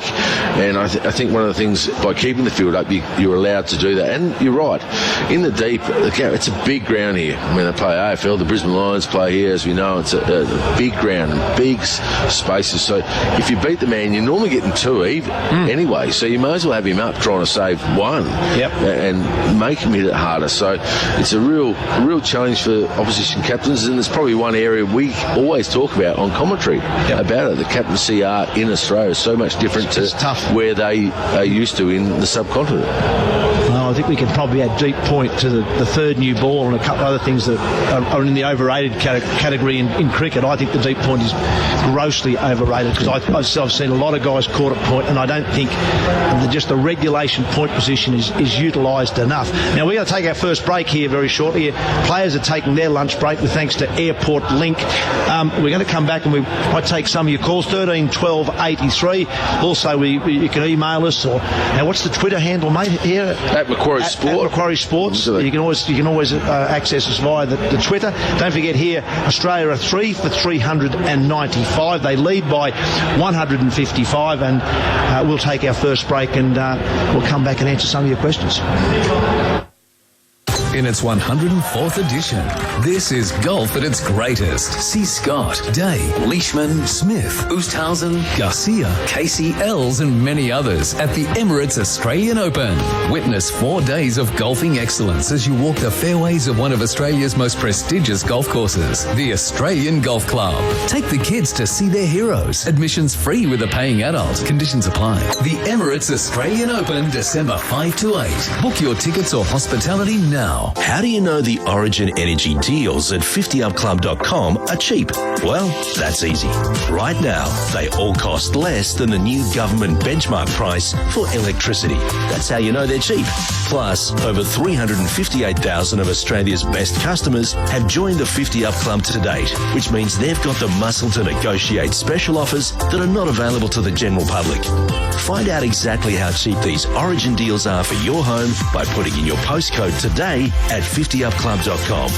Cheap Origin Energy offers. Includes gas and solar at 50upclub.com. Get the deals you deserve. Don't miss out. Visit 50upclub.com today. That's 50upclub.com.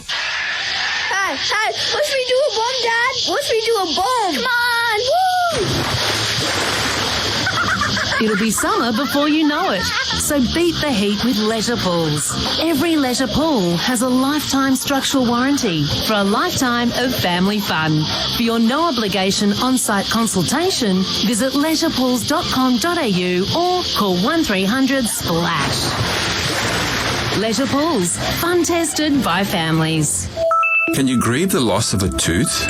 I'm Dr. Theo Spirakis from Bexley Dental, and in my experience, the answer is yes. Losing teeth as an adult can be hugely distressing, but there is a solution. Using the all-on-4 procedure, I can replace the missing teeth within 24 hours. You'll feel better, smile more, and eat with confidence again. It's your life, your smile.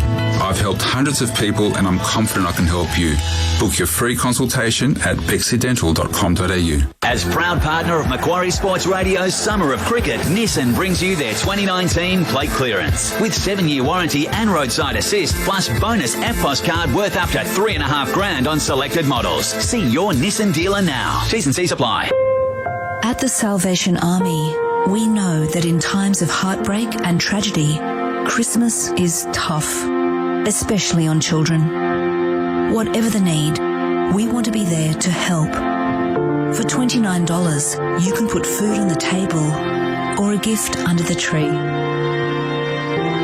You can give hope where it's needed most. Please donate now at salvos.org.au. Live from the Gabba, you're listening to the first test, Australia versus Pakistan, on Macquarie Sports Radio.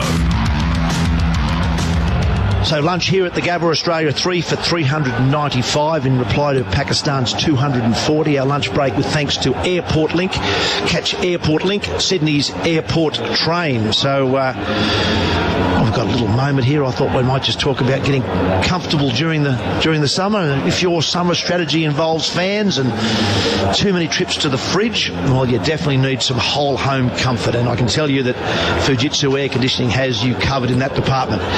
Fujitsu's multi-systems can connect up to 6 indoor units to 1 compact outdoor unit.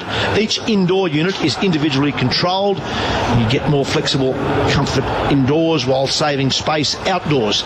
Fujitsu has a wide range of units to choose from, so there's a solution for almost any home. And right now, when you buy a Fujitsu multi or ducted system, you'll receive a $500 prepaid Visa card. So don't sweat it out this summer.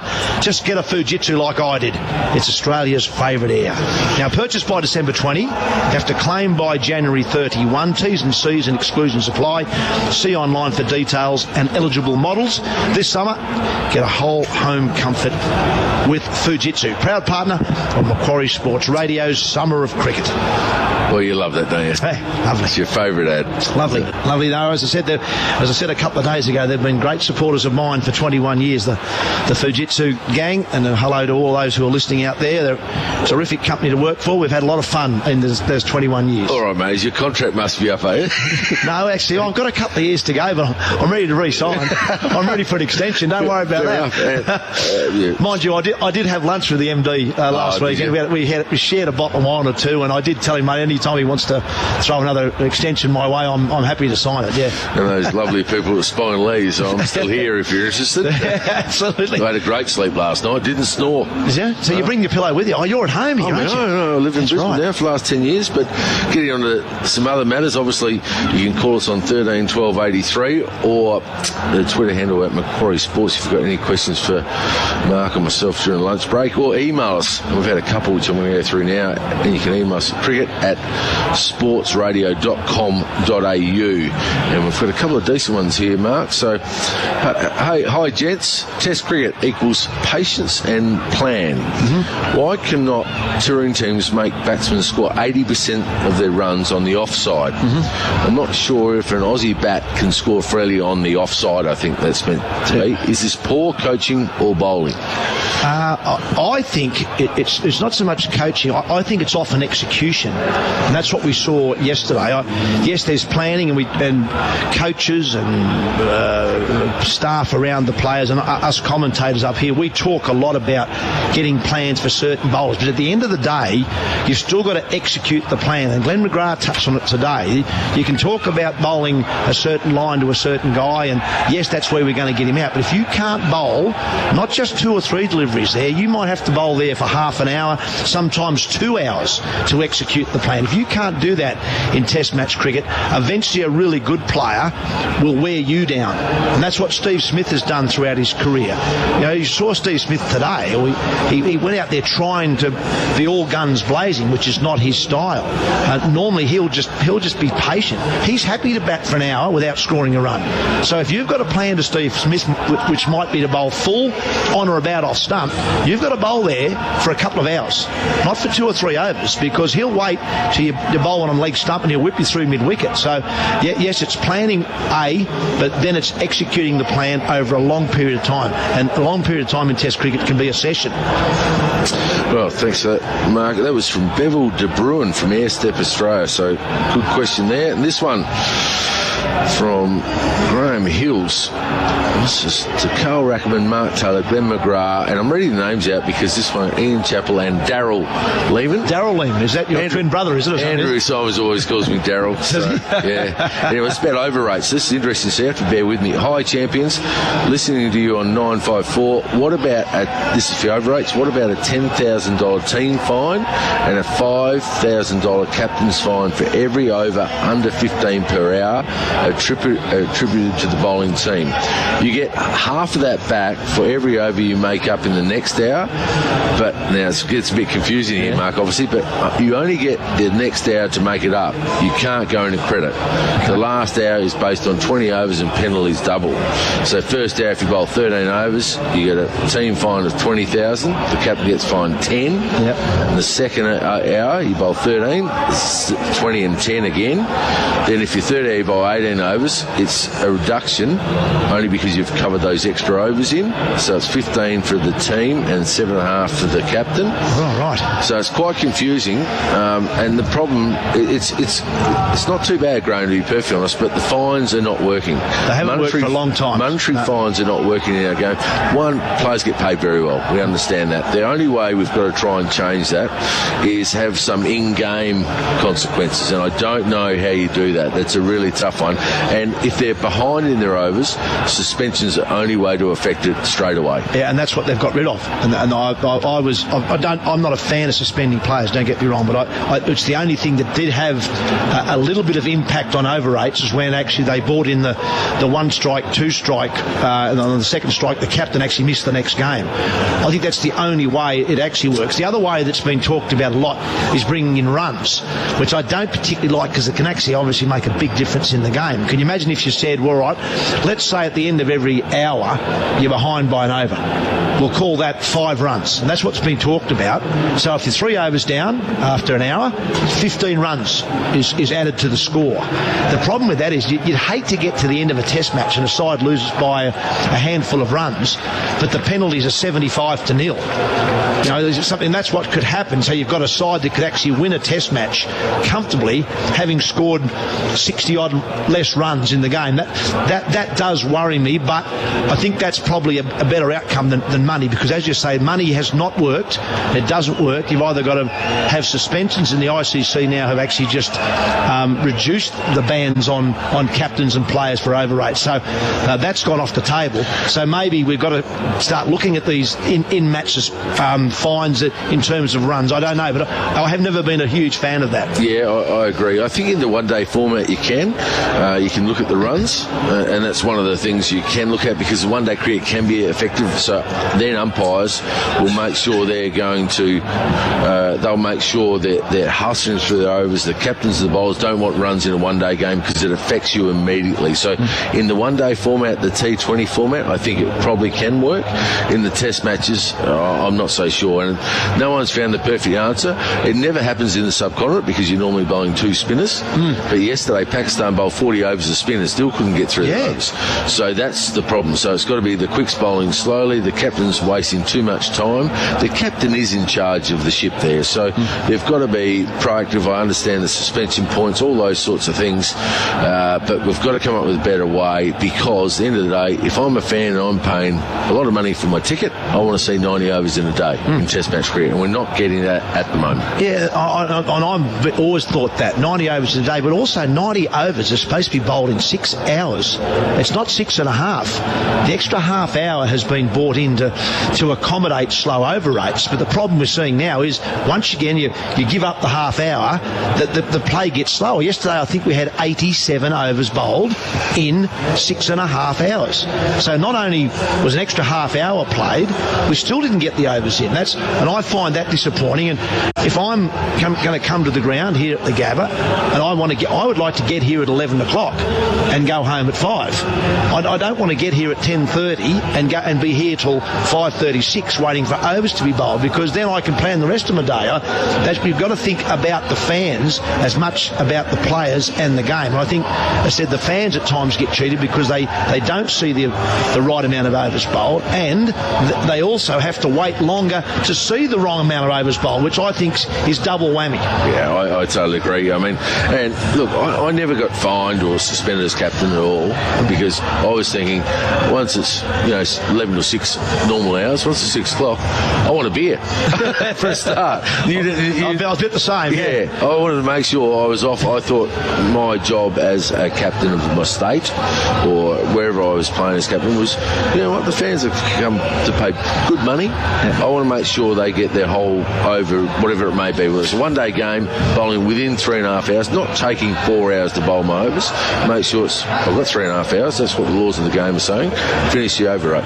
Yeah. Well, there you go. So thanks very much. I'm not sure who that question was from, but that came through our emails. It's a very good question, and it's been a problem in cricket for a long time that we've had real trouble solving, because there's the other argument is that the players and their representatives will often say that it's about the quality of cricket. It's not about quantity of cricket. But I think you've got to have both. We want to see good quality cricket, sure. We don't want to see players being rushed or just bowling someone for the sake of bowling. But I suppose we've got to have a discussion. Is 15 overs per hour the right number? It used to be 16, 17. Yeah, it used to be a lot more, but it's getting lower all the time. And you've got to ask the question, is the quality of play getting better as a subsequence? Well, in India, they have no problems doing it. Or Pakistan or Sri Lanka, I know they're bowling more spin, but yesterday, it can't be just a spin. It's got to be some, there's got to be a lot of drinks breaks that are going on. As we know, we're waiting all the time. 20 seconds here, 30 seconds here, they all add up. And that was from Graham Hills. Thanks, Graham. Yeah, it's a good subject, and it's an ongoing one. It's been an ongoing cricket for many, many years, and no one's been able to solve it. I want to have a bit of a chat looking ahead with it. The players are going to come out probably in about 4 or 5 minutes' time. I want to start looking forward to this next session of play, and I heard you earlier, Darren, talk about how you think Australia will now look to put the foot down, and I think they will also. They're 155 in front at the moment, a chance to be, say, 250 plus ahead by T tonight. I like the fact that Matthew Wade came in at number 5. I just looked up the records from England recently. He did bat 5 in the Oval Test match because Travis Head was dropped for the Oval Test match. That's right, because Mitch Marsh played, didn't he? Mitch Marsh batted at 6. So Wade moved up to 5, made 100 in the second innings, 117 in that Oval Test match.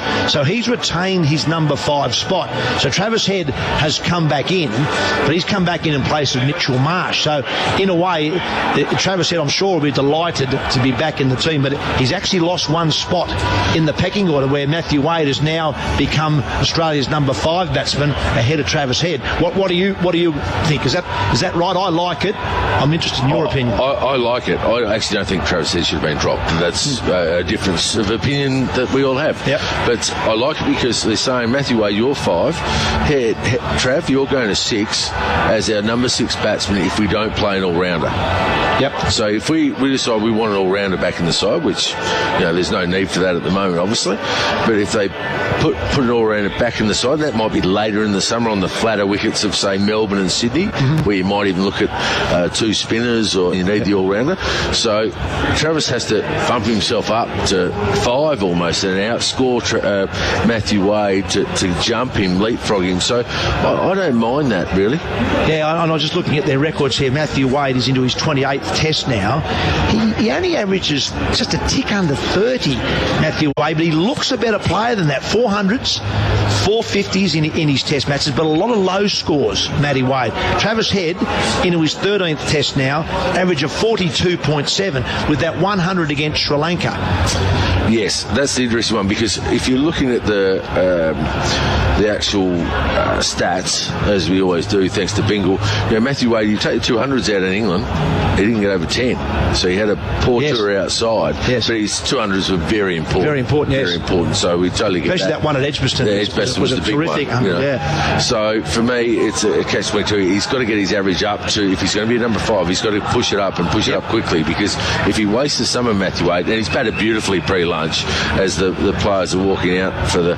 And I think the other thing that's got to happen is people like me, and I'm definitely, I look at Matthew Wade and I see a keeper batsman. He's no longer a keeper batsman. He's just a batsman. I've got to look at him and now say, yes, he's number 5 for Australia, and I'm sure that's the way he's approaching it. I'm watching him in the field. He's running around. He's diving. He looks a pretty good field to me. So the gloves are off with Matthew Wade. He is now a number 5 batsman. So yeah, he, as you say, that average of 29 was okay. It's got to go up. When he was a keeper batsman, but now it's got to go up from there as a number 5 bat. And in the Ashes, he averaged 33 with 200s. With 200s. So you go, well, Travis Head's at 42. That's the issue. But look, Matthew Wade in the last 2 years has been exceptional. So don't worry about that. He's going to get his summer at 5. You would think the way he started here, he's been proactive. 29 of 41, thanks to the McDonald's scoreboard. And Labuschagne comes out again, hoping to build on that 100. But Matthew Wade is one of those guys who looks confident in his game. He's obviously got really good support behind the scene, and he looks like he's going to continue on. Yeah, well, the good news is the players are back out in the middle. They've finished their lunch break with thanks to Airport Link. Catch Airport Link, Sydney's airport train. And it looks like, well, that's a bit of a surprise for me. I think that's Harris Sohail is about to bowl the first over after the lunch break, and Marnus Labuschagne will be on strike. This just might be a change of ends for the bowlers. So I hope so. Yeah, because I'm not sure he would have been my first choice to bowl the first over. He's going to bowl to Labuschagne. Just the one slip in place for Marnus Labuschagne, who pulls away. It'll be a quick over as well. Yeah, obviously just trying to rip through. I think the umpires are actually waiting for the all clear, and we're about to go underway. So we've got a catching cover. Another 4 men on the offside apart from the catching cover, saving runs. First ball is hit to the longish mid-off. It's too deepish mid-off, and Labuschagne scampers through for a single. Ian Chappell's moved in. Afternoon, Ian. Good afternoon, Mark. I won't say good afternoon to you, Darren, because you're about to leave anyhow. Good afternoon to listeners. Yeah, much better session there from Pakistan. It was they made it a real contest in that session. Now they've got to keep it going. Yeah, I'm pretty sure this is going to be a change of ends. And I just hope they don't go back to what they're doing, having the field back. Yeah. Tosses it up to Matthew Wade. A nice piece of flight there from Harris Sohail. Tossed that one up. Wade was thinking about a drive and ended up checking his shot and just pushed it back to the bowler. About 3 steps and Harris Sohail's back in again. Once again some flight and Wade's watchful. Well, the quicks are at least warming up, Mark, so that's a sign to me they're just going to swap ends with them. Wade facing up again. This time he uses his feet. Doesn't get to the pitch and sort of kicks it away in the end. Beaten in the flight on that occasion. He has a tendency to look a bit anxious, particularly when he's first starting out against spinners. I guess in this case it's straight after a break. Sohail again. This time he's back and across. No run again for Wade. Yeah, a couple of times I saw him in England against Jack Leach. He looked a bit anxious early on. I think he holed out trying to hit Jack Leach out of the ground there in one of the tests. Now the reverse sweep. Oh, that's nearly bowled him. I don't know how it hasn't bowled him, to be totally honest. He's gone for the reverse sweep. It's hit his gloves and somehow it's missed leg stump. I'm not really sure how, but it did. And we're going to have a commentary change very shortly. Bruce Eve will be with you, along with Carl Rackman and Ian Chappell. And as we go to the break on the Biz Cover scoreboard, it's 3 for 396 Australia. Trade and save in bedding now at Domain. Up to 55% off plus bonus delivery and removal. North, south, east and west, wherever you are. Whatever your code. We've got it covered. Macquarie Sports Radio. All sports. All the time. Just listen to that. How good does that sound? The Ram 1500 pickup truck. The V8 Bad Boy broadcast partner of Macquarie Sports Radio. 3 for 396 Australia. Just the one run from the first over after lunch. The lunch break was proudly brought to you with thanks to Airport Link. Imran Khan to take up the attack from the Vulture Street end. Over the wicket he comes. And his first ball to Marnus Labuschagne is well wide of off stump. No shot is offered, and it's a unique leave that Labuschagne uses, with waving his bat almost like a wand in a horizontal manner as the ball flies through into the gloves of Mohammad Rizwan. Carl Rackman to complete the commentary team for the next half an hour. Chappelle's already been with you for an over. Good afternoon, Mocha. Good afternoon, Beaver, and to Ian and all our listeners. Post-lunch at the Gabba, and Australia, very dominant position. Imran in again, and there's a big gap with just a mid-on over on the leg side and easily off the hip, and there's a single every time to mid-wicket. So Labuschagne moves to 103, and it's 3 for 397. So Matthew Wade on 29, and Labuschagne, having brought up his first Test century, is on 104. But they've had the lunch break. They've got to start again, and Pakistan this morning were really good, particularly compared to yesterday. But it was like watching a different cricket team this morning, and if they can do that again and pressure these batsmen and get some breakthroughs and get through the top order of the Australian batting and find a way of clawing their way back into the game. And that's the sort of conversation you would hope they had at lunchtime. 2 slips and a gully and a shortish cover for Matthew Wade as Imran comes round the wicket, and Wade with that yawning gap again on the leg side, and with the angle of the delivery from the bowler just easily works it away towards mid-wicket and picks up another comfortable single.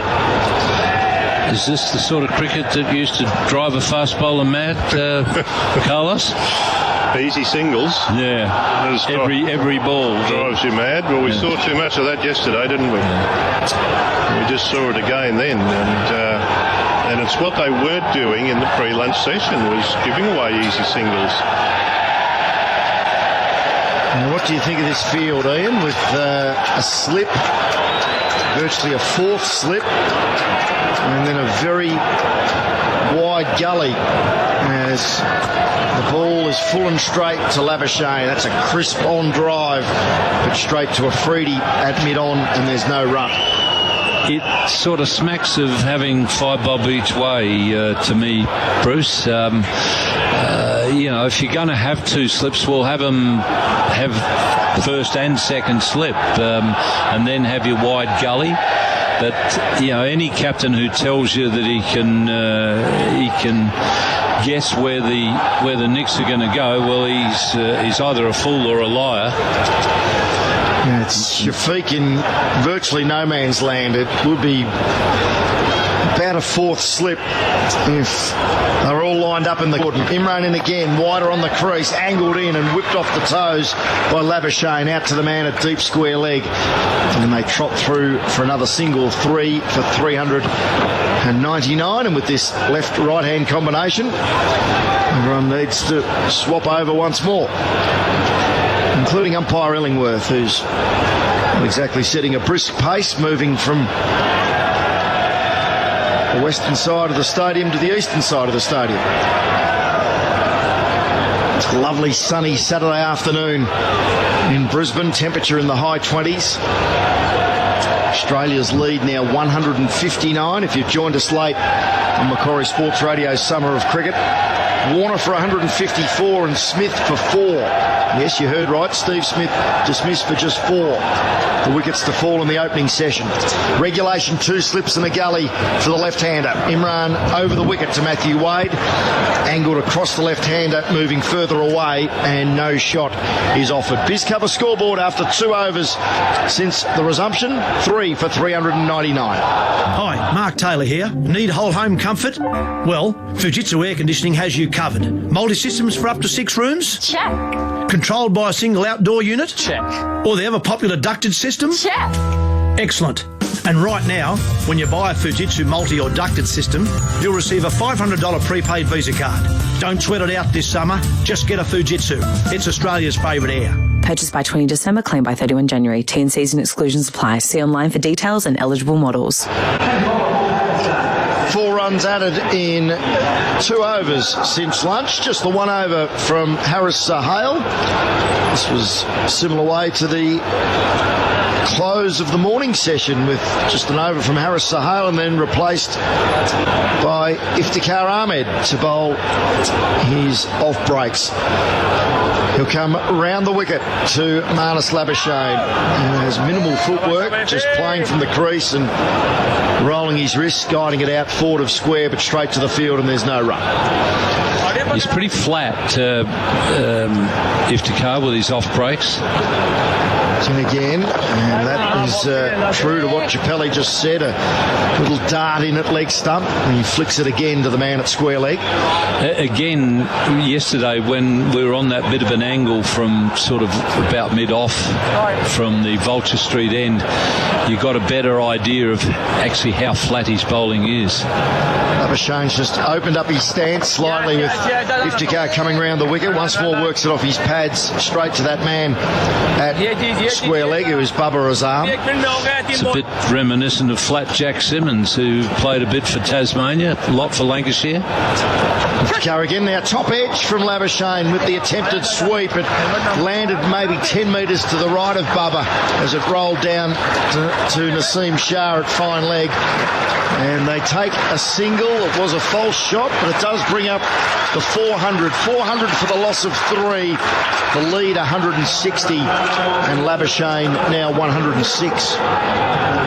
Yeah, Flatjack never ever tried to convince anybody he was a flight bowler. he did dart him in. He was terrific. In fact, I think he helped Tasmania win their first ever was Gillette Cup, I think, in those days. Yeah. Iftikhar once more. Round the wicket he comes, and Wade defends away on the offside. Genial guy, Flatjack, and as I say, there was never any. He didn't have any pretensions about him at all. He was first to admit that he was quick and flat. Iftikhar completes the over, really fired that one in, and Wade works it away on the onside defensively, and there is no run. BizCover scoreboard, 3 for 400. This Movember, here's to the straggly moustaches. The lopsided ones. The itchy, ratty, ferrety ones. The ones. The, hey, I look good with this ones. The absolutely filthy ones. The black, long, red and grey ones. The ones grown by Dad. The ones grown for Dad. All moustaches raise awareness, raise funds, start conversations and save lives. Because whatever you grow, will save a bro. Donate now at Movember.com. 3 for 400. The 3 overs bowled since lunch. Imran Khan to continue from this, the Vulture Street end here at the Gabba. Over the wicket he comes, and back and across is Labuschagne, and punching firmly down to a free dip mid-on, and there's no run. You mentioned Flat Jack Simmons, a good friend of mine, Chappelli, who I've introduced you to a number of times. Brad Jones, who was Ricky Ponting's junior coach at Mowbray in Launceston, and then he's senior captain at Mowbray, famous club in Tasmania. He benefited from the guidance of Flat Jack and said that part of his role with Tasmanian cricket, week by week, he'd go round to all the clubs, north and south, and offer his knowledge and guidance and as a mentor. And as Imran bowls again, full and straight, Labuschagne plays a lovely shot off his toes out through mid-wicket. And there is a man in the deep at deep mid-wicket, so they can take just one. So Jack would go around to all the different clubs. Yeah, he's a terrific guy and really had cricket at heart, Jack, and great service to not only Tasmania but long service with Lancashire. He was one of those blokes who made the absolute most out of his ability, Jack. He was a trier from ball one to right to the end. 3 for 401. Imran Khan into his 18th over. None for 55. Over the wicket to Wade, who's watching and leaving a ball angled across him and moving further away.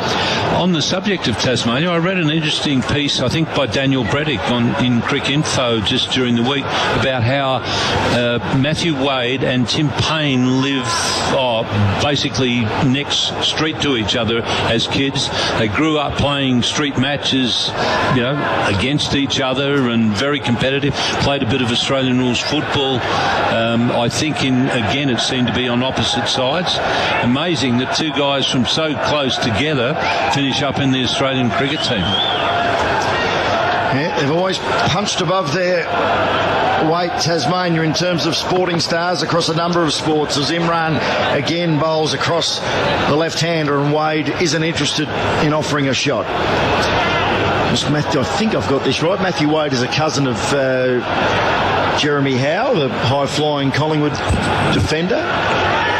I hope I've got that right. Please correct me on Twitter at Macquarie Sport if I've...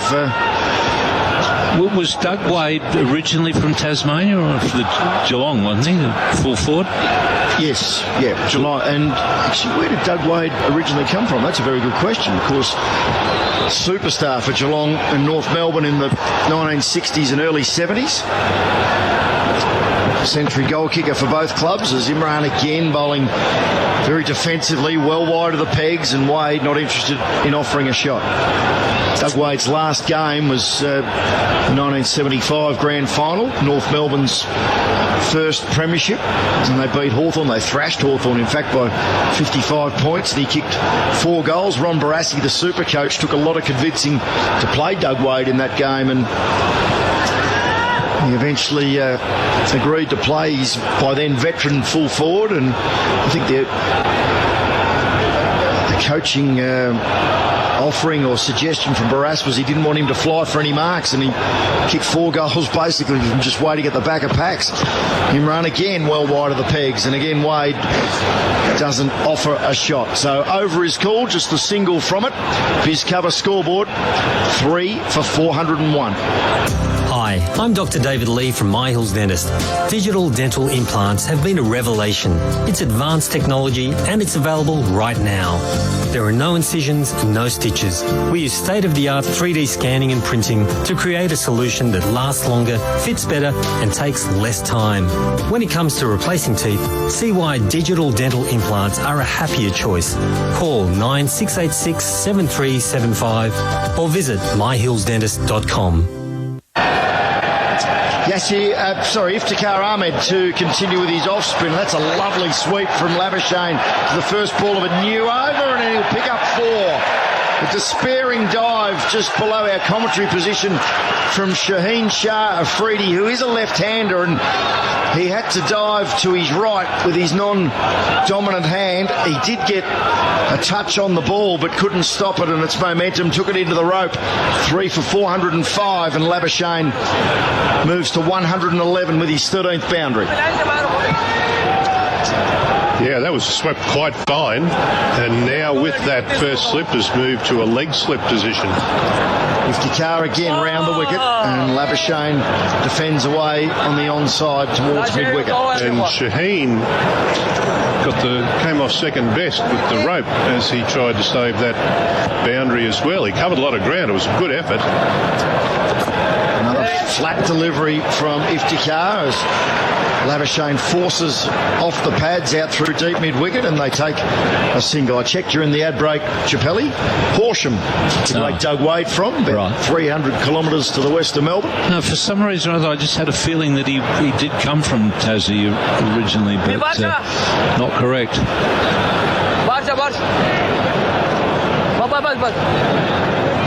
Labuschagne to 112. Wade back on strike on 30 from 54 deliveries. 50k in, and Wade has to cover up in defence and cautiously nudges it back to the bowler.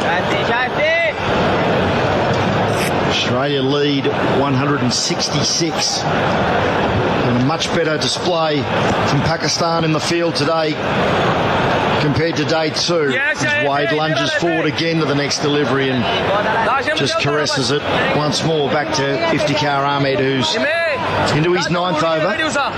What are we getting there? A few shabashes? Plenty of encouragement. That's very flat, that next delivery. Wade rocks back and carves it out through point. Long chase for the field, and they might have just kept that inside the field of play. They've run 3, and that was a terrific dive out there. Shan Masood? Masood, yeah. It was Masood. And we'll check on the Spineless replay as he flicks it back. No part of his body, don't believe, was touching the rope, so it'll just be the 3 runs. Now, that was the end. Oh, yeah, it was the last ball of the over, so we'll actually, with that little delay there, we'll stay with the coverage as opposed to taking a break, because for once they've had a quick change over the Pakistanis, and that's right. It's about the quickest change they've done in a day and a half. Imran Khan's already at the top of his mark, just below us here at the Vulture Street end, ready to go. So, Biz cover scoreboard, 3 for 409.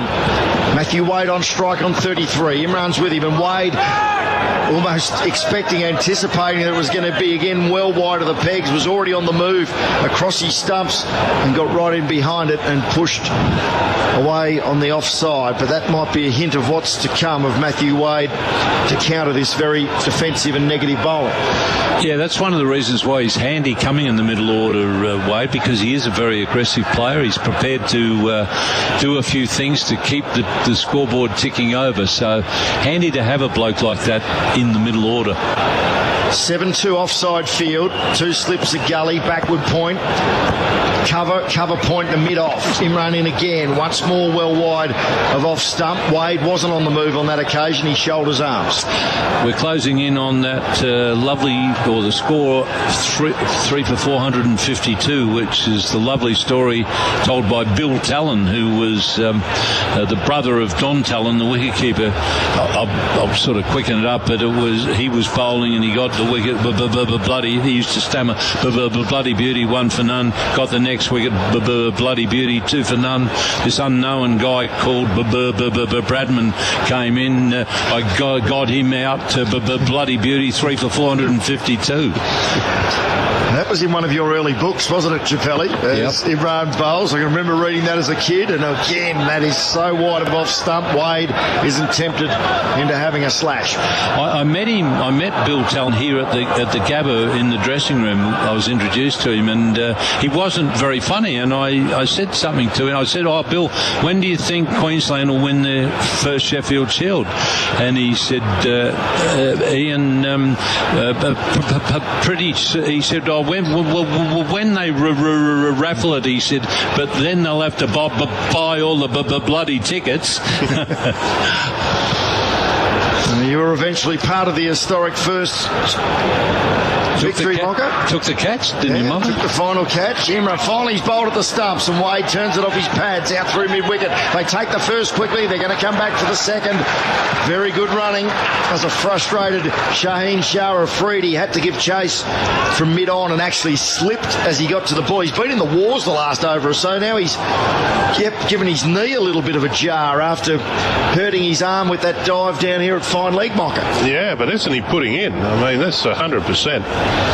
Really putting in. They all are in the field. You've got to give them full credit for effort as far as that goes, trying to save runs. But that running between wickets was outstanding then. It would have been easy to just say, oh, that's a comfortable single. They put pressure on the field, and in spite of Shaheen's best efforts, he then didn't handle it cleanly, and that gave the opportunity to take a second run, which they got. So excellent running between wickets. 99 runs Australia has added on day 3, and that's closer to off stump from Imran Khan, but Matthew Wade again is shouldering arms. So we're about 23 minutes after lunch. 2 for 99 so far added today. They really have not completely dried up the Australian scoring, but certainly pulled them back. As the lead now stands at 171. But the way they did it this morning, they did it by putting risk in the batting, and they were looking like getting wickets and did get 2 very big wickets. What they're doing now sort of smacks of hoping that Australia make a big blunder or get frustrated. Run in once more, and that is angled across the left-hander yet again, and Wade doesn't offer a shot. So the conclusion of the over on the BizCover scoreboard, Australia progressed to 3 for 411. The Great Wall Steed Stampede is now on. Round up a petrol dual cab or the diesel single cab with a free tray from only $19,990. That's right, a petrol dual cab or diesel single cab from only $19,990 drive away. And we'll throw in a huge 5-year warranty. But hurry, the Steed Stampede is going fast. So get into your Great Wall dealer now. Great Wall, it's built to work. See greatwallmotors.com.au for T's and C's. Yeah! Iftikhar Ahmed starts a new over of his right arm off spin. First ball he actually tosses up a little, and Labuschagne accepts the invitation, whips it off his pads out to the man at deep mid-wicket, and they stroll through for a single. So that's the 100th run on day 3 from Australia. 3 for 412. Labuschagne, who was 55 overnight, has added another 58 to his score. He's 113. Iftikhar in motion again, and Wade's had enough. He advances and lofts him out over deep long on for a maximum. Boom. A massive shot, a shot of the day, Mocker, with thanks to Westpac Home Insurance. And I reckon that's the first 6 of the match. I think you're right. First 6 of the match. 3 for 418, and Wade moves to 41. What a shot. Well, if he wanted to create a change in the field, he's done it. Immediately, long on gets pushed back to the fence. Iftikhar in again. Wade is driving out into the covers, but straight to the field. And there's no run, as we say. Very good afternoon to Darren Lehman. Afternoon, Bruce. Well, this is the sign of things to come. Keep taking the game on now. Next couple of hours, hopefully so. 100 plus I want this session. Iftikhar fires that one in, and Wade on the back foot punches it out wide of mid-on. You heard the call of 2 through our effects mic. Labuschagne back to the danger end, but good running. He's a very good athlete. And charged a good 10 to 12 metres past the stumps to make his ground. 3 for 420. Things starting to happen. So Matthew Wade's faced quite a bit of Iftikhar since lunch, and to this point there hasn't been much turn on offer at all. So he's decided, well, it's pretty safe to hit through the line here.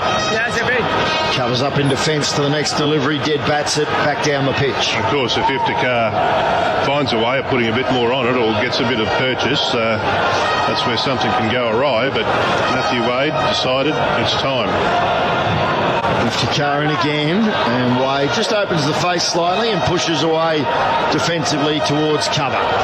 End of the over. BizCover scoreboard. Australia, a good one. 9 from it, 3 for 420. In its 104th edition, this is golf at its greatest. See Scott, Day, Leishman, Smith, Oosthuizen, Garcia, Casey, Els and many others at the Emirates Australian Open. Witness 4 days of golfing excellence as you walk the fairways of one of Australia's most prestigious golf courses, the Australian Golf Club. Take the kids to see their heroes. Admissions free with a paying adult. Conditions apply. The Emirates Australian Open, December 5 to 8. Book your tickets or hospitality now. 3 for 420. 122 overs have been bowled by the tourists. Imran Khan to continue with his 20th over. And he starts wide of off stump. And Marnus Labuschagne again waving his bat around like a wand. Doesn't offer a shot. It's an interesting leave, the way he swipes across the line once the ball's already gone past, in terms of almost drawing a line under the delivery. Well, I wonder where he got that from. Exactly. Mind you, if he ends up batting like Steve Smith with the same record, we'd be happy, wouldn't we? Well, Steve Smith is the first time we've seen it, and now this is the second incarnation. So Marnus has watched it and thought there's merit in it, so I'll try and do it that way. It's working for him at the moment. Imran Eddie makes him play on this occasion, and he defends the way down to mid-on or towards mid-on, coming across the mid-wicket. Yasir Shah does the field. So again, it looks like it's just going to be one of those sessions where Pakistan have decided, let's lock up and end, isn't it? They've already conceded their bowling in 92 hours, have they? I mean, seriously, they bowled really well in the first session. The game's starting to drift away anyway. You want to say, all right, how are we going to try and get these? Think ahead. Because they're not going to bowl again in this game, you wouldn't think, unless they bat extremely well. 25 runs already added since lunch. Imran's been bowling very defensively, though. That is bang on target on a good length on off stump, and Labuschagne pushes to mid-on. Imran, in this spell, Imran's length has been much, much better. He was the most guilty of bowling too short yesterday. But we're seeing him operate to these field placements of not the attacking purpose that we saw in the pre-lunch session. I'd have been saying at lunchtime, let's do more of the same. Let's have another session like that one. Let's bowl the same with the same purpose and intent, and that's been the best we've done in the match, so why not do it again? Imran on his way once more, and it's swiped away by Labuschagne behind square. That is a very inventive shot. It wasn't all that short, but with a quick swivel of the hips, he has tugged it behind square and picked up yet another boundary. 3 for 424. Labuschagne to 117 with his 14th boundary. Well, another shot thanks to Westpac Home Insurance. It's just swiveled around. When you've got so many packed on the offside, if you get it slightly wrong, you can pretty much put that where you want. Neither in or there, that short ball, was it? No, that's right. It was just there to be hit. And there's a deep square leg. There's actually no fine leg, but a traditional fine leg wouldn't have cut that off either. That was going to be 4 runs regardless. But it was a poor delivery. 6-3 offside field. Imran over the wicket, and that is the shot of the day. A straight drive, an imperious straight drive from Marnus Labuschagne. High front elbow, punches back down the line, and it rocketed into the rope just in front of the sight screen below our commentary position here at the Vulture Street end. 3 for 428, shot of the day with thanks to Westpac Home Insurance. Well, wasn't it a beautiful shot? Just made a couple of those this innings. Textbook on the Spinal Edge replay. Candidate for shot of the match. I mean, that was spectacular. An on drive like that is as good a thing as you'll see in cricket. Held the pose for the photographers as well, which always should be encouraged. And did. Yep. 8 runs from the over, 1 ball remaining. Imran in, and Labuschagne is defending on the front foot, straight back to the bowler. We'll have a change of commentary. No, in fact, I'll do 1 more over. I think we're just trying to work it out here at the commentary box. 3 for 428 on the McDonald's scoreboard. The Renault run-out sale is now on with great offers across the range, like Renault Koleos, now with a 7-year warranty, 3 years free scheduled servicing and special finance offers, all for just $32,990 drive away. Visit your local Renault dealer to book a test drive today. Hurry, offer only available while stocks last. Renault, make the move. Offers apply to new and demonstrator vehicles sold and delivered before 2012-19. T's and C's and lending criteria apply. 3 for 428. It was 3 for 395 at lunch, so 33 runs added in just on half an hour since the resumption, middle session of day 3, and a change in the bowling at the Stanley Street or Southern End as well. Iftikhar Ahmed after 3 overs, none for 18. Overall 10 overs for 46 to be replaced by Haris Sohail to bowl his left arm finger spin. And it looks like he'll be coming round the wicket to the left-hander Matthew Wade. Wade has 43 from just 68 deliveries. And Marnus Labuschagne, who resumed this morning on 55, has posted his maiden Test century and still there on 121. Well, I'm backing the reverse sweep here, Bruce. Well, let's see how he goes. He almost presented a catch to leg slip. It was a leg stump line. It was an awkward shot around the corner from Matthew Wade. And it wasn't all that far away from a diving leg slip. They take a single down to Imran at fine leg. Just have a little Spinalese replay there. It wasn't far away. That will encourage him to go the other way and reverse sweep. I even think the way he was shaping up, he was thinking about it then. It was just so leg side he couldn't do it. A leg slip for the left-hander, but a regulation slip for the right-hander in Labuschagne, who plays a strange shot. Did he hit that into the pitch? Or I think so. Yeah, we're blocked by the body of Mohammed Rizwan, the wicketkeeper. Almost a tennis shot, hard into the pitch and bounced over the head of the man at cover out to the straighter cover. Now Labuschagne sweeps and a long chase again for Afridi, who has to dive again. He parries the ball away. He's now got another chase of about 15 metres to eventually scoop up the Kookaburra. He has been in the wars since lunch. And they get back for just 2. No, they did run 3. They did run 3. So it's 3 for 432. So,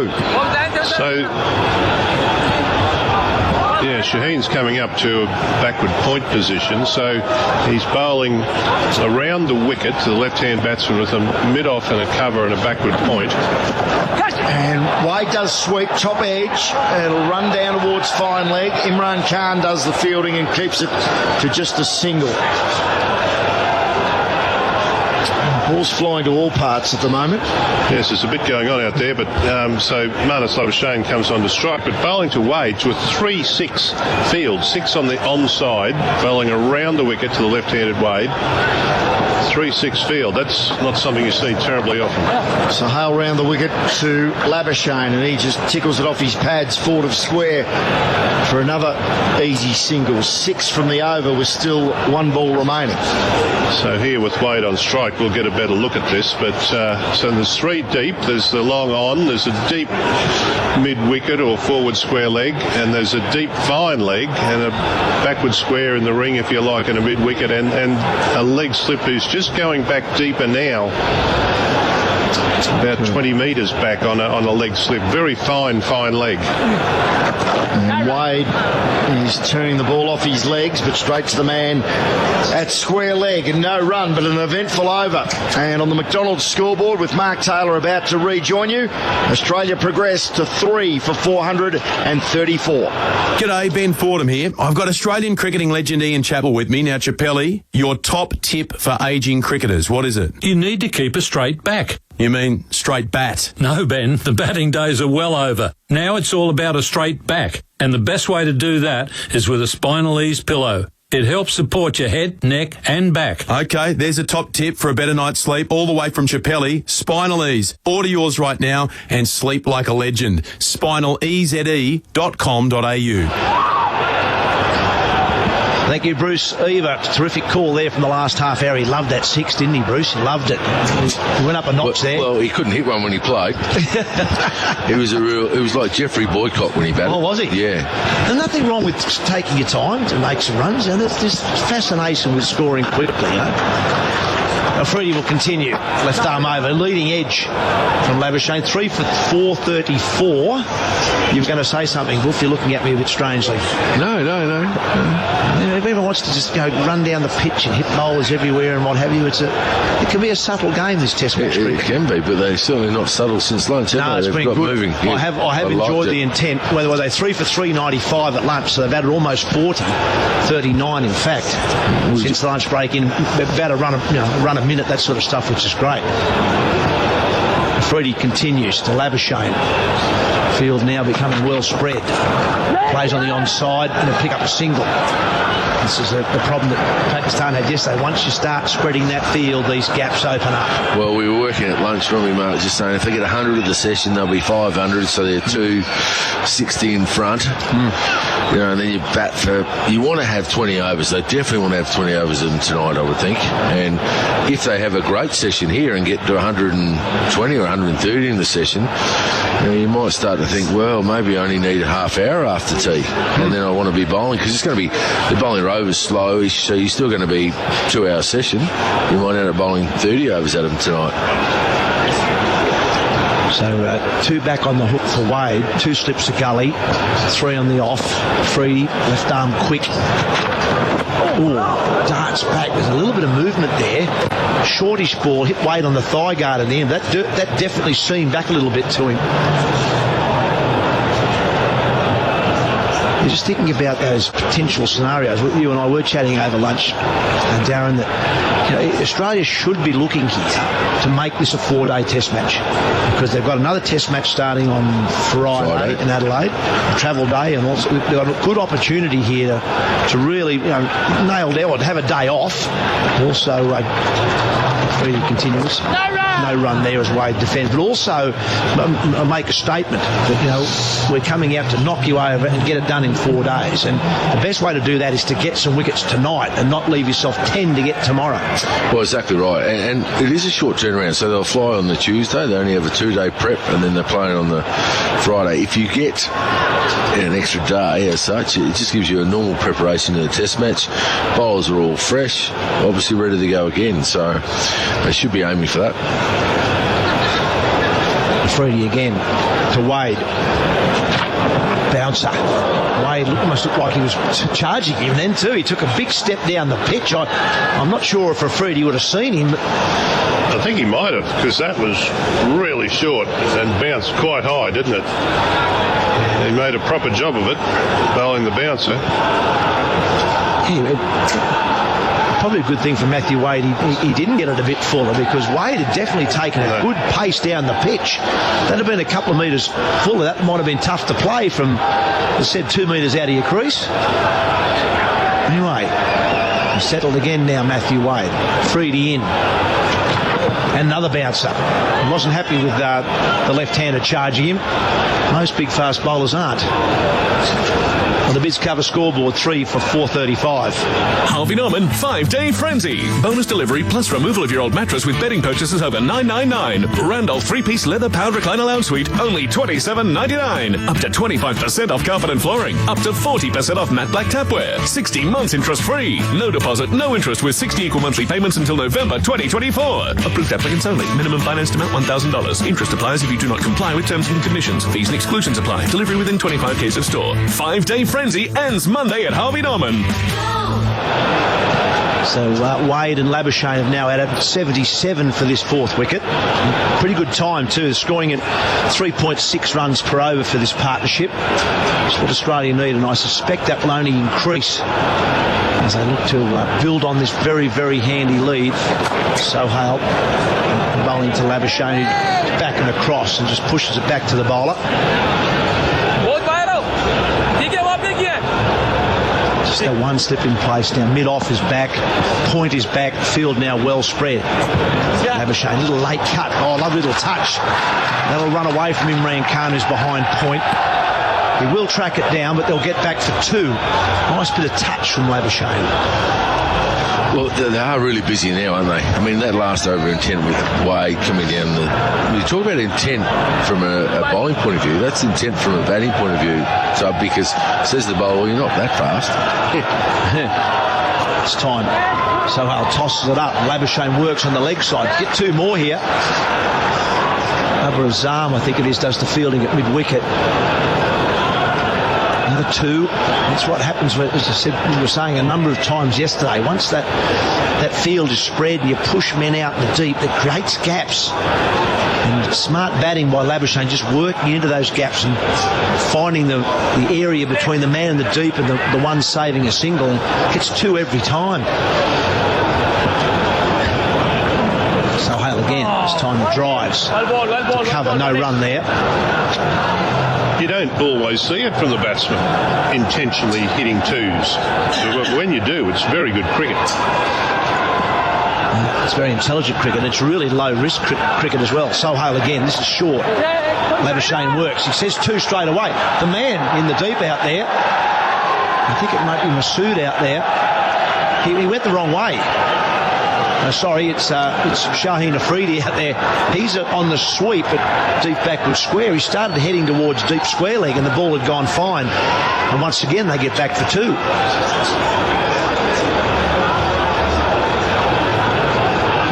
Just the one slip in place now, left arm spin. Labuschagne pushes to short cover, the back foot for no run, but 7 or 6 runs in that over. On the McDonald's scoreboard, it's 3 for 441. Oh, the Blind Factory! Fancy a fresh-looking home before Christmas? No need to write to Santa. All you need do is call 13 Blinds and the Blind Factory will be out in a shot to transform your windows into Christmas miracles. Your home will look better than the shop fronts at Myer. Remember, a blind isn't just for Christmas. That's why they come with a lifetime guarantee for as long as you own your home. The Blind Factory. Hurry, there's going to be a rush. Call 13 Blinds. So Shaheen Afridi will continue. He's now into his 28th over. We were saying earlier, Carl, that we thought he was probably the best of the quicks so far. But still hasn't got a wicket. 1 for 70. So he's only going for 2.6 runs per over, which is economical enough. It just hasn't got a wicket so far. He bowled a Wade. No run. Back and across defending. Take the point. Yes, out of 3 for 441, I don't think he deserves to be wicketless. Certainly yesterday he was clearly the best. I actually think he's probably bowled better today because he's bowled more over the wicket today. Yeah. But even today they started around the wicket with that new ball. The ball was only 4 or 5 overs old when they came here today. Just wonder if they missed that opportunity early on. It's in again to Wade. This time it's full. Oh, lovely square drive from Matthew Wade on the rise. That wasn't a bad delivery. Just got it at the top of the bounce off the front foot. Matthew Wade at his best there. Well, another shot of the day thanks to Westpac Home Insurance on the up. Bit of width. Looks in good touch, doesn't he? Yeah, a little bit of width. The length was all right, but that's what good players do, isn't it? When they get in and they can just score off good balls. Not just score, play them to the boundary. This is his 28th test, Matthew Wade. And I was saying at lunchtime, Darren Lehman and I, when we during the lunch break, that he's got an average of around 30 in test match cricket. Now just an out-and-out batsman, no longer a keeper. Got 4 test hundreds to his name, 4 test 50s. It's 49 at the moment. And one thing that I'm sure he's looking to do, and the Australian selectors want to see, now he's batting 5 for Australia. They want to see that test match average go up from 29. Well, they're probably, you're going to say from the first test match, he's starting his new career or second career from the Ashes, isn't he? So he finished that one at 33 with 2 test hundreds, and he started this one obviously really nicely at home. So you want to see those hundreds continue, and then that consistent score when he get rid of the single digit ones, and he'll be fine. Ready again. Wade works leg side. That'll be 50 for Matthew Wade. Nice, bright, quick 52. Just what Australia needed. 79 balls for that 5th test match 50. 6 fours and a 6 in it.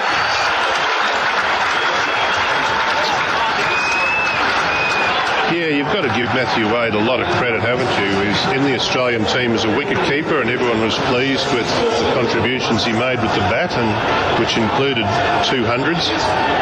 But eventually he lost his place in the side on the basis of his wicket keeping.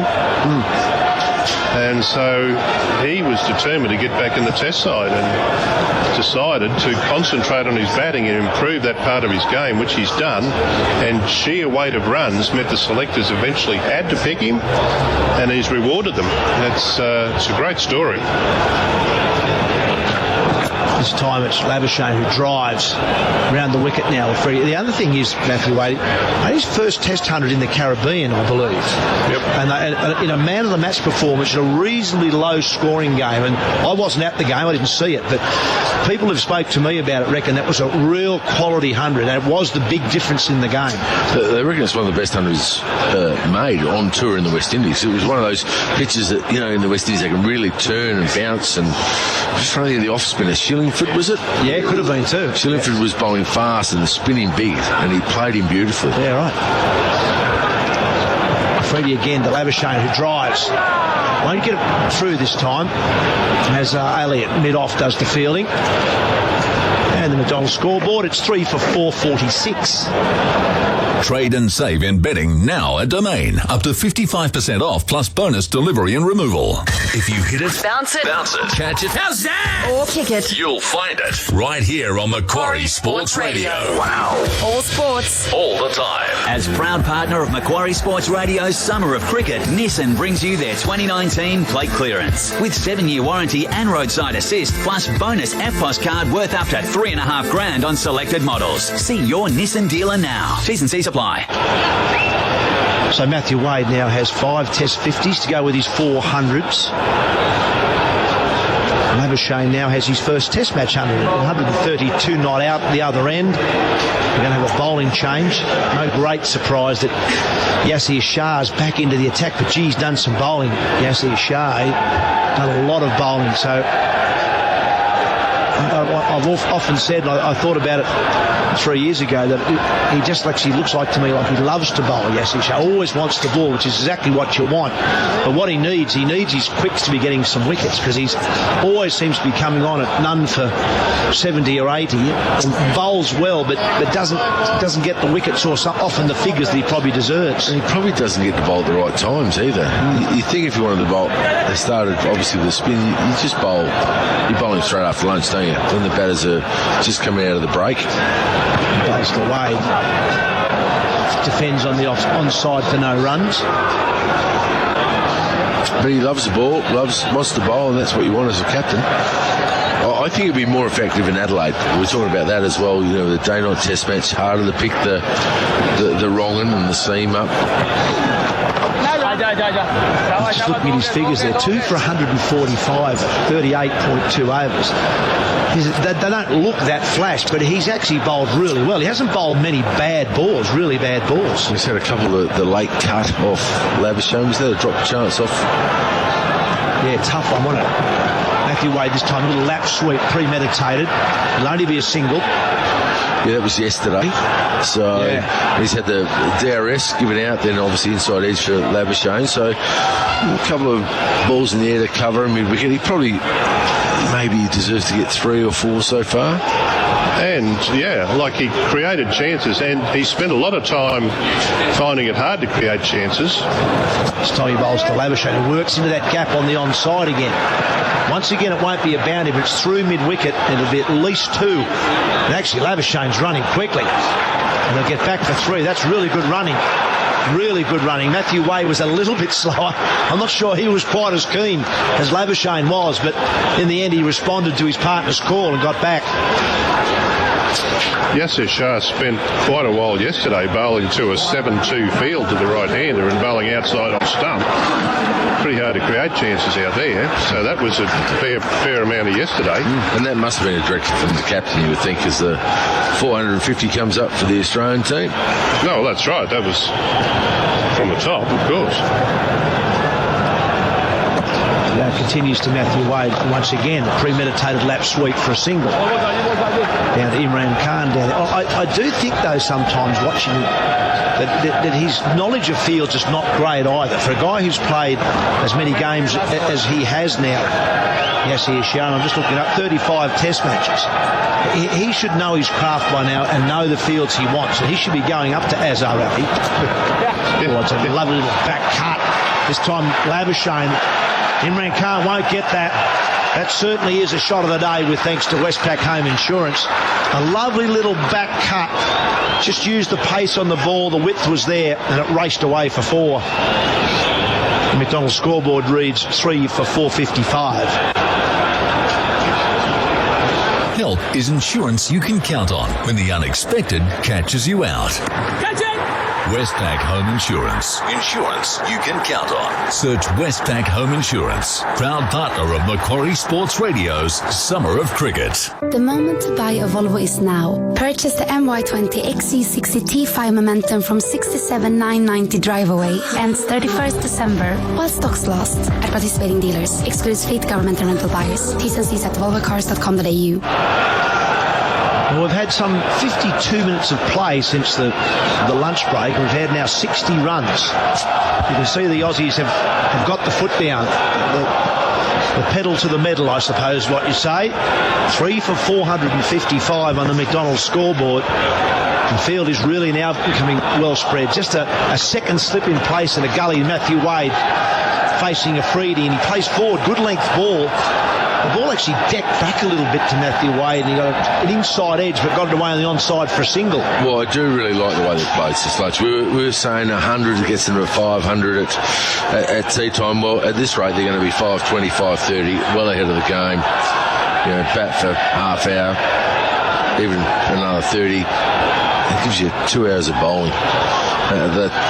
You pick up 2 or 3 wickets, maybe more, and you make all the work a lot easier the next day. Have you ruled out bowling before tea? Well, no, not at this rate. Not at this rate, but you think they'd go, they want a lead of 300, won't they, at least? So that's 540. They're not going to get there by tea, are they? Well, they might get there round tea. At this rate, they'll be around that, but they won't be able to declare before tea because they'll take tea. The half and they won't want that. No, this time, Labuschagne pulls. There's no one away on the leg side. Didn't catch it at all very well, but real 7-2 field at the moment. Got 7 men on the offside to Labuschagne. Only a fine leg and a mid-on. So Labuschagne's looking for anything short that he can drag to the leg side. But that shot then says the big Carlos could be in the game because he stepped across. That wasn't that short, was it? No. It was almost like a lap slog he was thinking of. They're bringing a man across now into mid-wicket. From partnership on the scoreboard. That's right. Off only 147 balls. It's good motoring that. So it's going. So another one has been taken from the slip region, being brought across to mid-wicket. They're also going to move the fine leg a bit squarer, I think, just looking out here. So they're going to go around a deep backward square leg. So I don't think the line will change much. It'll be bowl wide of off stump. It's once again a very defensive field now. Deep point in place. Ooh, it's good. Actually, I look like a bit of a slower ball, a little bit of a cutter from Afridi. And he hung it out wide of the off stump of Marnus Labuschagne, who sparred at it. A bit of a play and miss, and it went through to Rizwan, the keeper. I was just thinking about Australia's innings. 3 for 458. Steve Smith out for 4. I wonder if any of the batsmen have got the guts to walk up to Smithy and show him the scorecard and say, mate, kick your chin up. You know? Hard luck, mate. You'll be right next game. I tell you, I'm feeling sorry for Graham Hick. He'll be out at the back wanging balls to him at the moment. That time again, that was a shorter ball, and once again that cutter. And I thought for a moment that Labuschagne had nicked it. He trying to run it down to third man. There's no third man in place, but it's a risky stroke. Well, there's been a lot of intent, hasn't there, in the last sort of 2 or 3 overs. They can't stop them scoring. They're going at 4 and over at worst at the moment. On a good over, they're getting 8 or 9. So they are starting to motor, which is a really pleasing sign, because so often in Test match cricket we have these sessions where they go, let's just get 80, make sure we get the lead up there, then we'll go. Be proactive. I think that'd be something I'd love to do, though, if I was in that batting lineup with Steve Smith making all these runs throughout the year. Freddie again, this time Labuschagne defends and picks up a single in the gap at point. You just walk up to him and say, look, mate, keep your chin up. The runs will come, you know. It'll turn for you. It'll turn. If I was Steve Smith, which he did to me occasionally, you know, he didn't get his preparation right. Yep. So he might have Justin Langer out there. Mate, if you're not going to let me have an early bus, you're coming out in the heat and you're wanging to me for an hour. Oh, yeah. You're either throwing me balls before the start of play or until stumps now. Until stumps now. Which do you want? Can I catch an earlier cut? Yes, there's no doubt he'd be frustrated. He hasn't had to wait to bat for Australia for that long, probably ever. What was the score when he came in? It was 1 for 222, I remember. I'm just trying to think it was when Australia were 2 down. I'm having a little bit of trouble reading the scorecard, but I'll get back to that. On the McDonald's scoreboard, it's 3 for 459. The HSBC Sydney Sevens is back. The world's best rugby sevens players are coming for one weekend only as rugby's biggest party returns. It's 2 full days of exhilarating rugby sevens, live music performances and ridiculous fancy dress. So round up the squad and get ready for one epic weekend. The HSBC Sydney Sevens. Let the games begin. February 1st and 2nd, Bankwest Stadium, Parramatta. Tickets on sale now at Ticketek. So 3 for 459. It'll be the last over before the drinks break, which is thanks to deep heat. It'll be bowled by Yassir Shah. And bowled to Labuschagne, who pushes to mid-on and won't get a single. I've been joined by Glenn McGrath and Ian Chappell. Good afternoon, gents. Afternoon, chaps, listeners. Yeah, no, looks like they're increasing the scoring rate. I'm looking to set a total and have a trundle at them later today. This time, Yassir Shah bowls full. Labuschagne drives, but long off is in place. So mid-off's back, mid-on's back. We're giving up the single all the time now. It's a bit like yesterday now. It's just a matter of how long Australia want to bat for. Yeah, I would think they'd want to give Wade a bit of time out there, and if they get the opportunity, a bit of time for Travis Head in the middle as well. And I would think Tim Payne, if he can get an opportunity, if he can get out there, would like a bit of a hit. Yes, here to Wade. Defends.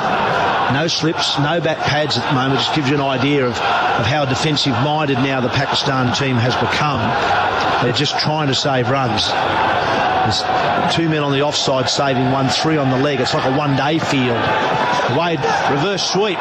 It's a top edge, but he's got it nice and fine, and the short straight boundaries here mean that Matthew Wade finds another 4. That's his 7th, and he moves to 57.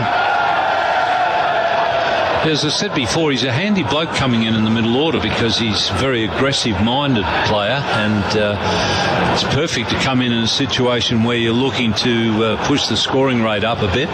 He can do it pretty easily. There's almost a field change per delivery at the moment. As Ali's waving his arms around, he's moved Shaheen Afridi to a deep backward point just to stop that shot. And there's the problem when you're following the ball as a captain, you know you're in trouble. So when you're moving fielders to where the ball's just gone, it's generally too late. And it's not a positive. You're generally not moving them to where a catch is likely to come. Yassir again, a little reverse sweep. Oh, it's off the glove. It bobbed up. Wasn't that far from Rizwan, the keeper. If they'd have had a slip in place, that may well have brought about his downfall. Matthew Wade survives, and that will be the drinks break, thanks to deep heat. Deep heat patches active in just 60 seconds for relief from muscle aches and pains. We'll also have a commentary change on the back of this. Bruce Eva will be with you. And on the McDonald's scoreboard, Australia go to that drinks break at 3 for 465. We all have a right to live and work in buildings which are safe. So if the cladding on your building needs replacing, insist on Mitsubishi Alpolic NC. It's non-combustible aluminium cladding that's passed all Australian tests. For over 20 years, Mitsubishi Alpolic has been the gold standard for aluminium cladding. It's safe, it's proven, and it's available from Network Architectural. Mitsubishi Alpolic NC non-combustible cladding. Insist on it for your building. Call Network Architectural on 137175. This December, the President's Cup returns to the Royal Melbourne Golf Club, where playing Captain Tiger Woods leads the United States side, featuring PGA Tour stars Dustin Johnson, Justin Thomas, and Matt Kuchar.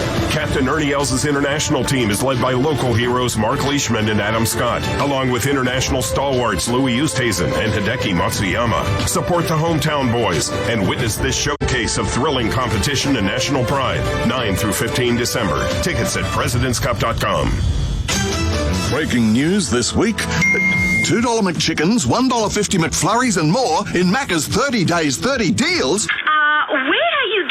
from? It's a different deal every day. See the My Macca's app for details. For unrivaled power and towing, the Ram 1500 pickup truck eats utes for breakfast. Check out the Ram 1500, the V8 bad boy, broadcast partner of Macquarie Sports Radio. Hi, this is Usman Khawaja. And he clouts it back over the bowler's head, down to the straight boundary. You're listening to Macquarie Sports Radio. Harvey Norman's 5-day frenzy is on now with great savings to be had. Just listen to some of these. Right now, get the Acer Spin 1 2-in-1 laptop for $397. Save $200. The feature-packed HP Envy X360 laptop, only $1397. Save $400. The Nikon D3500 DSLR single lens kit, just $498. Save $200 as well. And Harvey Norman has the Samsung Galaxy S10 unlocked Optus variant, 128 gig for only $944. And there's loads more frenzied deals to be had. Terms and conditions apply. See store for details. Hurry, the 5-day frenzy ends Monday at Harvey Norman. Welcome back to the Gabba. Drinks on day 3. So it actually is, time-wise, the midpoint of the test match. Day 3, middle session, drinks with Australia 3 for 465, leading by 225. Australia resumed today at 1 for 312, so is added 153 for the loss of David Warner for 154, and Steve Smith, a rare failure, out for just 4. Wonderful partnership at the moment, which has yielded 107 between Marnus Labuschagne, who's taken his overnight score from 55 to now 143. A wonderful maiden test ton, and Matthew Wade as busy as ever, 58 from 89 with 7 fours and a 6. This is the drinks break with thanks to Deep Heat. Deep Heat patches active in just 60 seconds for relief from muscle aches and pain. Bruce Eva sitting alongside Glenn McGrath and Ian Chappell. An hour until tea, or a bit under an hour till tea now, because it's been a fairly lengthy drinks break. Gentlemen, the lead sits at 225. You'd expect the scoring rate, if possible, from the Australians to go up even further over the next 55 or so minutes. Yeah, I'd say so. That hour they scored 75 runs, so the intent in the last sort of 15, 20 minutes or so really went up. So I think they're looking to score as quickly as possible, whether they have another bat after tea a little bit longer and then throw Pakistan back in. So I dare say that's the plan. Shaheen Shah Afridi is going to bowl the first ball after drinks, or the first over after drinks, from this the Vulture Street end. Left arm over to Matthew Wade, who is across his stumps and defending, cautiously pushing out into the covers, and there's no run. KO scoreboard 3 for 465. KO stream over 50 Sports live and on demand. It's been pretty consistent since he basically got rid of the gloves, Matthew Wade. Tasmania had a very good year last year, and a couple of centuries in the Ashes, and continuing on here. Freedy in again, and Wade is watching and leaving a delivery well wide of off stump. In his last 2 Shield games before the start of this test summer, no centuries, but really solid. 89 and 38 against South Australia at the Adelaide Oval, and 69 and 57 not out against the Vics down in Hobart. So 3 half centuries and the top score of 89 in 4 innings. They'd be hard-earned runs against South Australia. Clearly. You're suggesting they weren't against the Vics? Yeah. Free in again, wider on the crease, and might have been a slightly off-pace delivery as Wade got him. Wade's been hit then by the ball being thrown at the non-striker's end, because they took a sharp single as Wade pushed tentatively out towards cover point. You have to have a look on the Spineless replay as to actually where he's been hit, because he's not just limping, but he's also wringing his left hand. Yeah, got him on the hand. That return throw came in. But that again was a change of pace. He's got a good slow ball, good change of pace ball. Shaheen Afridi into his 30th over. And the figures of none for 80. He's bowled. He's deserved more wickets than that. It's just Let that get him on the the wrist. It looked like he was actually trying to catch it. Or just palm it off. Yeah. He almost turned his glove like with a baseball mitt, and it landed in the pouch. Labuschagne drives at the next delivery. What a lovely sound that was. The crack of willow on leather, but it was well knocked down in his follow-through by Afridi and probably stopped the boundary. As distinct from that great line, I think it was John Woodcock writing in the Times, the start of April, the start of the cricket season, the sound of leather hitting Brian Close. That's a great line. We're into the 131st over of Australia's first innings. 3 for 466. Afridi charges in again. He's been full of energy from the get-go, and Labuschagne defends away quietly on the offside. The ball actually comes to a stop before any fielder reaches it, only a couple of metres off the pitch. You sometimes get figures that don't tell the true story. I just looked there. He's got none for 80, Shaheen Afridi, and that's not a true reflection of the way he's bowled. He's definitely bowled better than that. And this is the last ball of his 30th over, so good economy rate. He's kept charging in. Here he is, past umpire Kettleborough, and hard defensive shot into the pitch from Labuschagne, which bounces up kindly for the bowler.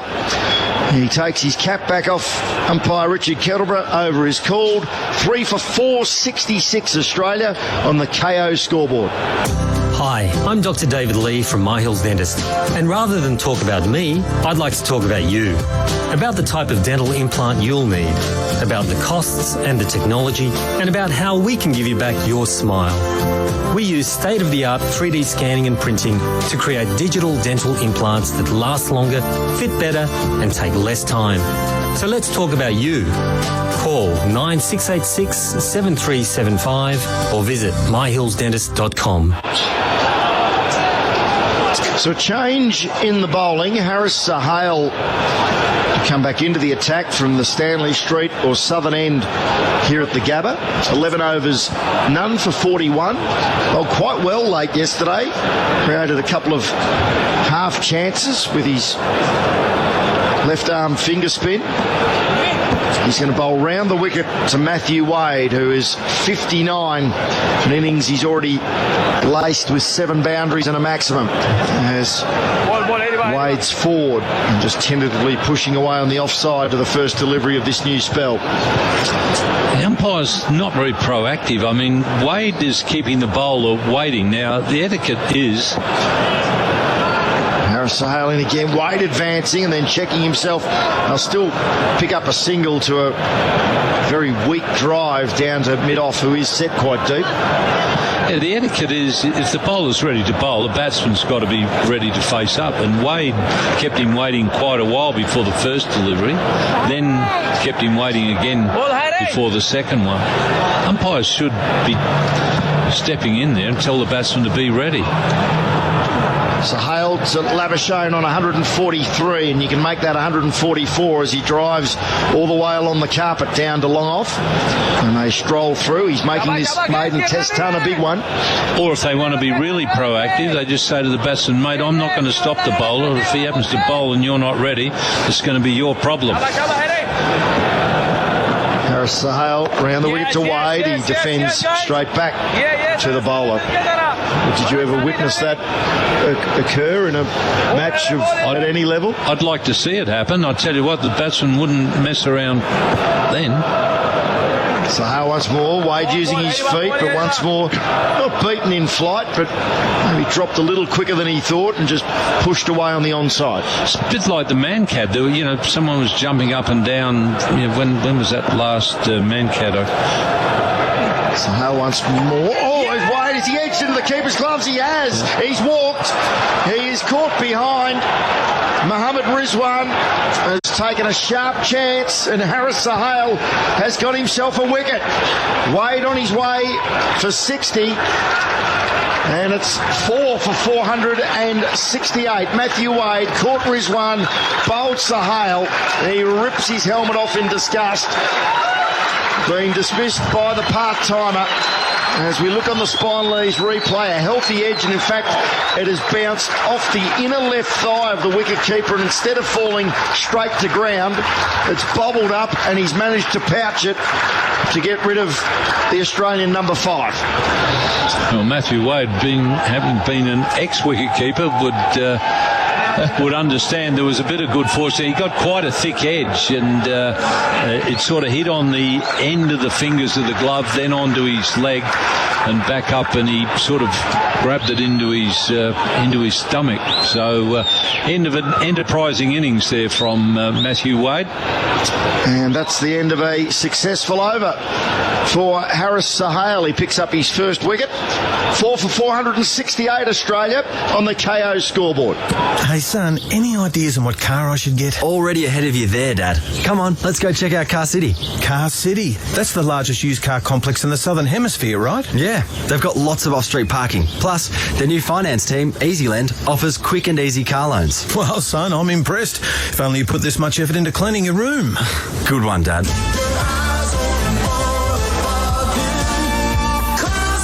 See every car at carcity.com.au or 591 Carlisle Avenue, Mintonbury.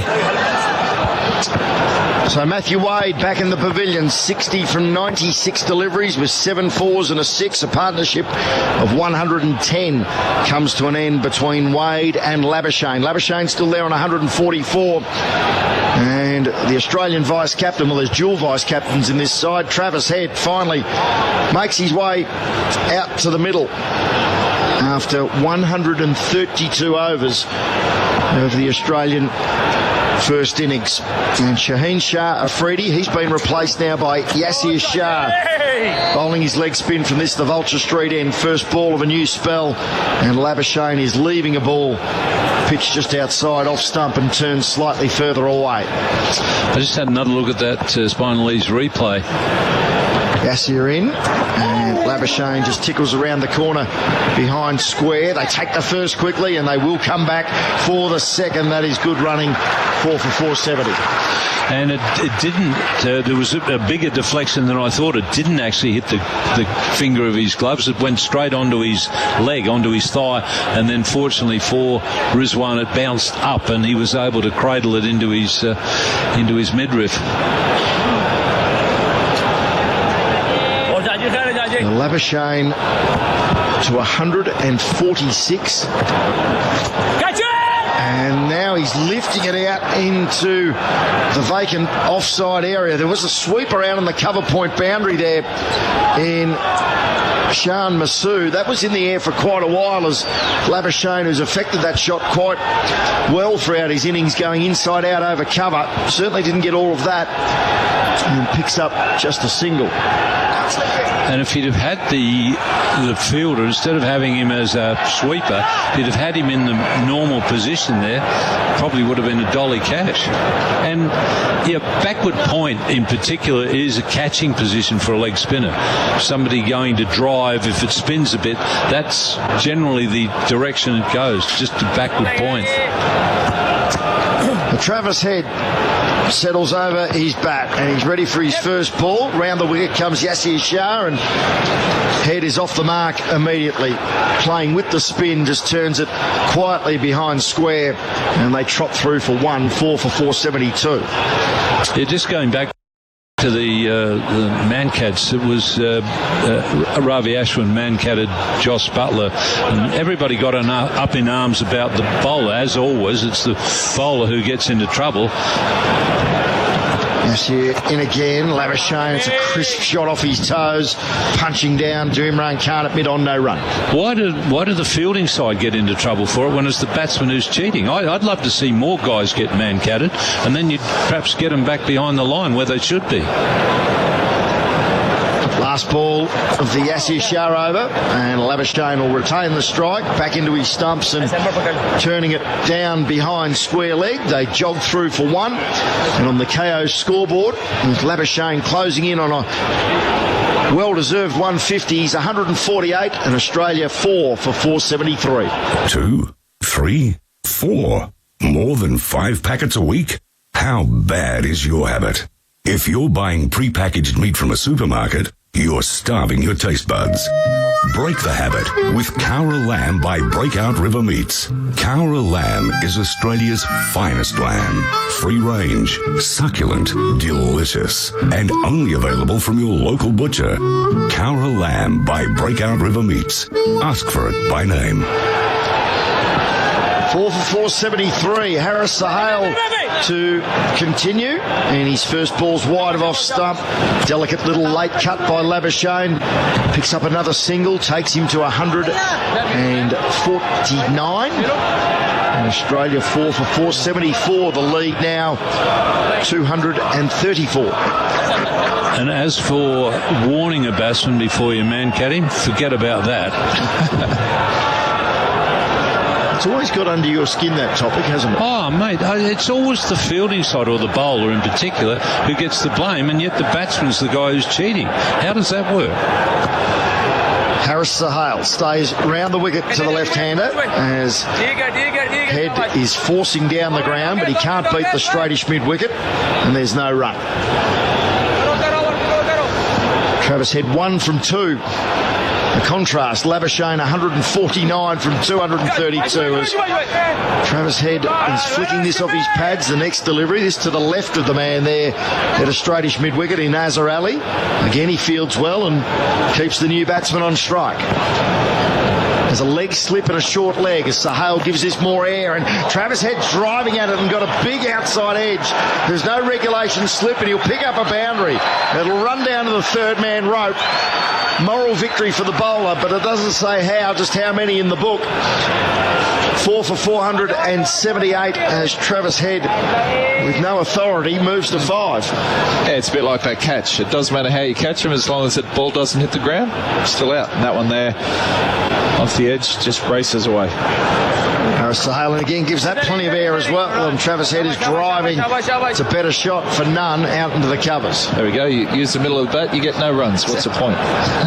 It's a strange old game. Harris Sahale gets through his overs very quickly. This is flatter, and Travis Head's working off his pads out behind square leg. He'll retain strike as they jog through for a single, so 6 runs from the over. And on the KO scoreboard, Australia moved to 4 for 479. Are low interest rates impacting on your investment returns? It's time to rethink. Rethink Investing creates wealth for clients through the strategic purchase of positively geared, high cash flow commercial property. Industrial properties, retail assets, or office spaces can be a smart investment option that produces significant and long-term return on investment. Rethink your investment options and look to commercial property. Learn more at rethinkinvesting.com.au. Rethink Investing, Australia's #1 commercial buyers agency. Over number 42 for Yasir Shah. He comes round the wicket and drops 2 short to Travis Head, who's back quickly and hoiking it out along the carpet to deep mid-wicket, where they run a very easy 2. Man doing the fielding out there in the deep is Shan Masood. Head moves to 8, and it's 4 for 481. So Australia is now double Pakistan's first innings offering. His Head is leaving the next ball, which is pitching well wide of off stump and not turning back far enough. I reckon the bulk of Yasir Shah's overs, all of his time in Australia, have been bowled not with his team. And bowls again. Travis Head rocks back and cuts that through point, and that will race out to the boundary on the western side for another 4. 4 for 485, a shot of the day with thanks to Westpac Home Insurance. Yeah, the bulk of those overs have been bowled with his team way behind in the game, which is a tough way to bowl as a spinner. As I said before the game started, you want the quickies to get you a couple of wickets so that you're not bowling to top order players who are well and truly set as a spinner. I think he's bowled quite well in this test, but it's a hard job when you're bowling from behind. Travis Head already has a dozen to his name. He flicks the next ball off his toes behind square as Yasir Shah now operating over the wicket, but straight to Afridi, and there's no run. Well, you want your quicks at least at the other end, building pressure, not going for runs.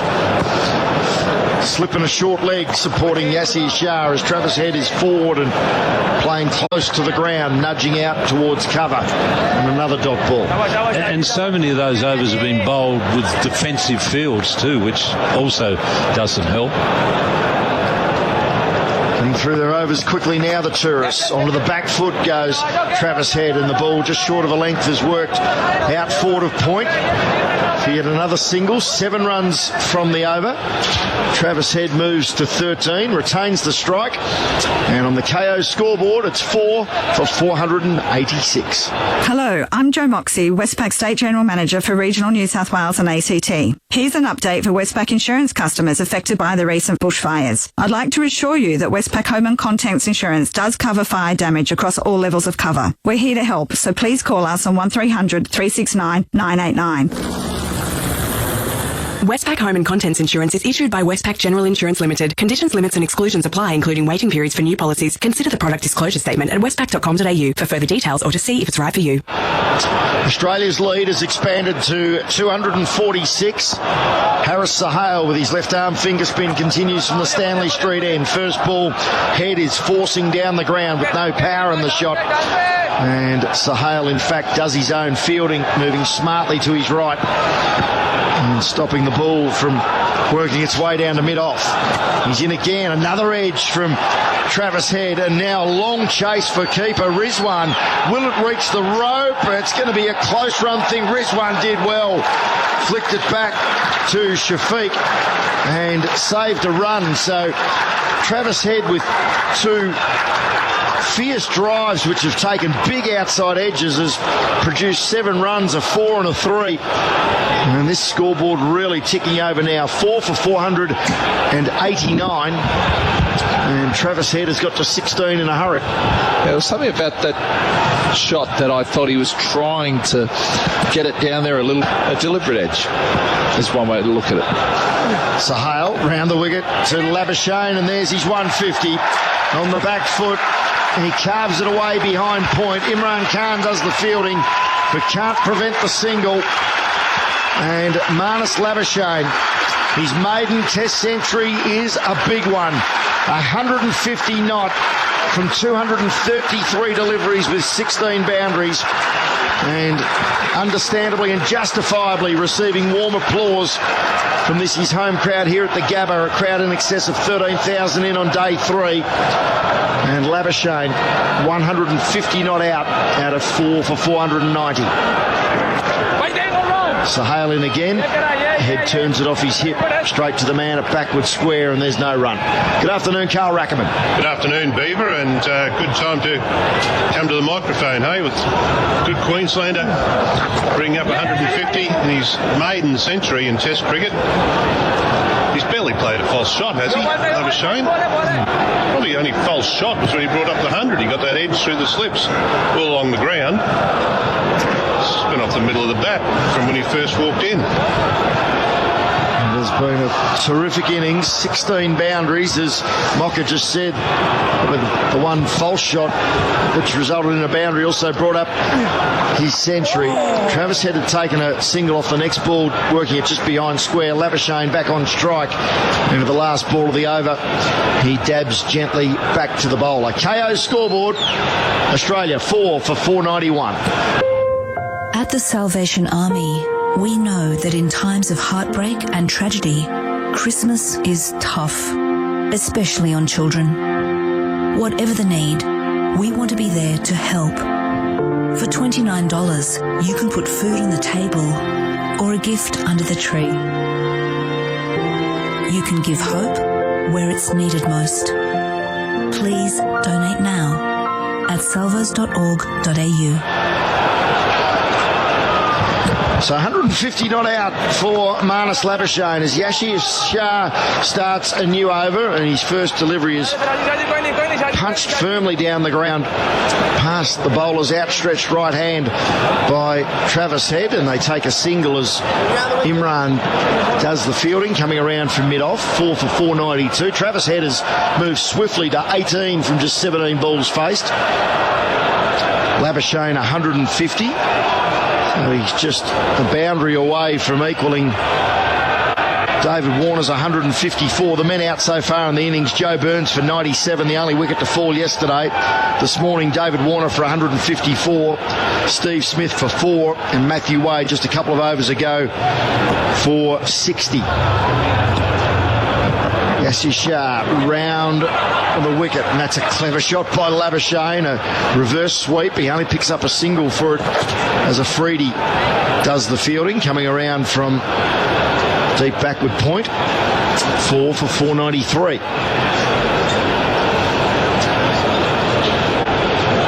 So what's the nearest the pin guess? The lead is 253. Where and when do you think the Australians will call a halt to this onslaught? As Yasir Shah bowls again, head works it off his hip, straight to the man at backward square, no run. Full 300, 320. 350. Yeah. Oh, they'll bat till tea. Probably have another little bat after tea, half an hour or so, and then they'll have a go. Well, 32 minutes away from tea. Yasir Shah gives that plenty of air, and Travis Head caresses it down to mid-on, who is set back quite deep. That, in fact, is Haris Sohail there, and another easy single. Yeah, you would have thought 300 plus. Which they'll be close to, maybe around the 280 to 290 the lead should be at tea. Yeah, so maybe the 320. But then you've got to think back, the last time they played Pakistan, he was a day-nighter, and I think they got 450 in the second dig or something. Yeah. Trying to run down 490, an amazing test match 3 years ago as Labuschagne takes another single off Yasir Shah, just working off his hip behind square, and it's now 4 for 495. A little different circumstances, obviously, different players. So, I think they'll find it a little bit tougher this time than previously. The top scorer in the first innings, Asad Shafiq, was 76. He made that wonderful century in the fourth innings 3 years ago. As Travis Head clubs a drive down the ground, splits the middle between the man at cover and mid-off. That is a glorious shot. Shot of the day with thanks to Westpac Home Insurance. Another 8 runs from that over. Another boundary off Yasir Shah. And on the KO scoreboard, Australia just 1 run shy of 500. 499 for the loss of 4. Breaking news this week. $2 McChickens, $1.50 McFlurries and more in Macca's 30 Days 30 Deals. Where are you getting this from? It's a different deal every day. See the My Macca's app for details. The moment to buy a Volvo is now. Purchase the MY20 XC60 T5 Momentum from $67,990 drive away. Ends 31st December while stocks last. At participating dealers. Excludes fleet, government and rental buyers. T's and C's at volvocars.com.au. Well, if someone had told you at the start of this test match Australia would be 4 for 499 and that Steve Smith would have made only 4 of those runs, it would have been long odds and you probably would have had a little chuckle, but the support around Steve Smith and the lack of reliance on Steve Smith in this innings has been stark as a new over starts from Haris Sohail and Labuschagne on 152. He's defending away on the offside. Sohail in again. Labuschagne tickles it off his pads. They take the first quickly. They'll come back for the second as Yasir Shah does the fielding. And Labuschagne has equalled David Warner's offering. He moves to 154, but the applause is for Australia's 500. 4 for 501. And there's a monster total in anyone's language. Certainly is. And Labuschagne, 154 of them. Sohail again, and Labuschagne digs out almost a Yorker length delivery back to the bowler. This is a bit of easy maths here. Labuschagne's played 15 test innings, I think, before this one. Had a test average of 37 odd. And take a single here, Labuschagne, working it out to a deepish mid on. So if he finishes not out, and at the moment he's 154 not out, and he's had roughly, this will be 16th innings, but just bungs another 10 on his test batting average, goes from 37 to 47 in one hit. How many not-outs did he have previously, or has he been out every time? But at least another 10 runs, isn't it? Yeah, that's right. So Hale bowls to Head, who punches down the middle. But you're right, he started this innings 37.53, his average, and currently sits at 47.8. So Hale tries once more. Head rolls the wrists and flicks it out to the man at square leg. No chance of a run. Another over call. And Australia now 4 for 502. That's on the KO scoreboard, about 27 minutes away from tea. I just can't seem to find a job in a warehouse. It's tough out there, and I know if I had the experience, I'd get one. Have you tried getting a forklift licence? It's a better paying entry-level job than most, and all you have to do is go to Australian Forklift Training.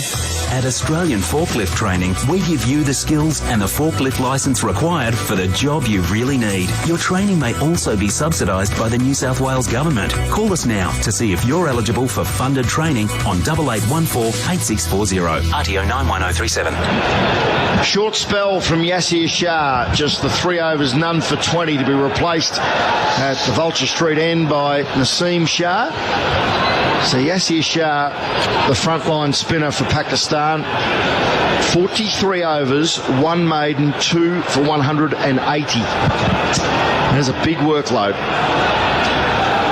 And Naseem Shah on debut. Back into the attack. 20 overs, 1 maiden, 1 for 68. Just the 11. Sorry, Imran Khan. Yeah, just the 11. Well, actually, no, it is going to be Imran Khan. My apologies. He's got the figures of none for 65 from 20 overs. Just notice, looking at the bowling analysis, 138 overs completed, just the 11 maidens. Yeah, not good. So Imran Khan back into the attack.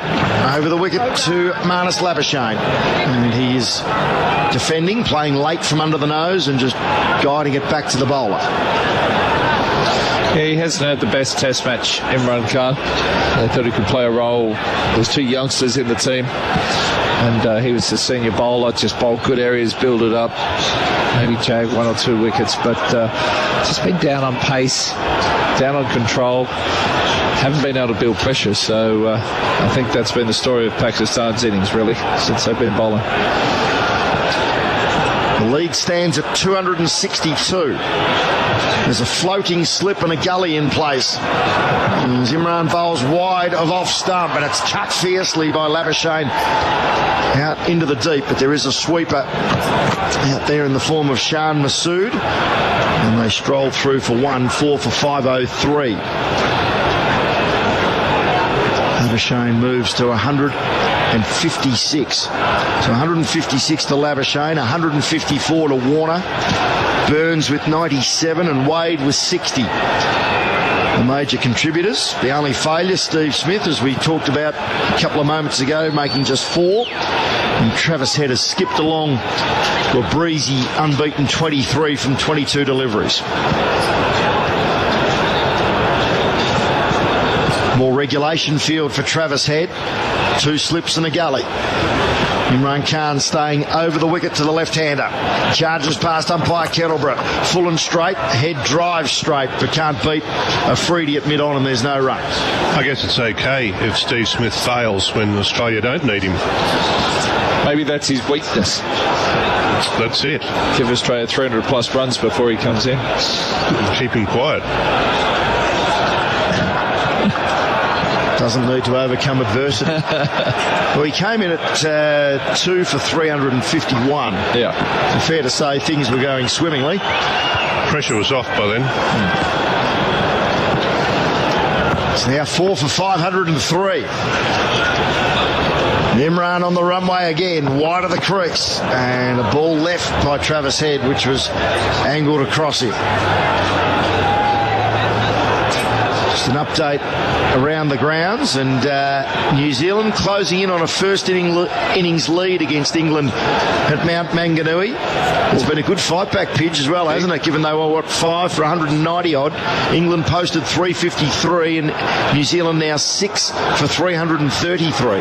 No, they're now 6 for 366. Oh, there you go. That hasn't updated my... so they have got a first innings lead. So Watling 100. PJ Watling 101. Colin de Grande must have got a few. Yeah, he got 65. Imran Khan in again. Travis Head drives out through the covers. There is protection in the deep for the bowler, so they take just a single. And it's 4 for 504. And Santner is 24 not out.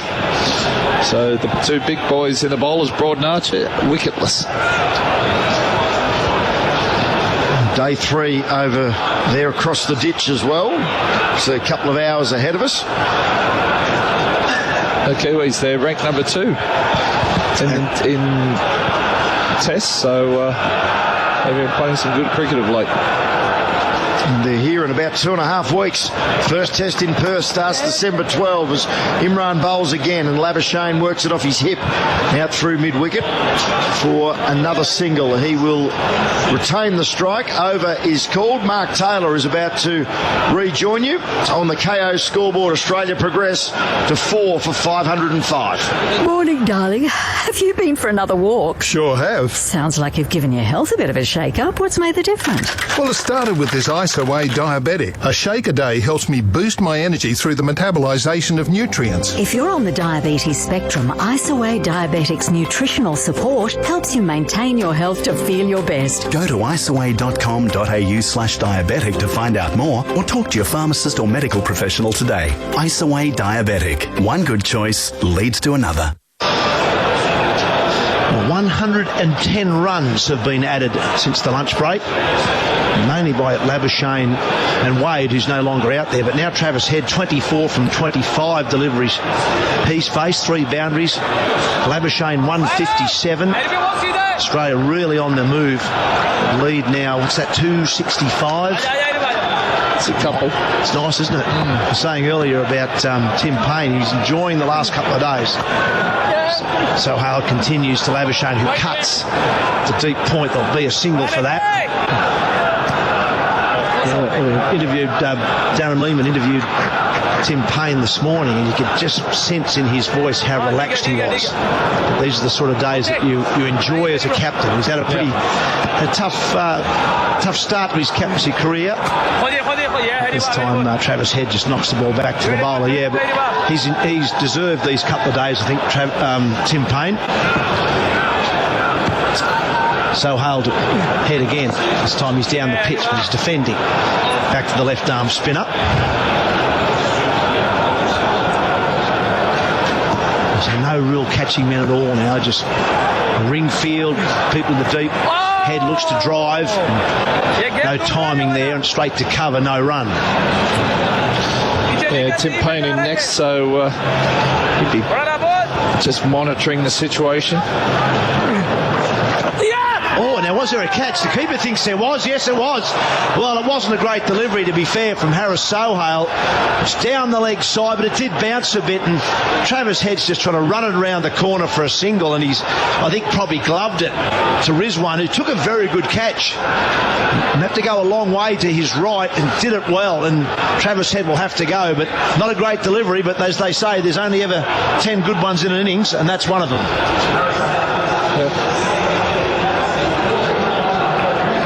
Well, that was off the face of the bat. By the looks in the finish, it was well away from his body. It's not as if anything else was involved, and the keeper was across. Waiting for it. Out. Yeah, the Spinal League's replay shows a little edge. As I said, the ball was way down the leg side. Travis Head departs for that 24, a brisk 24, but he'll be frustrated in the shed, no doubt about that. No one catching around the bat at all. It's often the case. You just drop your guard for a moment.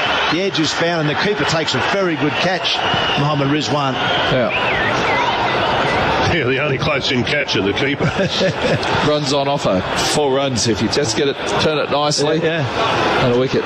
Sometimes the rubbish balls down leg side bring a wicket. It reminds me of, I think, Michael Slater, who made 99 Test match. I think it was at the Wacker, I think, and he got out similar ball off a right arm off spinner from New Zealand, I think it was. And he same sort of, actually, no, it might have even been here at the Gabba, just a nothing ball, a chance to make his 100, pushes outside the line of his body and gloves it to the keeper, out for 99, caught down the leg side. I remember Slats putting his arm up on his head in disbelief that A, he's out, and B, he's out for 99. So Travis Head has departed, out for 24, 5 for 506 Australia. The Australian captain is now out there. Good morning, Bobby. Well, he's the one that decides if they're going to declare, so he can run it from out there. It'll be so hard, short. Payne works to mid-wicket. A little bit more attacking now, Pakistan, as you'd expect, with the new batsman in. And on the Finstro scoreboard, it's 5 for 506. The Great Wall Steed Stampede is now on. Round up a petrol dual cab or the diesel single cab with a free tray from only $19,990. That's right, a petrol dual cab or diesel single cab from only $19,990 drive away. And we'll throw in a huge 5-year warranty. But hurry, the Steed Stampede is going fast. So get into your Great Wall dealer now. Great Wall, it's built to work. See greatwallmotors.com.au for T's and C's. So we've got about 20 minutes left, just under 20 minutes left here in this session. Australia are 5 for 506. Imran Khan will continue from the Vulture Street end to Labuschagne, who's a 158. Looks for a single on the onside, but won't get it from a short ball. Fielded at mid-wicket. Well, Pakistan have clawed back a couple of overs. They're only 2 overs down now. When they've got the spinners in tandem, they get through a few overs pretty quickly. But the last 10 overs, Pakistan have picked up 2 wickets, but they've gone for 47 runs. Well, we were saying in that first session that they bowled 28 overs, took 2 wickets, bowled 4 maidens.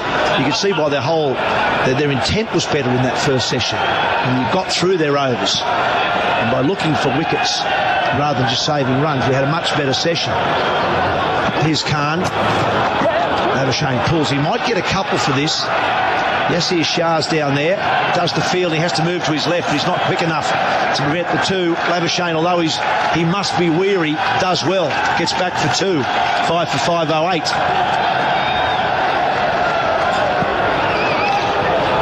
Well, this is Imran Khan's 22nd over. We've nearly finished the 5th session of this innings, not of the game.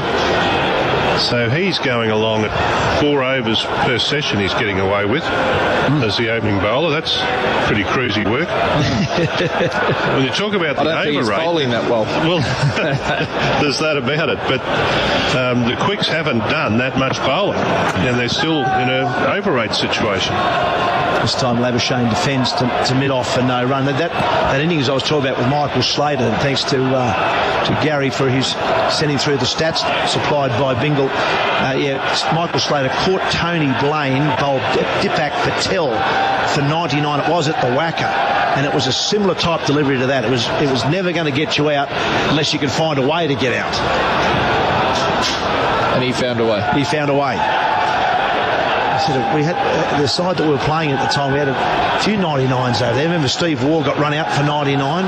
His brother was running for him. He was running for Craig McDermott. Craig McDermott, that's right. This time Labuschagne defends shortish ball on the onside, still no run. And Tubbs, that test against New Zealand in Perth in 1990, where we bowled for 3 days and it finished up a draw, and I went out to join Jonesy he was 80 odd. Oh, yes. And I promised him I'd get him to his 100, and he got out LBW for 99. For 99, that's right, yeah. Left me stranded on 15. Not to mention that match where we played New Zealand, and I was batting with Warney, and he got out on 99. Right. All at the Wacker, that's right. All at the Wacker. Caught in the deep, that's right. Oh. Khan again. Labuschagne defends again on the offside. Good line from Imran Khan on or about off stump. Nothing much that Marnus Labuschagne can do with that. Defends. Yeah, it's been the ground for 99s, isn't it? The whacker. I do remember that one of Michael Slater's, and I hope he's not listening because he'll want to wring my neck, I reckon. But it was just one of the world's worst balls. Short from Deepak Patil, bowled off spin. It touched a pitched outside leg, spinning further away. Slats actually stepped away from mid stumps to just work it for a single and just nicked it to the keeper down the leg side. Khan again. Once again, he's good line, just outside off stump. Labuschagne drives to mid-on, but can't beat him. Finstro scoreboard says 5 for 508 Australia. This Movember, here's to the straggly moustaches. The lopsided ones. The itchy, ratty, ferrety ones. The ones. The, hey, I look good with this ones. The absolutely filthy ones. The black, blonde, red and grey ones. The ones grown by Dad. The ones grown for Dad. All moustaches raise awareness, raise funds, start conversations and save lives. Because whatever you grow, will save a bro. Donate now at Movember.com. Well, Harris Sohail, he's got the bowling figures now for Pakistan. 16 overs, 2 for 58 as he bowls from the Stanley Street end. He'll continue to bowl to Tim Payne, who's just got out there. He's only just faced the one delivery. Labuschagne's on 160 at the non-striker's end. And Payne forward in defence. And a little bit of encouragement there from Mohammad Rizwan, I think, the keeper. Encouraging his left-arm spin bowler. Bit of an in-out field, really, isn't it? Still got plenty on the boundaries. At least they've got a slip and a bat pad in now for Tim Payne. A bit of pressure for the skipper. And he errs on the leg side, and Payne just works him square of the wicket to square leg. He'll get his first run. 5 for 509. So what's that lead of 269? Australia could get it up towards, probably won't get it to 300 by the tea break. To suspect they'll be definitely bowling later today, Australia. This time Labuschagne drives to mid-on, scampers through for a single. His running throughout this innings has been exemplary. As Marnus Labuschagne, he's busy all the time. Providing he doesn't get out, it'd be good to see Labuschagne have the opportunity to get onto 200, wouldn't it? Yeah, because every time he's got 100, he's got over 160 in Test cricket. It's well bowled that time for Sohail. Good to see you got that one, Mark. I've just let it through to the keeper. Sorry, I was just having my head down looking at a stat. I'm sure no, Michael wouldn't be saying anything bad about me, I'm sure. No. Not like you. It's got manners. No, I was saying every time Marnus has made 100 in Test cricket, he's made 160 plus. Oh, right, sorry. I was just reading a stat here. Once again supplied by Bingle. 5 Australians have made 99s at the Wacker. Yeah. We named about 3 of them, didn't we? We got Slater and Steve Waugh. Shane Warne and Dean Jones. Kim Hughes. Simon Kadich. That's for West Indies. Well, Steve Waugh was there as well. Yeah. Anyway. Time for a break. Fisco scoreboard says 5 for 510. Hey, Dad, what do you know about Car City? I think you mean Car City. Dad. Sorry. I know it's the largest used car complex in the Southern Hemisphere. Yeah, well, their new finance team, Easyland, offers quick and easy car loans, and you do need a new set of wheels. Yes, a convertible would be nice, or seat warmers, or a convertible with seat warmers. Hold on. Let's go. Come on.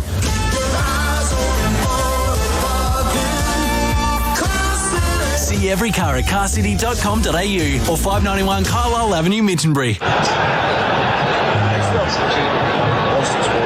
So we're going to have a bowling change at the Vulture Street end here. We're going to have the off-spinner Iftikhar Ahmed to bowl probably the last couple of overs, I'd suspect, from the Vulture Street end. I'm just going back to those 99s at the Wacker. Steve Waugh's not on that list.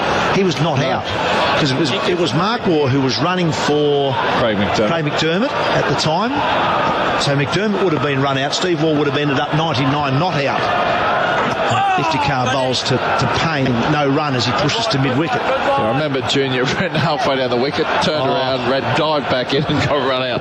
Yeah, well, my recollection was Steve got out because he was, as you can imagine, quite disappointed as Tim Payne uses his feet nicely, gives himself room to hit the ball through the offside and pierces the gap and teaser times it well enough to go to the boundary. That's certainly a shot of the day with thanks to Westpac Home Insurance. A nice shot for the skipper to lift the confidence. Yeah, that's known as the teaser. It goes the whole way. The fieldsman, has to run and think they can make it right until about the last inch. And can't get there. And there's been a few of those today out towards that eastern boundary, just like that. They've just made the rope. So it's a long boundary, that one.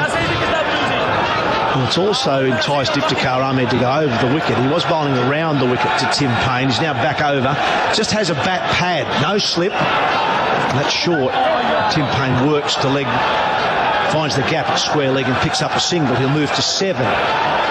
Labuschagne 161. Australia now 5 for 516. And going very, very nicely. 120 runs this session, so it's they've upped the score.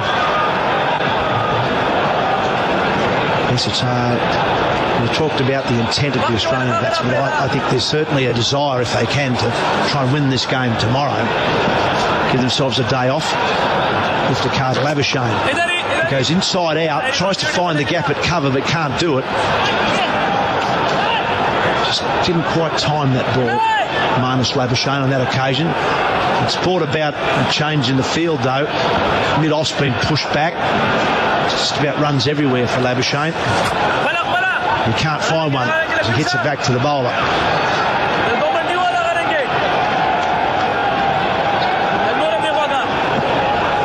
Very quick over this one from Iftikhar Ahmed. He's racing through his over.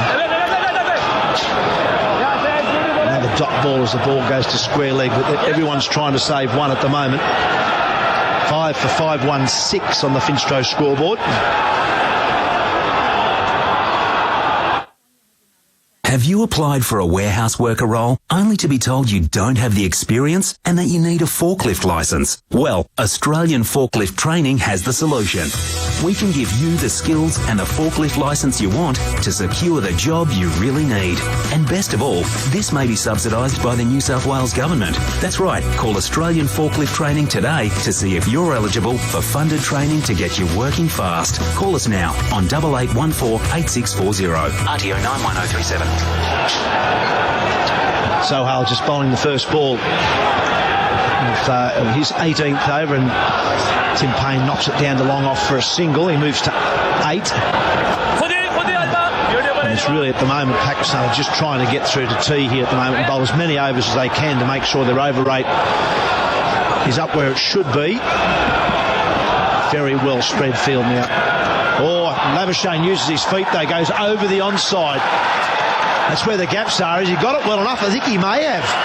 No, he hasn't. Boundary. I thought just for a moment it might have cleared the rope. It's not a bad time to introduce Ian Chappell. Afternoon, Ian. Afternoon, Mark, and to our listeners. That's been one of the very impressive parts of Marnus Labuschagne's batting. It's been a terrific innings, but his footwork to the spinners has been excellent. He gets quickly onto the back foot, place the ball where he wants. A couple of times he's come down and gone slightly leg side. Well, now he dabs. Does he beat the man behind point? He does. It's Masood there. It's in a 45 position outside off. But Labuschagne with a lovely deft touch beats him, and now back-to-back boundaries. Who was asking if Alan Kippax was was Carl Rackerman, was the late cut artist? And the answer is yes, he was. Sohail again. Labuschagne leading edge, but safe. Finds the gap at point. Gets a single. Could easily have lost his wicket there from that leading edge. He showed me how he played the late cut with his broomstick at 3 o'clock in the morning in his house. I think it was around the Rose Bay area. I was taken there by Alan McGilvray, and I was there with my grandfather.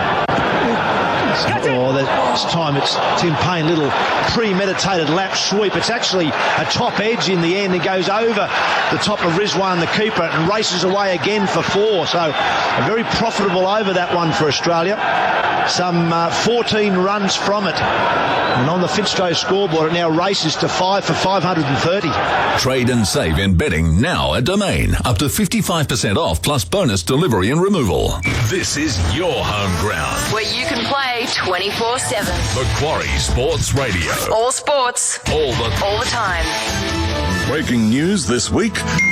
$2 McChickens, $1.50 McFlurries and more in Macca's 30 days 30 deals. Where are you getting this from? It's a different deal every day. See the My Macca's app for details. Iftikhar to continue. We might get 2 more overs in here. Pakistan are really racing through their overs. They're trying to get their over rate up and make up for lost time. They're just flying through their overs at the moment. First ball's played defensively on the onside. He's back in again, Iftikhar Ahmed, and it's almost like here, have 4 or 5 runs and we'll be happy, because Labuschagne knocks one down to long on and picks up a single. A total to 531. The footwork of Marnus Labuschagne, occasionally particularly with the leg spinner, he goes a little bit leg side, so as he gets in a position to hit the ball into a gap through the offside. Very good, very impressive footwork. Iftikhar now to Payne, with back pad in place. Payne can't beat mid-wicket with a push. Iftikhar's already back at the top of his mark. It's only about a 4 or 5 step run up. Really trying to get these overs in quickly. There's about 2 minutes left here before the tea break. Payne knocks one down to long on for a single. Obviously like to get another over in, I think, Pakistan, which won't worry the Australians. They'll be quite happy with that. It's a bit cynical, really, to suddenly be charging through your overs when you've been like Brown's cows most of the time. Well, from an Australian point of view, it's just a chance to score some more runs. The lead is almost up to 300. It's 292 at the moment. I thought they were no chance of getting a lead by 300 by T, but they may get there. Big shout for LBW. Umpire Kettleborough had a good look at it. Looked a little bit leg side. And they may well review this, because the innings is not far from ending. They might give this a go. The umpires coming together. They're running out of time here to review this, and as O'Reilly says, no, we're not going to. On the Fitzroy scoreboard, it's still 5 for 532. Elderly or have medical needs, get yourself a CareSafe alarm pendant. Simply push the CareSafe alarm SOS button and it sends a GPS location and starts calling your emergency contacts. It's showerproof and it features automatic fall detection, 2-way voice communication, and it works anywhere there's mobile coverage. No landline, no internet or Wi-Fi needed. With no monthly monitoring fees, the CareSafe alarm gives you peace of mind knowing help is just the press of a button away. Order today at caresafealarm.com.au. So Harris Sohail will bowl the last over before the tea break here. Tim Payne, the first ball pushed back down the pitch for no run, as was the second. I'm sure that Richard Kettleborough was having a long look at the LBW. I think he was glaring at the wicketkeeper. Looking for a single, doesn't get one there, just try to work it to the leg side. And he had every reason to glare at the wicketkeeper, because the bowler appealed, the keeper hadn't done anything, and suddenly he went into this vociferous appeal 5 seconds later. And I think that's what had upset Richard Kettleborough. Once again, Sohail to Payne. Tries to hit him through the gap at mid-off, but he can't do so. Sohail does the fielding off his own bowling. There'll be no run again. So this will be the last over before T. 3 balls left. Australia lead by 292. Tim Payne now just defending back to the bowler again. He seems pretty comfortable. That's a nice place to go to lunch. Or go to tea, should I say, and he's not far wrong. Australia in total command of this game. Another full ball defended on the onside, and Richard Illingworth, the umpire, says time, gentlemen, and that will be the tea break. So with Australia going to tea with a lead of 292, they are 5 for 502. Tim Payne is 13 not out. Marnus Labuschagne, his first Test match 100 here at his home ground, 171 unbeaten from 262 deliveries, 18 fours in that. And Australia, Ian Chappell, in a commanding position. Yeah, well and truly in control of the game. Marnus Labuschagne's he's done a terrific job. He gave himself an opportunity while he was in England to get the number 3 spot by playing very well during that Ashes series. But having won the number 3 spot, or won first crack at it, he's really cemented his position there with a terrific knock, and he's been really impressive. I think he's actually improved his play on what I saw in the Ashes. I think he's probably there are a couple of little flaws there that I think he's eradicated. And the really impressive thing was I heard the story that there was sort of some conjecture about number 3. I think he came into the Sydney Test, and apparently he said, I'll do the job. And that's what you want. Absolutely. There's so many guys around the world. Joe Root's one, Steve Smith's another, Michael Clark was another. No, I don't want to bat at number 3. I don't understand why they don't want it, but it was terrific to hear of a young bloke saying, I'll take the job. Well, you look at this game, this is where you get the great benefit. You go in at 1 for 222, and it's better than going in at 2 for 460, because you're not going to get much of a bat down there. So he's come in, he's got through that initial period where often a batsman, when he comes in after such a big partnership, can go early, but he got through that period, and since then he's looked terrific. And I agree. I was saying earlier that he only averages 33 in Sheffield Shield cricket for Queensland. It's hard to believe when you watch what he's done in the Ashes series and here today. He looks in terrific form and looks to be a player of the future, and now has his first Test match 100. So Australia, as I said, go to the tea break in a commanding position. They lead by 292. We'll take a break very short, and we'll bring you back for our tea break with thanks to Breakout River Meats, and you'll be hosted by Bruce Eva. Australia 5 for 532. In its 104th edition, this is golf at its greatest. See Scott, Day, Leishman, Smith, Oosthuizen, Garcia, Casey, Els and many others at the Emirates Australian Open. Witness 4 days of golfing excellence as you walk the fairways of one of Australia's most prestigious golf courses, the Australian Golf Club. Take the kids to see their heroes. Admissions free with a paying adult. Conditions apply. The Emirates Australian Open, December 5 to 8. Book your tickets or hospitality now. Are you currently looking for a new job, only to be told that you don't have the experience? Frustrating, isn't it? Well, Australian Fork Training has the solution.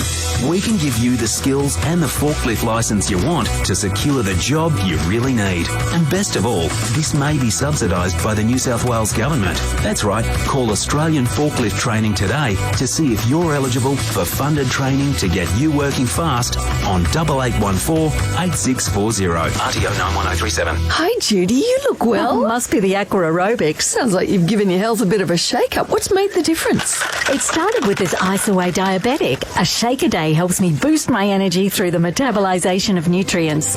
If you're on the diabetes spectrum, Ice Away Diabetic's nutritional support helps you maintain your health to feel your best. Go to iceaway.com.au/diabetic to find out more, or talk to your pharmacist or medical professional today. Ice Away Diabetic. One good choice leads to another. Are you currently looking for a new job, only to be told that you don't have the experience? Frustrating, isn't it? Well, Australian Forklift Training has the solution.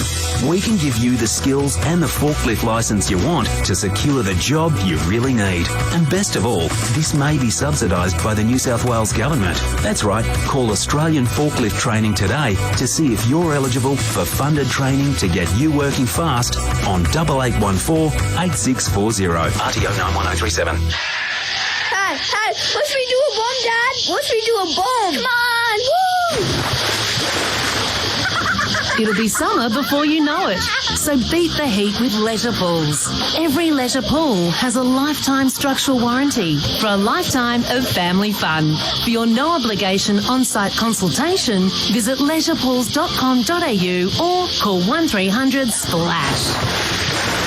Leisure Pools, fun tested by families. G'day, Ben Fordham here. I've got Australian cricketing legend Ian Chappell with me. Now, Chappelli, we've had a lot of questions about why you still carry a large kit bag with you. You don't play anymore. That's a big bag for the spinal ease pillow, Ben. You take your pillow with you? I sure do. I get a better night's sleep with my spinal ease. I never leave home without it. That makes two of us. When it comes to getting a good night's sleep, there's nothing quite like the Australian-made spinal ease pillow. Do yourself a favour. Order your spinal ease pillow right now. spinaleze.com.au. The crack of cricket bat on ball and the cheers of the crowd for every six are familiar sounds during summer, as are the clap of thunder, the crackle of bushfires and the drum of hailstones bouncing on your roof. So it's important to be prepared and protect your home and belongings. Westpac Home Insurance can help, covering your home against all that summer brings. And when you get a quote and buy online, you can save up to 25% on your premium. Just search Westpac Home Insurance to find out more. Insurance issued by Westpac General Insurance Limited. The bank only distributes the insurance. Read the product disclosure statement to see if this insurance is right for you. I'm Labuschagne. This is the Test Series, Australia versus Pakistan, live on Macquarie Sports Radio.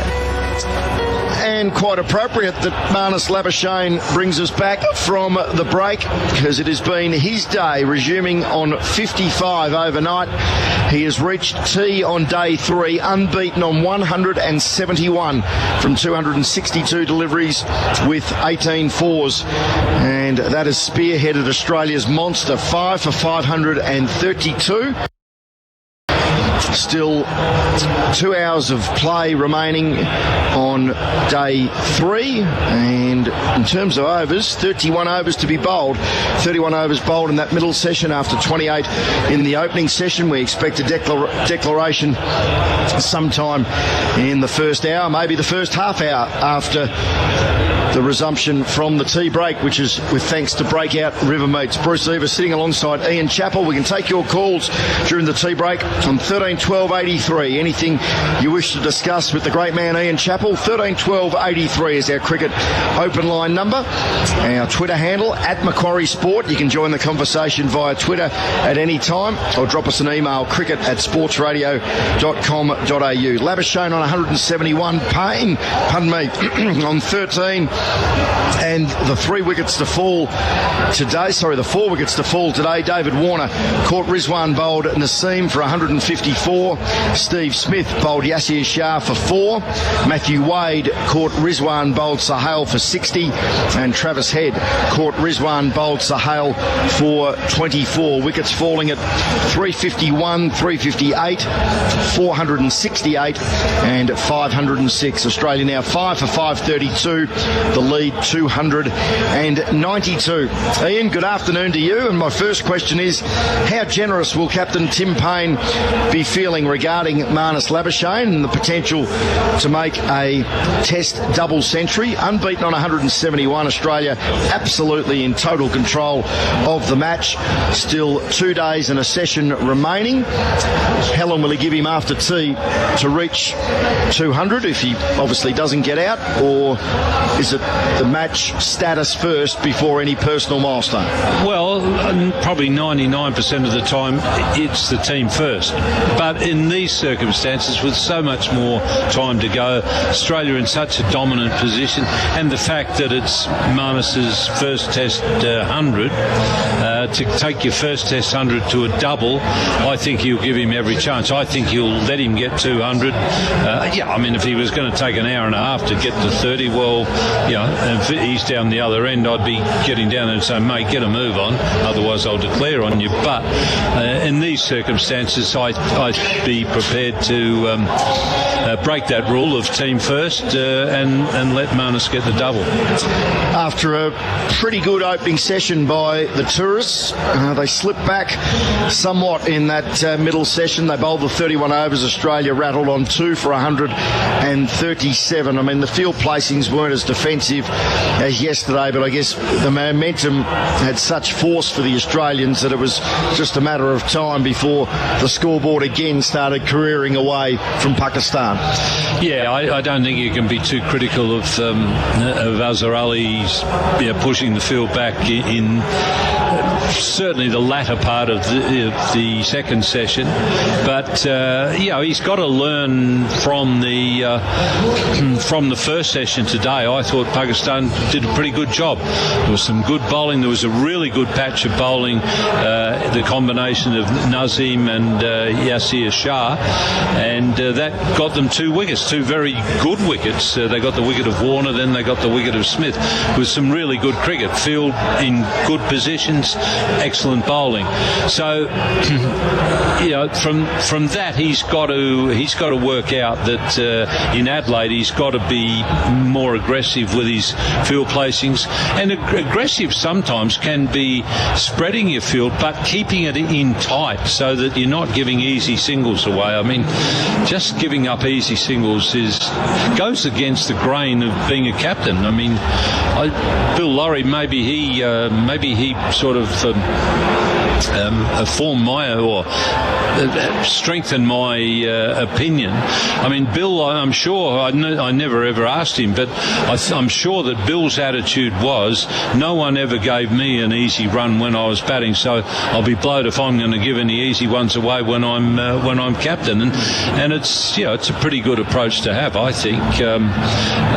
You just hate giving easy runs away, or you should hate giving easy runs away as a captain. Azhar Ali is probably already turning his mind to playing a rearguard innings, of which he is quite well known for. In fact, he sort of set the platform for that monster fourth innings that Pakistan produced here 3 years ago. They ultimately fell 40 runs short, or 39 runs short, but they made 450, of which Azhar Ali made a patient 71. That was the forerunner to his 205 not out at the MCG. If there to be any chance, firstly, of taking the game into day 5, he has to be at the forefront of playing one of those backs to the wall, gritty innings of which he's become so famous for. He's 6th on Pakistan's all-time test run scoring list. In fact, a good second innings here, he'll move to 5th. He's only 60 runs behind Salim Malik.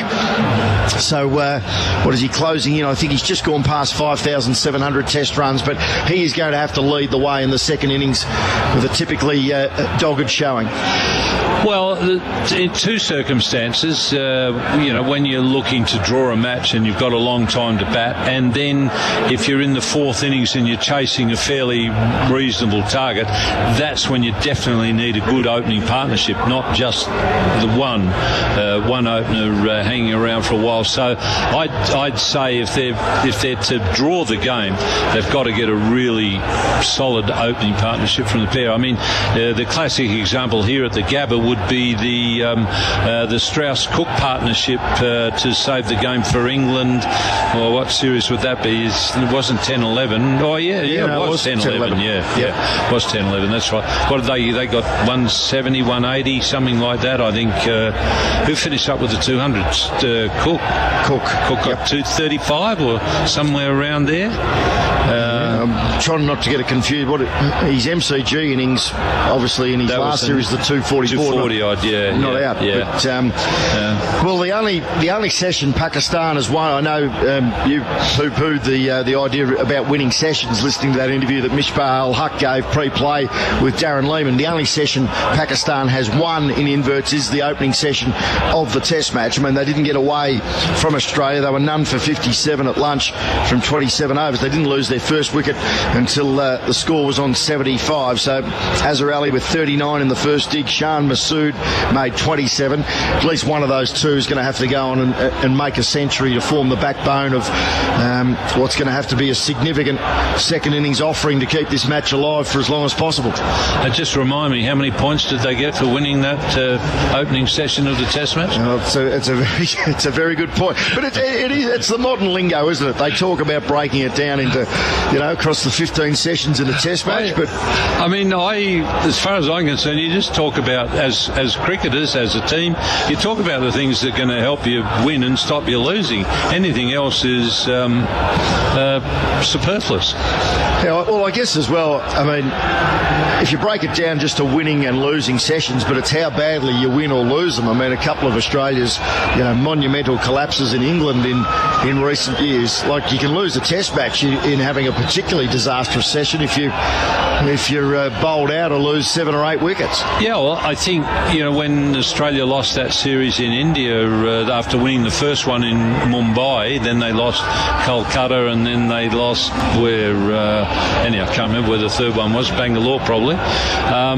They lost, I reckon, 7 wickets in a session in both those losses in India. So, if you're going to lose 7 wickets in an innings, you're well on the way to losing the test match. I just think to myself, if somebody came up to me and said, you won 12 sessions in the test match and we lost by 15 runs on the 5th day, I've never thrown a punch in my life, but somebody who told me that could well be on the receiving end of the first one. How have you rated the Pakistan attack? There's been so much made of Mohammad Abbas not being part of the 11 for this test match. Whether he plays in Adelaide next week remains to be seen. We'll quickly run through the bowling figures. Shaheen Shah Afridi, 30 overs, 6 maidens, none for 80.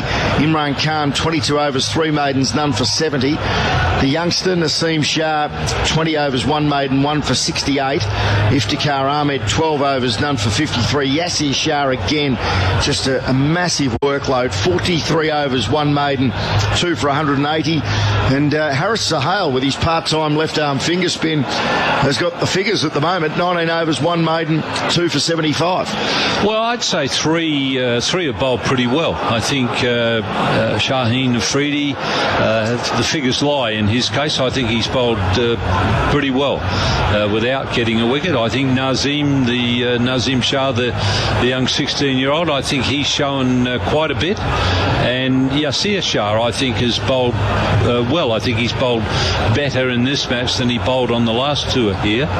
But it's always difficult when you're bowling, when your team's taking a hammering, you're miles behind in the game. You're always you're in for a bit of a pounding. The one disappointment, I think, of the frontline bowlers would be Imran Khan. I think he's been a bit pedestrian. How many overs has he bowled? Not 22. Right. What are the others? 2. Shaheen's bowled 30, and Naseem, he's been used sparingly today. Just the 20 overs. Yeah. Well, I mean, I guess that's understandable for the 16-year-old. But he's been a bit pedestrian, I think, Imran Khan. But the other 3 frontliners, I think, have bowled. They've had patches where not so good, but I think the bulk of it's been pretty good from those 3. Umpires Illingworth and Kettleborough are starting to wander out towards the middle. The tea break with thanks to Breakout River Meats.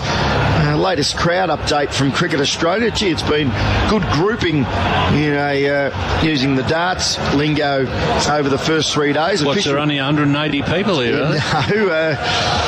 13,561 was the official attendance on day 1. Yesterday it was 13,769. And we're told at tea, current attendance is 13,587. They've been consistent here at the Gabba over the first 3 days. Of course, Brisbane folk striving desperately to get one of the Indian tests next summer. It's going to be an interesting decision made in the early part of next year. Just the 4 tests in the Indian series this time next year. Melbourne and Sydney are locked for Boxing Day and the New Year's test, and you would imagine that Adelaide will get one of the other 2, or maybe it will be Perth and Brisbane. It's 5 into 4 don't go. No, well, you've got to take your hats off to South Australian Cricket Association for getting the day-night, getting in early with the day-night test. They've made sure that they're going to get a test match,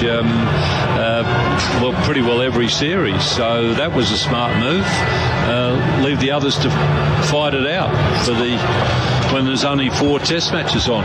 And India currently involved in their first ever day-night test match against Bangladesh. And you're right on the money, Chappelli. As always, Gary Morgan tells us our stats with thanks to Bingle that Alistair Cook made 235 not out here at the Gabba in that drawn match back in 2010.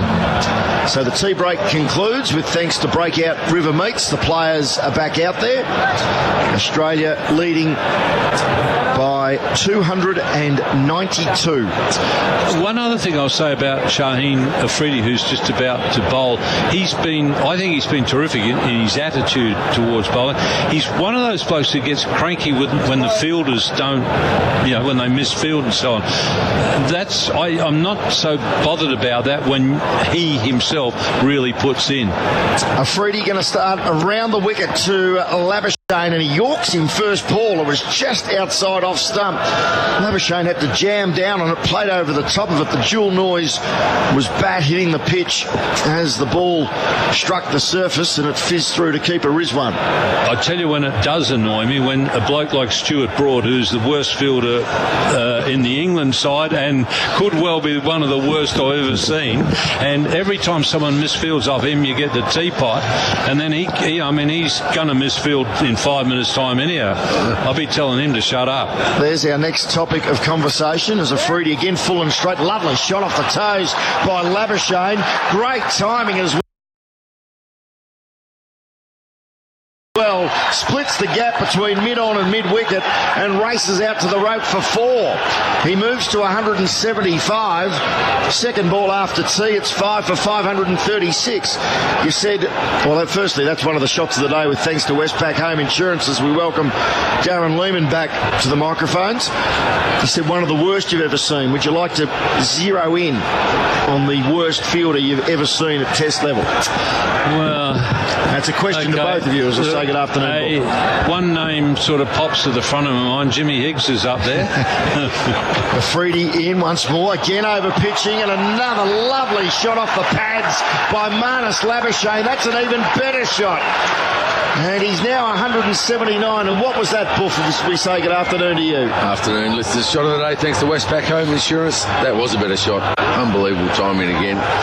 He's in good form, isn't he? I don't think it's going to take long to get to that 200.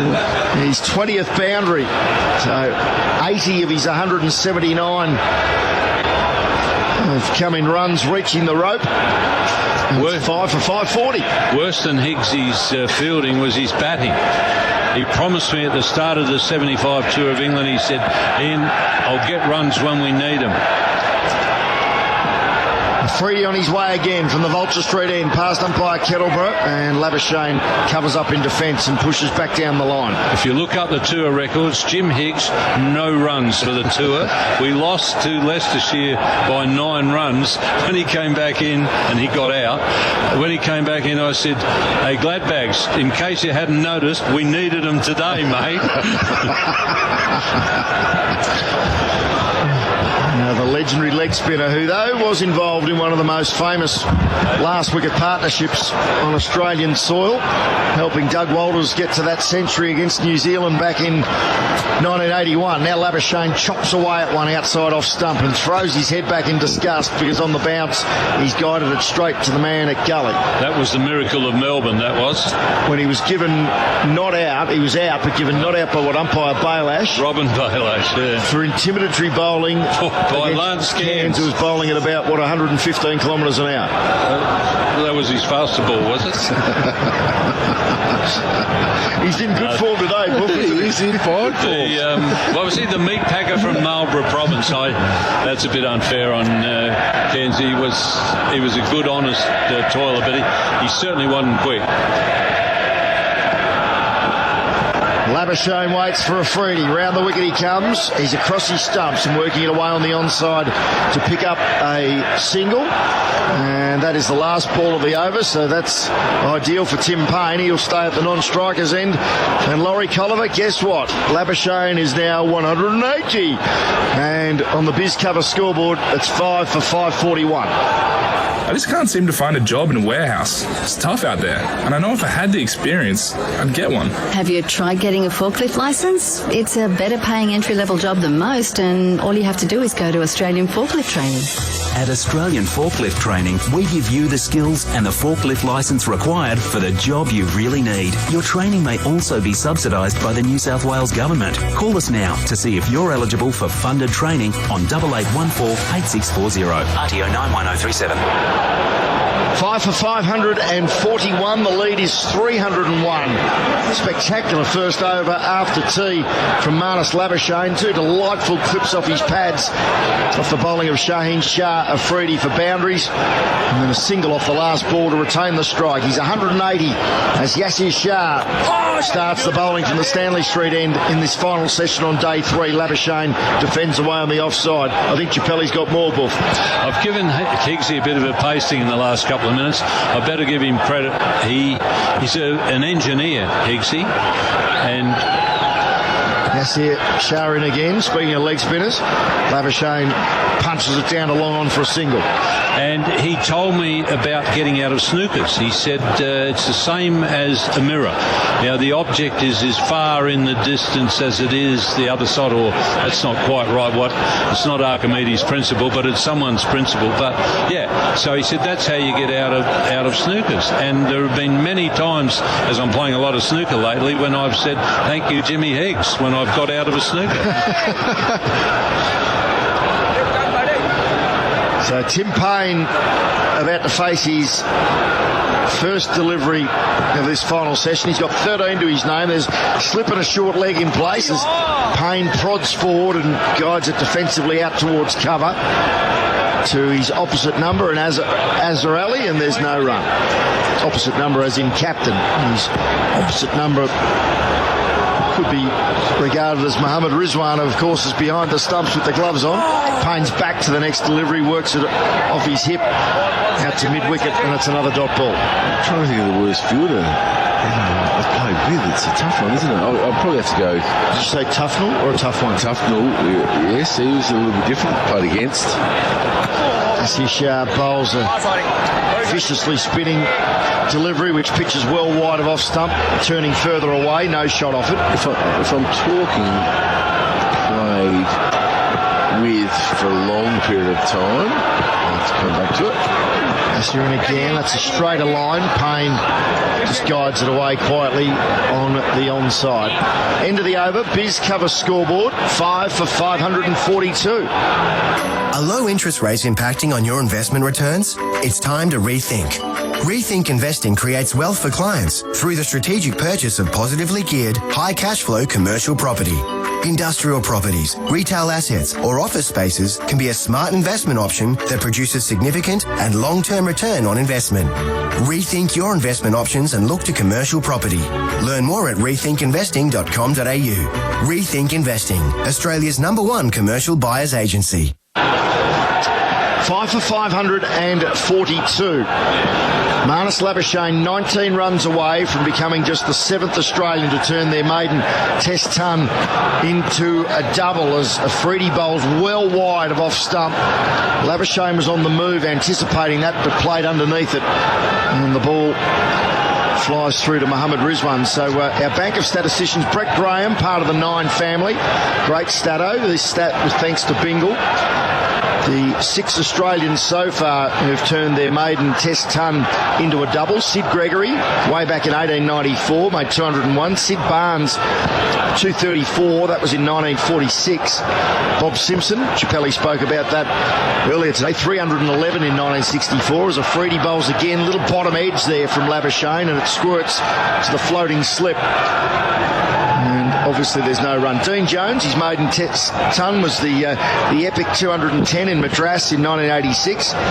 Brad Hodge, 203 not out in 2005 against South Africa over in the West. And of course, Jason Gillespie, 201 not out as Buff rolls his eyes. That's now 13 years ago, back in 2006. 13 years ago.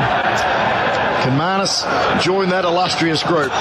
Well, he does something about it here. He goes inside out. He lifts the bowler back over mid-off. It won't reached the rope. Azarelli gives chase and they run too. He certainly didn't get all of that. That was in the air for a long time. That's still the first sign of he didn't get any runs in the first couple of deliveries, so he's going to go area route, so that says to me they're not far off.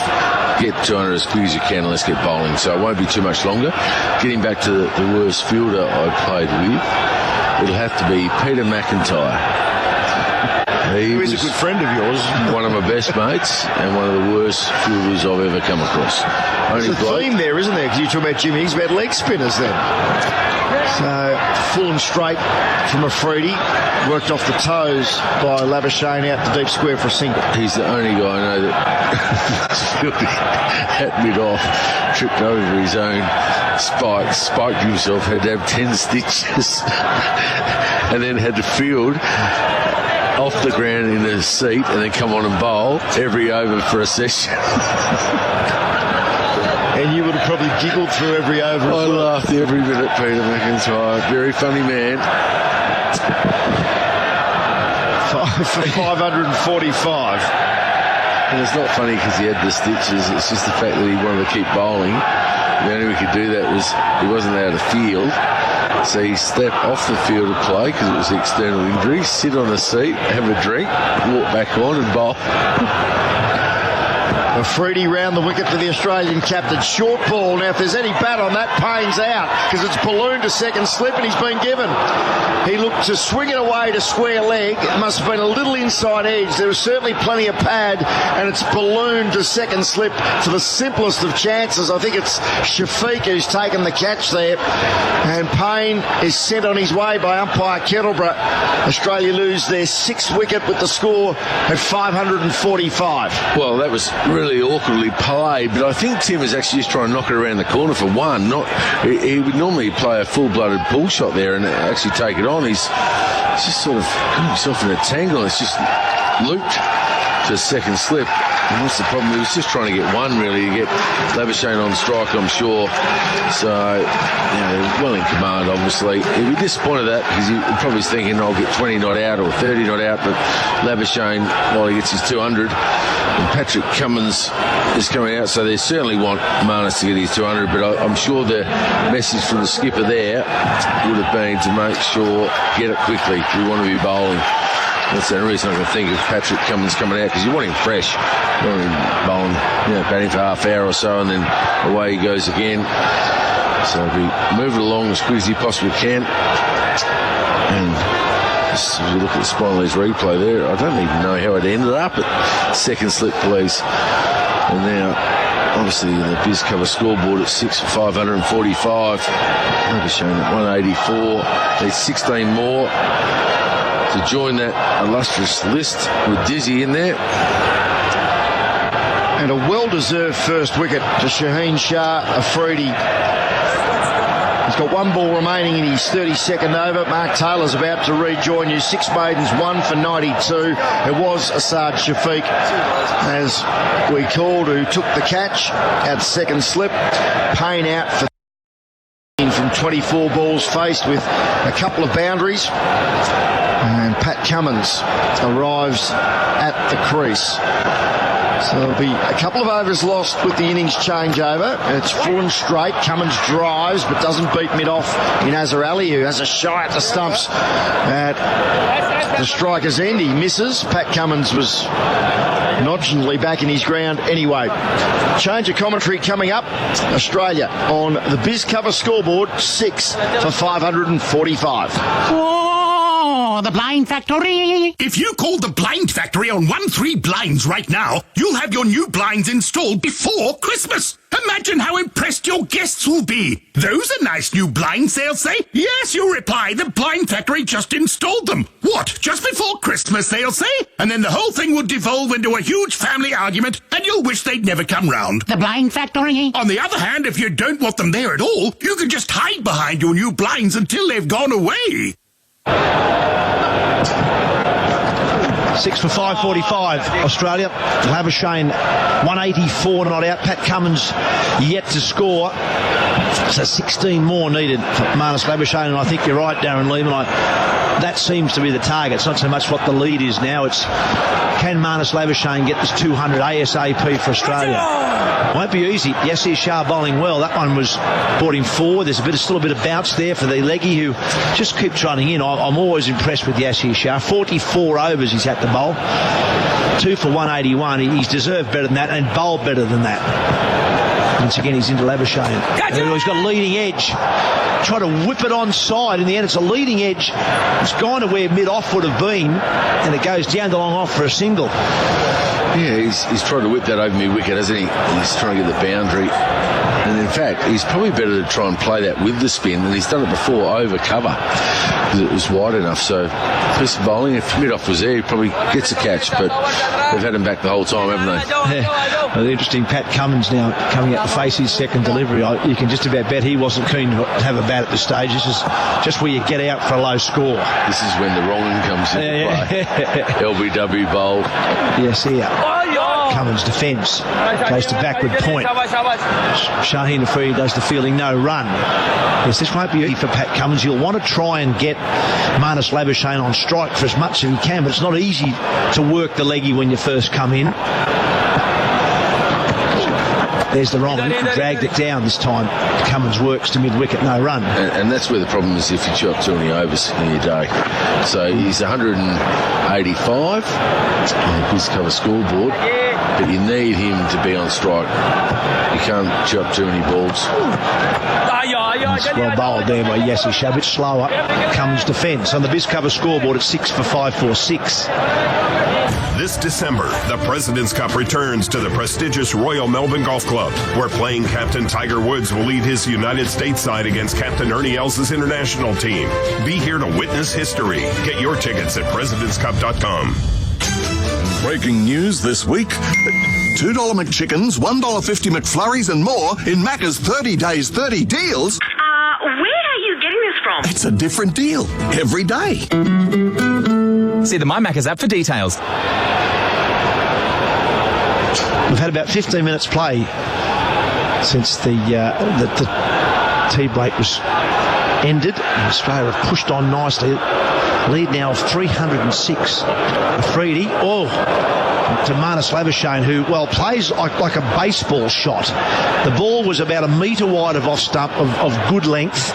Labuschagne took a step across his stumps and tried to baseball that over wide mid-on. In the end, it's a big swing and miss. Get it quickly wide of the miss. It's in pain. They've used 4 overs up after tea, so 5 now. You still lose 2, so it's 7. We're down to 24 overs required if they declare in this over. I'm sure they want 20. Yeah, that's what we were talking about too, weren't we? We were talking about 20 overs. Afridi again, Labuschagne. He's out. He guides the ball straight to the man in the gully. Slower ball from Afridi, and Labuschagne just pushed at it. I think he tried to find the gap between the gully and the point, and in the end he just balloons it to gully. Now, everyone's waiting around. Maybe because they're looking for the no ball to be reviewed. I think they are. They're not that excited, but it looks okay. I've just seen one little replay on one of the screens. He looks fine. No, he's fine there. He'll have to go, Marnus Labuschagne. And it was actually nice to see. A lot of the Pakistan players came over to Marnus, who stood his ground until they waited to check the no ball, and quite a few of them walked over to shake his hand. He drops his head momentarily, but he needn't do that. 185 is an outstanding cricket score, and the Gabba faithful are on their feet as they should be. That's a terrific innings for your maiden Test 100. And as I said before when I was on the call when he made his 100, that won't be his last. There's no way. He's too good a player. No, he's very good. He's got that number 3 for a long time. I think the way he played today, he's acknowledging the crowd as he walks off the Gabba, his first Test 100 in front of his home crowd. He'll be extremely disappointed. One thing he does do when he gets out, he takes a while to get off the ground, Marnus. He's just so disappointed in the fact he got out. He had a chance to make 200. He'll have more chances in his career. And before he gets off the ground, just about now, Mitchell Stark's already there, almost taking guard. Yeah. So, Marnus, he takes a while, but why wouldn't you enjoy the appreciation from the crowd? They're all upstanding. It's a fantastic innings, comes to an end. And nice to see Shaheen Afridi get another wickets. He has 2 for 92 now. He's deserved it. He has been the best of the quicks. So it's nice to see that a guy who's run in, he's into his 33rd over, gets some reward for his toil. And the fact that Mitchell Stark's come out to bat obviously suggests that Australia have got a plan of X amount of overs, because they could have easily declared their lead of 306. You could easily say, well, that'll do us. Labuschagne's out. 24 overs left, we reckon, if they declare now. But Australia must have some sort of idea of how many overs they want to bowl. Well, I would have just declared them. Yeah, I think so. Yeah, 3 or 4 overs. They're not scoring quick enough anyway, their openers, are they? The way they played in the first innings. And quite often this goes pear-shaped. As Afridi's in now to Stark or Yorker, and it just keeps it out, Mitchell Stark. Often you tell your lower orders, go in there and just have a bit of fun, but the harder they swing, the less they time the ball, and you end up using up 2 or 3 overs and you lose 3 for 5. Oh, and also the Yorker there lobs Mitchell Stark on his boot, hits his toe, can't bowl. There's sort of things, when you're so far in front of the game, you'd probably go the other way and just say, you know what, that's enough, let's get bowling. They're not going to score quick enough anyway, so you just say, look, the extra overs, we might get an extra wicket tonight. I'll tell you what, I reckon Mitchell Stark will be trying though. He loves to have a bit of a swing. Here's Afridi again to Stark. Bouncer. No problem for Stark. He just sways out of the road. And that just carries through. That shows you the ball's getting a bit old and a bit soft. Probably Shaheen Afridi getting a little bit tired as well. It just carried through to Rizwan, the keeper. I've just got Ian Chappell coming back into it, and he's talking about getting off the field quickly. We were just talking about that. Marnus is one of the worst, so you'll get used to saying that with him most of the time. Why? I mean, I never found a reason to want to hang around. No. When you got out, you get the hell out of there. Yeah. Quick as you can. Afridi again to start. He guides to gully. No run there. Yeah, I suspect, just watching the play live, that someone must have said to him that there's a chance this could be a no ball, because he stayed at the crease for a good 15-20 seconds before he actually moved at all, and it was a very clear catch waist high to gully, so there was never any problem about him being out or not. So someone must have said there's a chance it's a no ball. And eventually, when we saw a replay, clearly not a no ball, he then started to move towards the very slowly. Very slowly, yeah. It wasn't the hanging around at the crease that bothered me, it was getting off slowly. Afridi again to Stark, who drives the big quicks down, and he does feeling off his own bowling. So a successful over for Shaheen Afridi on the Biz Cover scoreboard. Australia are now 7 for 546. Harvey Norman 5-day frenzy. Acer Spin 1 2-in-1 laptop now $397, save $200. Feature packed HP Envy X360 laptop only $1397, save $400. Nikon D3500 DSLR single lens kit just $498, save $200. Samsung Galaxy S10 unlocked Optus variant 128 gig only $944. Terms and conditions apply. See store for details. 5-day frenzy ends Monday at Harvey Norman. So Australia 306 runs in front. Yasir Shah will continue. Pat Cummins on strike. And he pushes to mid-off, long off should I say, and picks up a single. Well, I must admit, I'm even surprised that they're keeping that man back now. The chance of a couple of wickets here for the tail end. They were both on naught. Cummins now on 1. Well, Mitchell Stark will try and clear his front leg and hit it over long on or mid-wicket. But you're right, there's no need to be batting now, really. Australian team should get bowling. Oh, the extra couple of overs, we're down to 23 now, and we say 152, 154 overs. That leaves you 87, leaves you 23 at the moment. 23, really. If they declare now.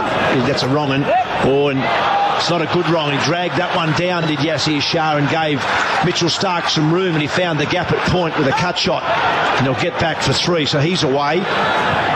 Yeah, well, I I agree. I think if you're looking at 20 overs left in the day's play to bowl, you've got 4 main bowlers. Well, there's 5 each. And you'd really want to, if you can, give someone maybe 6 or 7, give them 2 spells. That's right. If they get it right, you want them bowling extra over or 2. So, or you're cutting them down a bit. You want them to bowl another quick couple of overs at the back end of the day. You can bowl, say, a Cummins or whoever, a Stark for 4 and then bring him back for 2 right at the end of the day. But now you're really limiting your opportunities to do that. Yes, here to Cummins, who drives nicely, handsomely through the gap between cover point and cover. He's timed that sweetly.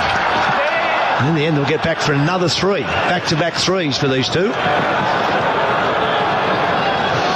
I'd rather prefer the overs, just the extra over here and there. That's the one. Especially when you've got someone like Stark or Cummins or Hazel, they get on a roll, pick up a couple. You want the extra overs tonight.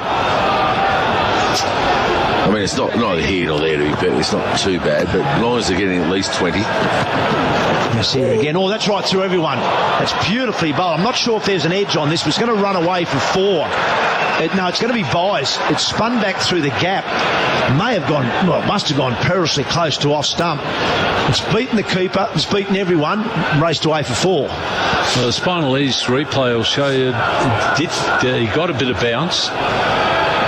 Completely beat Stark. Fooled the keeper. Went over the top of the stumps. It's his luck. Yes, he's sharp. That's the wrong one. This time Stark works it fine. We'll get 2 more here. This is a profitable over. I think it's an indication of how comfortable the Australians feel about the match and winning it. And I think it's saying, well, here's an opportunity for the lower order blokes to have a bit of a hit. But I think they're pretty confident they can wrap it up in a hurry. Bowling. Lead 3-19 now at the moment. Yasir again. Oh, that's got to be out. That has to be plumb, and it is. It was a quicker ball from Yasir Shah. Now, unless this pitched outside leg, like our angle from our commentary box is not absolutely ideal, but it looked absolutely plumb. He's going to review this, Mitchell Stark. But just watching it live, you got a hit on the crease, and the ball goes to first if that's never a good sign. On-field decision is out. Right here. We start with the front foot first, please. It's Michael Goff, the third umpire. The spinal ease replay. He's checked the no ball first. That's a fair delivery, thank you. Can we move on to front? No problem there, please. I said it's going to be. I don't think he's hit it. I'm pretty sure he hasn't hit it. So it's just whether it's pitched on the stumps, because it looked to me live it was going to cannon into about middle stump. Hotspot, please, when available. And it's hit low on the knee roll, so height's not going to be a problem. Okay, nothing on hotspot. Can we just confirm that with Snickle, please? You can hear Michael Goff there just checking there's no edge, and there doesn't look like an edge on the replays, the spinal ease replays we can see. Hitting the pad, so they're now going to go to ball tracking. To ball tracking when available, please. Ball tracking coming up now, Richard. Mitchell Stark's already now starting to walk off the ground. It's hitting the wickets, so I'll get you to stay with your original decision. It's pitching middle, hitting in line with middle, and going on to hit, middle and leg. That is what's called out LBW when I was brought up in this game. That's one of those reviews that you're not happy about, Marcus. Well, to me, that's almost finable. That sort of review. That's frivolous, I think. Frivolous reviews. Why is that reviewed? Only because you've got a couple up your sleeve. But if you haven't hit that ball, you must know as a batsman, and I'm sure Mitchell Stark does. You know you're out. Well, it's wasting time in the game. It gets back to what the ICC told us at Channel 9 many years ago, that the DRS is there to get the correct decision and get rid of the howler. Well, that ain't no howler. I mean, the one that Richard Illingworth gave earlier on was a howler. Yeah, because he hit it. Inside edge. I have no problem with that being overturned, but 50-50 decisions should never be allowed to be reviewed. Well, it almost should be just with the umpire. It's got to be with the umpire. Yeah. So he said, I'm not reviewing that. That's out. Get walking. Yeah. saves so much time as well in the game. No, it's ridiculous. The other one, if he gives it out, the inside edge off Labuschagne this morning, he said, look, I'm giving it out, but I just want to check he didn't hit it. You know, like, I'm just not sure. Does that make sense? Oh, no, I let the umpire on the field make the decision, and then the guy up in the third umpire, he says, oh, hang on. I mean, they stopped the player now, anyhow. Yeah, absolutely. Well, Shaheen Afridi is going to bowl the next ball. The new batsman out there. I just think it's Nathan Lyon has made his way out to the middle. He was at non-strikers end because that wicket fell from the last ball of Yasir Shah over. He now has 3 for 191 and Australia 8 for 559. Yeah, see, the other one that I didn't like during the Ashes series a couple of times, the batsmen who've actually hit the ball and get caught and then review, having chatted to their mate. I'm thinking, well, you know if you've hit the ball or not, and if the ball's been caught. Well, you're just hoping for a glitch in technology maybe to get the decision overturned. That's also frivolous, not good for the game. Nathan Lyon defends to mid-on off Afridi. I think, wasn't your statement, I think, when it was a couple of seasons back, frivolous reviews, you should lose your review. Yeah. Didn't you say that? Yeah. Well, you do. Anyway, you lose one there. Yeah. Maybe you lose two. If you've got another one, you lose that as well. That's not a bad idea. Because I think that was your suggestion. Yeah, that's just it's a wasting time. We're talking about over rates at the tea break. There's a couple of minutes we could have done without. That ball, as I said, from a leg spinner bowling to a left-hander, it's pitched middle, hit the batsman on middle, is going to hit middle and leg. That's just, unless you've hit that ball, that's not a review. Nathan Lyon's away. He tucks one off his hip down to fine leg for a single. So he's 1. Pat Cummins is 5. It's 8 for 561 now, Australia. They lead by 321. Yeah, no, I've always thought it should be with the umpires, and the ICC tell the umpires you only overturn anything that is blatant, or is a howler. If it's a 50-50 LBW, you don't even look at it. So Afridi to Cummins now round the wicket. He drives, he beats cover. Yasir Shah, I think that is chasing the ball from cover. Doing it well also. He's bowled a lot of overs and hairs after that and keeps it to 2. Does well. Yeah, there's two guys. The bloke who's bowling, Shaheen Shah Afridi, he puts in both when he's bowling and in the field. And Yasir, you can't complain about the effort he puts in the field. And he's very energetic when he's bowling. So 2 slips in place for and he's on strike. And a gully, very orthodox field. 2 back on the hook shot, 1 at square leg, 1 at deep fine leg. And he gets a short ball. It's really short. It'll almost be a wide, that one. Cummins comfortably underneath that delivery. There's a bit of a toe banger, that one, wasn't it? It was bowler's toe. You know, we wouldn't be surprised if both these guys are getting a little bit wary, I suspect. As I said, Shaheen Afridi's just about to complete his 34th over. Yasir Shah at the other end's bowled 46. They're only going to bowl once. Unless they bat very, very well, obviously. Yeah. Afridi, last ball to Cummins, who tries to play the back cut in the end, the bottom edge, straight back down the pitch for no run. The Viscover scoreboard has Australia at 8 for 563. Have you applied for a warehouse worker role only to be told you don't have the experience and that you need a forklift license? Well, Australian Forklift Training has the solution. We can give you the skills and the forklift license you want to secure the job you really need. And best of all, this may be subsidised by the New South Wales Government. That's right, call Australian Forklift Training today to see if you're eligible for funded training to get you working fast. Call us now on 8814 8640. RTO 91037. So Australia's lead is 223. They're batting on here. And we were all thinking in Ptv Sports radio commentary box. There are about 20 overs that we reckon they want to have a bowl at. That's just our guesstimate. There's 24 overs left to be bowled today. Bear in mind that the 2 overs for the change of innings, and I dare say we'll have an innings break at some stage over the next half hour or so. Jesse Shah continues, and Nathan Lyon, that's a lovely shot. Oh, shot of the day, with thanks to Westpac Home Insurance from Nathan Lyon. Guides it behind point for 4. The back cut.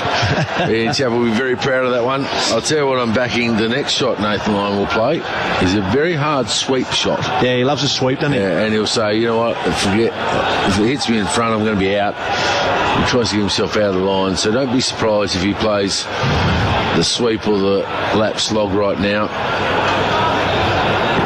Yes, here again. Line to the Australian off spinner. Line forward. Solid defence placed to cover. There's a slip in place for Nathan Lyon and a back pad. Just a regulation offside field with a sort of shortish cover and a deepish extra cover and a backward point. Yes, here again. Line forward again. Nicely bowled. He defends. Hits the shoulder of the bat. And goes back with a point, no run.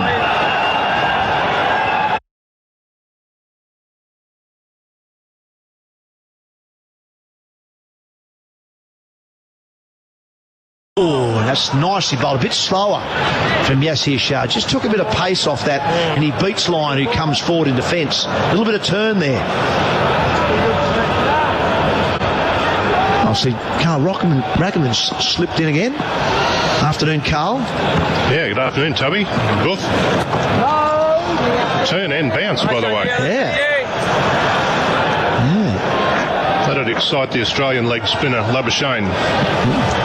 And maybe Nathan Lyon as well. Maybe Nathan Lyon He even. might be a little interested as well, I'd suspect. I'd say so. That one's wide. Well, Stutton really does turn this time. Lyon offers no shot and it goes through to the keeper. 8 for 4, 567 on the BizCover scoreboard. Kia Open Season is on now with the family-friendly Sportage SX medium SUV. Featuring AEB safety, reverse camera, parking sensors and premium JBL sound system from a match-winning 32,490 drive away with auto. Plus Australia's best 7-year warranty. Kia, major partner of the Australian Open. Offer ends November 30. Warranty terms at kia.com.au. Imran Khan is going to be the new bowler from the Vulture Street end, so we've got a bowling change. Shaheen Shah Afridi ended up with 34 overs, 7 maidens, 2 for 96. So he's avoided what we used to call the sidecar, the 100 runs conceded. He's avoided that, 2 for 96, and may well be his last spell. Time will tell. Here's Imran Khan to Cummins. Cummins defends on the back foot to the man in the gully. No run.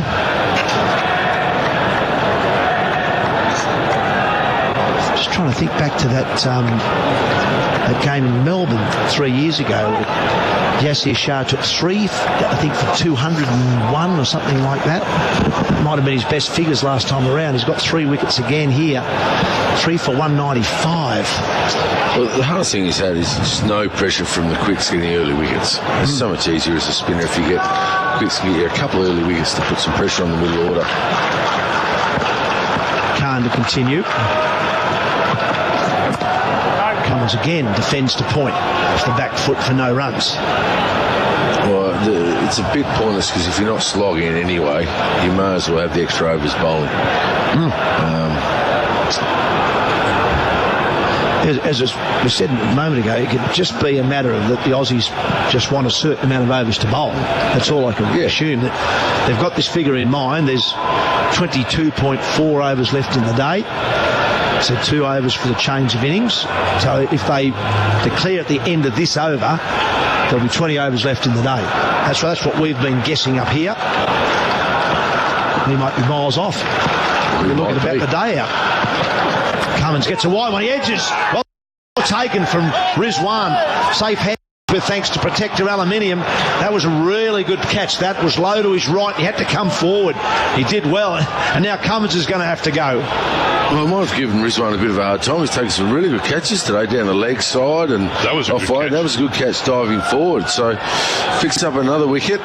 So all of a sudden the 9 for 5, 67. The declaration will be very, very close, you would think, or just get bowled out now. 4 catches for Rizwan. Safe hands to Protector Aluminium. All of a sudden wickets are falling. Yeah. Might have to worry about the declaration. Then we'll never know what they had in mind. Well, if they're going to get bowled out, and if that means one more wicket to fall, well, I'd like to see it go to the leg spinner. Well, knowing how, and this is nothing against great Joshy Hazelwood, who I love, he might have a chance to hit a 6 off the leg spinner. Well, I dare say he might be trying because but he's got a flick over gully, like a cut shot in the air against the quicks. Oh, I don't know about that. Outside of that, cover drive. And that's about it. I don't reckon he was thinking about batting half an hour ago, Josh Hazelwood. He was probably thinking about maybe strapping up the ankle or whatever you need to do to be a fast bowler these days and getting ready for bowling. But now he's out in the middle. Replaces Pat Cummins. That was a very good catch from Mohammad Rizwan. It didn't look like it was going to carry. It was almost a toe of the bat, and the ball was dying all the time, and Rizwan did well. He came forward to take a good catch. So we've now got 2 slips in place. Imran Khan has his first wicket. He's 1 for 70 from his 22 overs. And Hazelwood facing up. Oh, and he gets an inside edge to a ball that kept a little bit low. But he'll get off the mark. He'll sneak through for a single as the ball goes to square leg.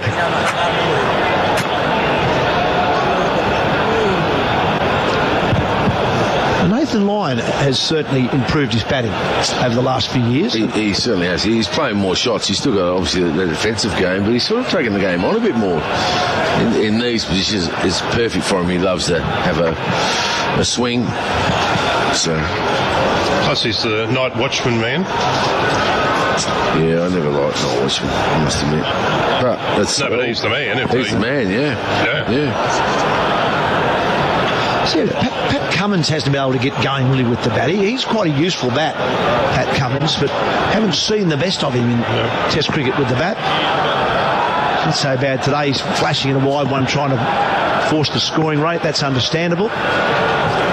Can't look at the line, down the leg side, and he flicks at it, tries to get it down to fine leg, and it carries through nicely to Rizwan, that one. Bit of extra pace and bounce there. Now, the speed gun, that delivery, I thought, gee whiz, that's come through nice, and apparently that was 130 Ks. That looked a lot more than 130 Ks.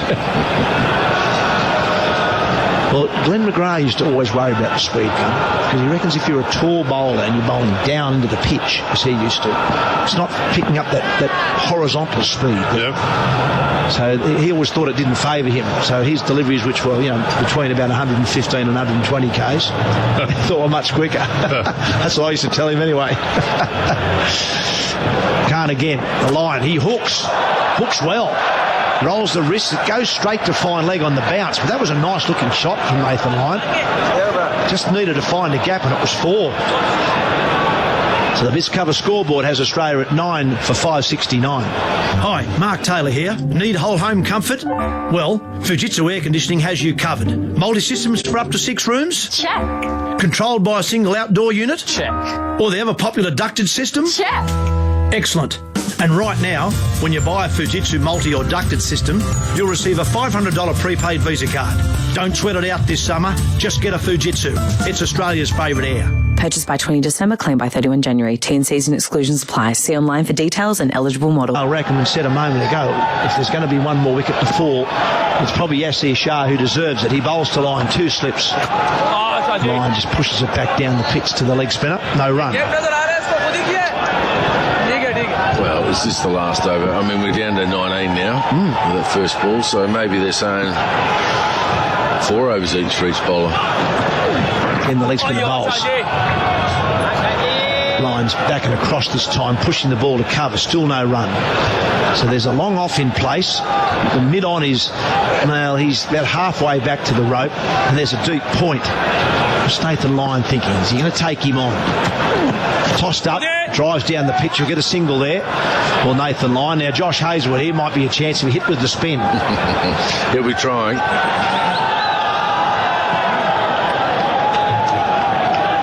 570 the total for Australia on the Biz Cover scoreboard, so a lead of 330. We've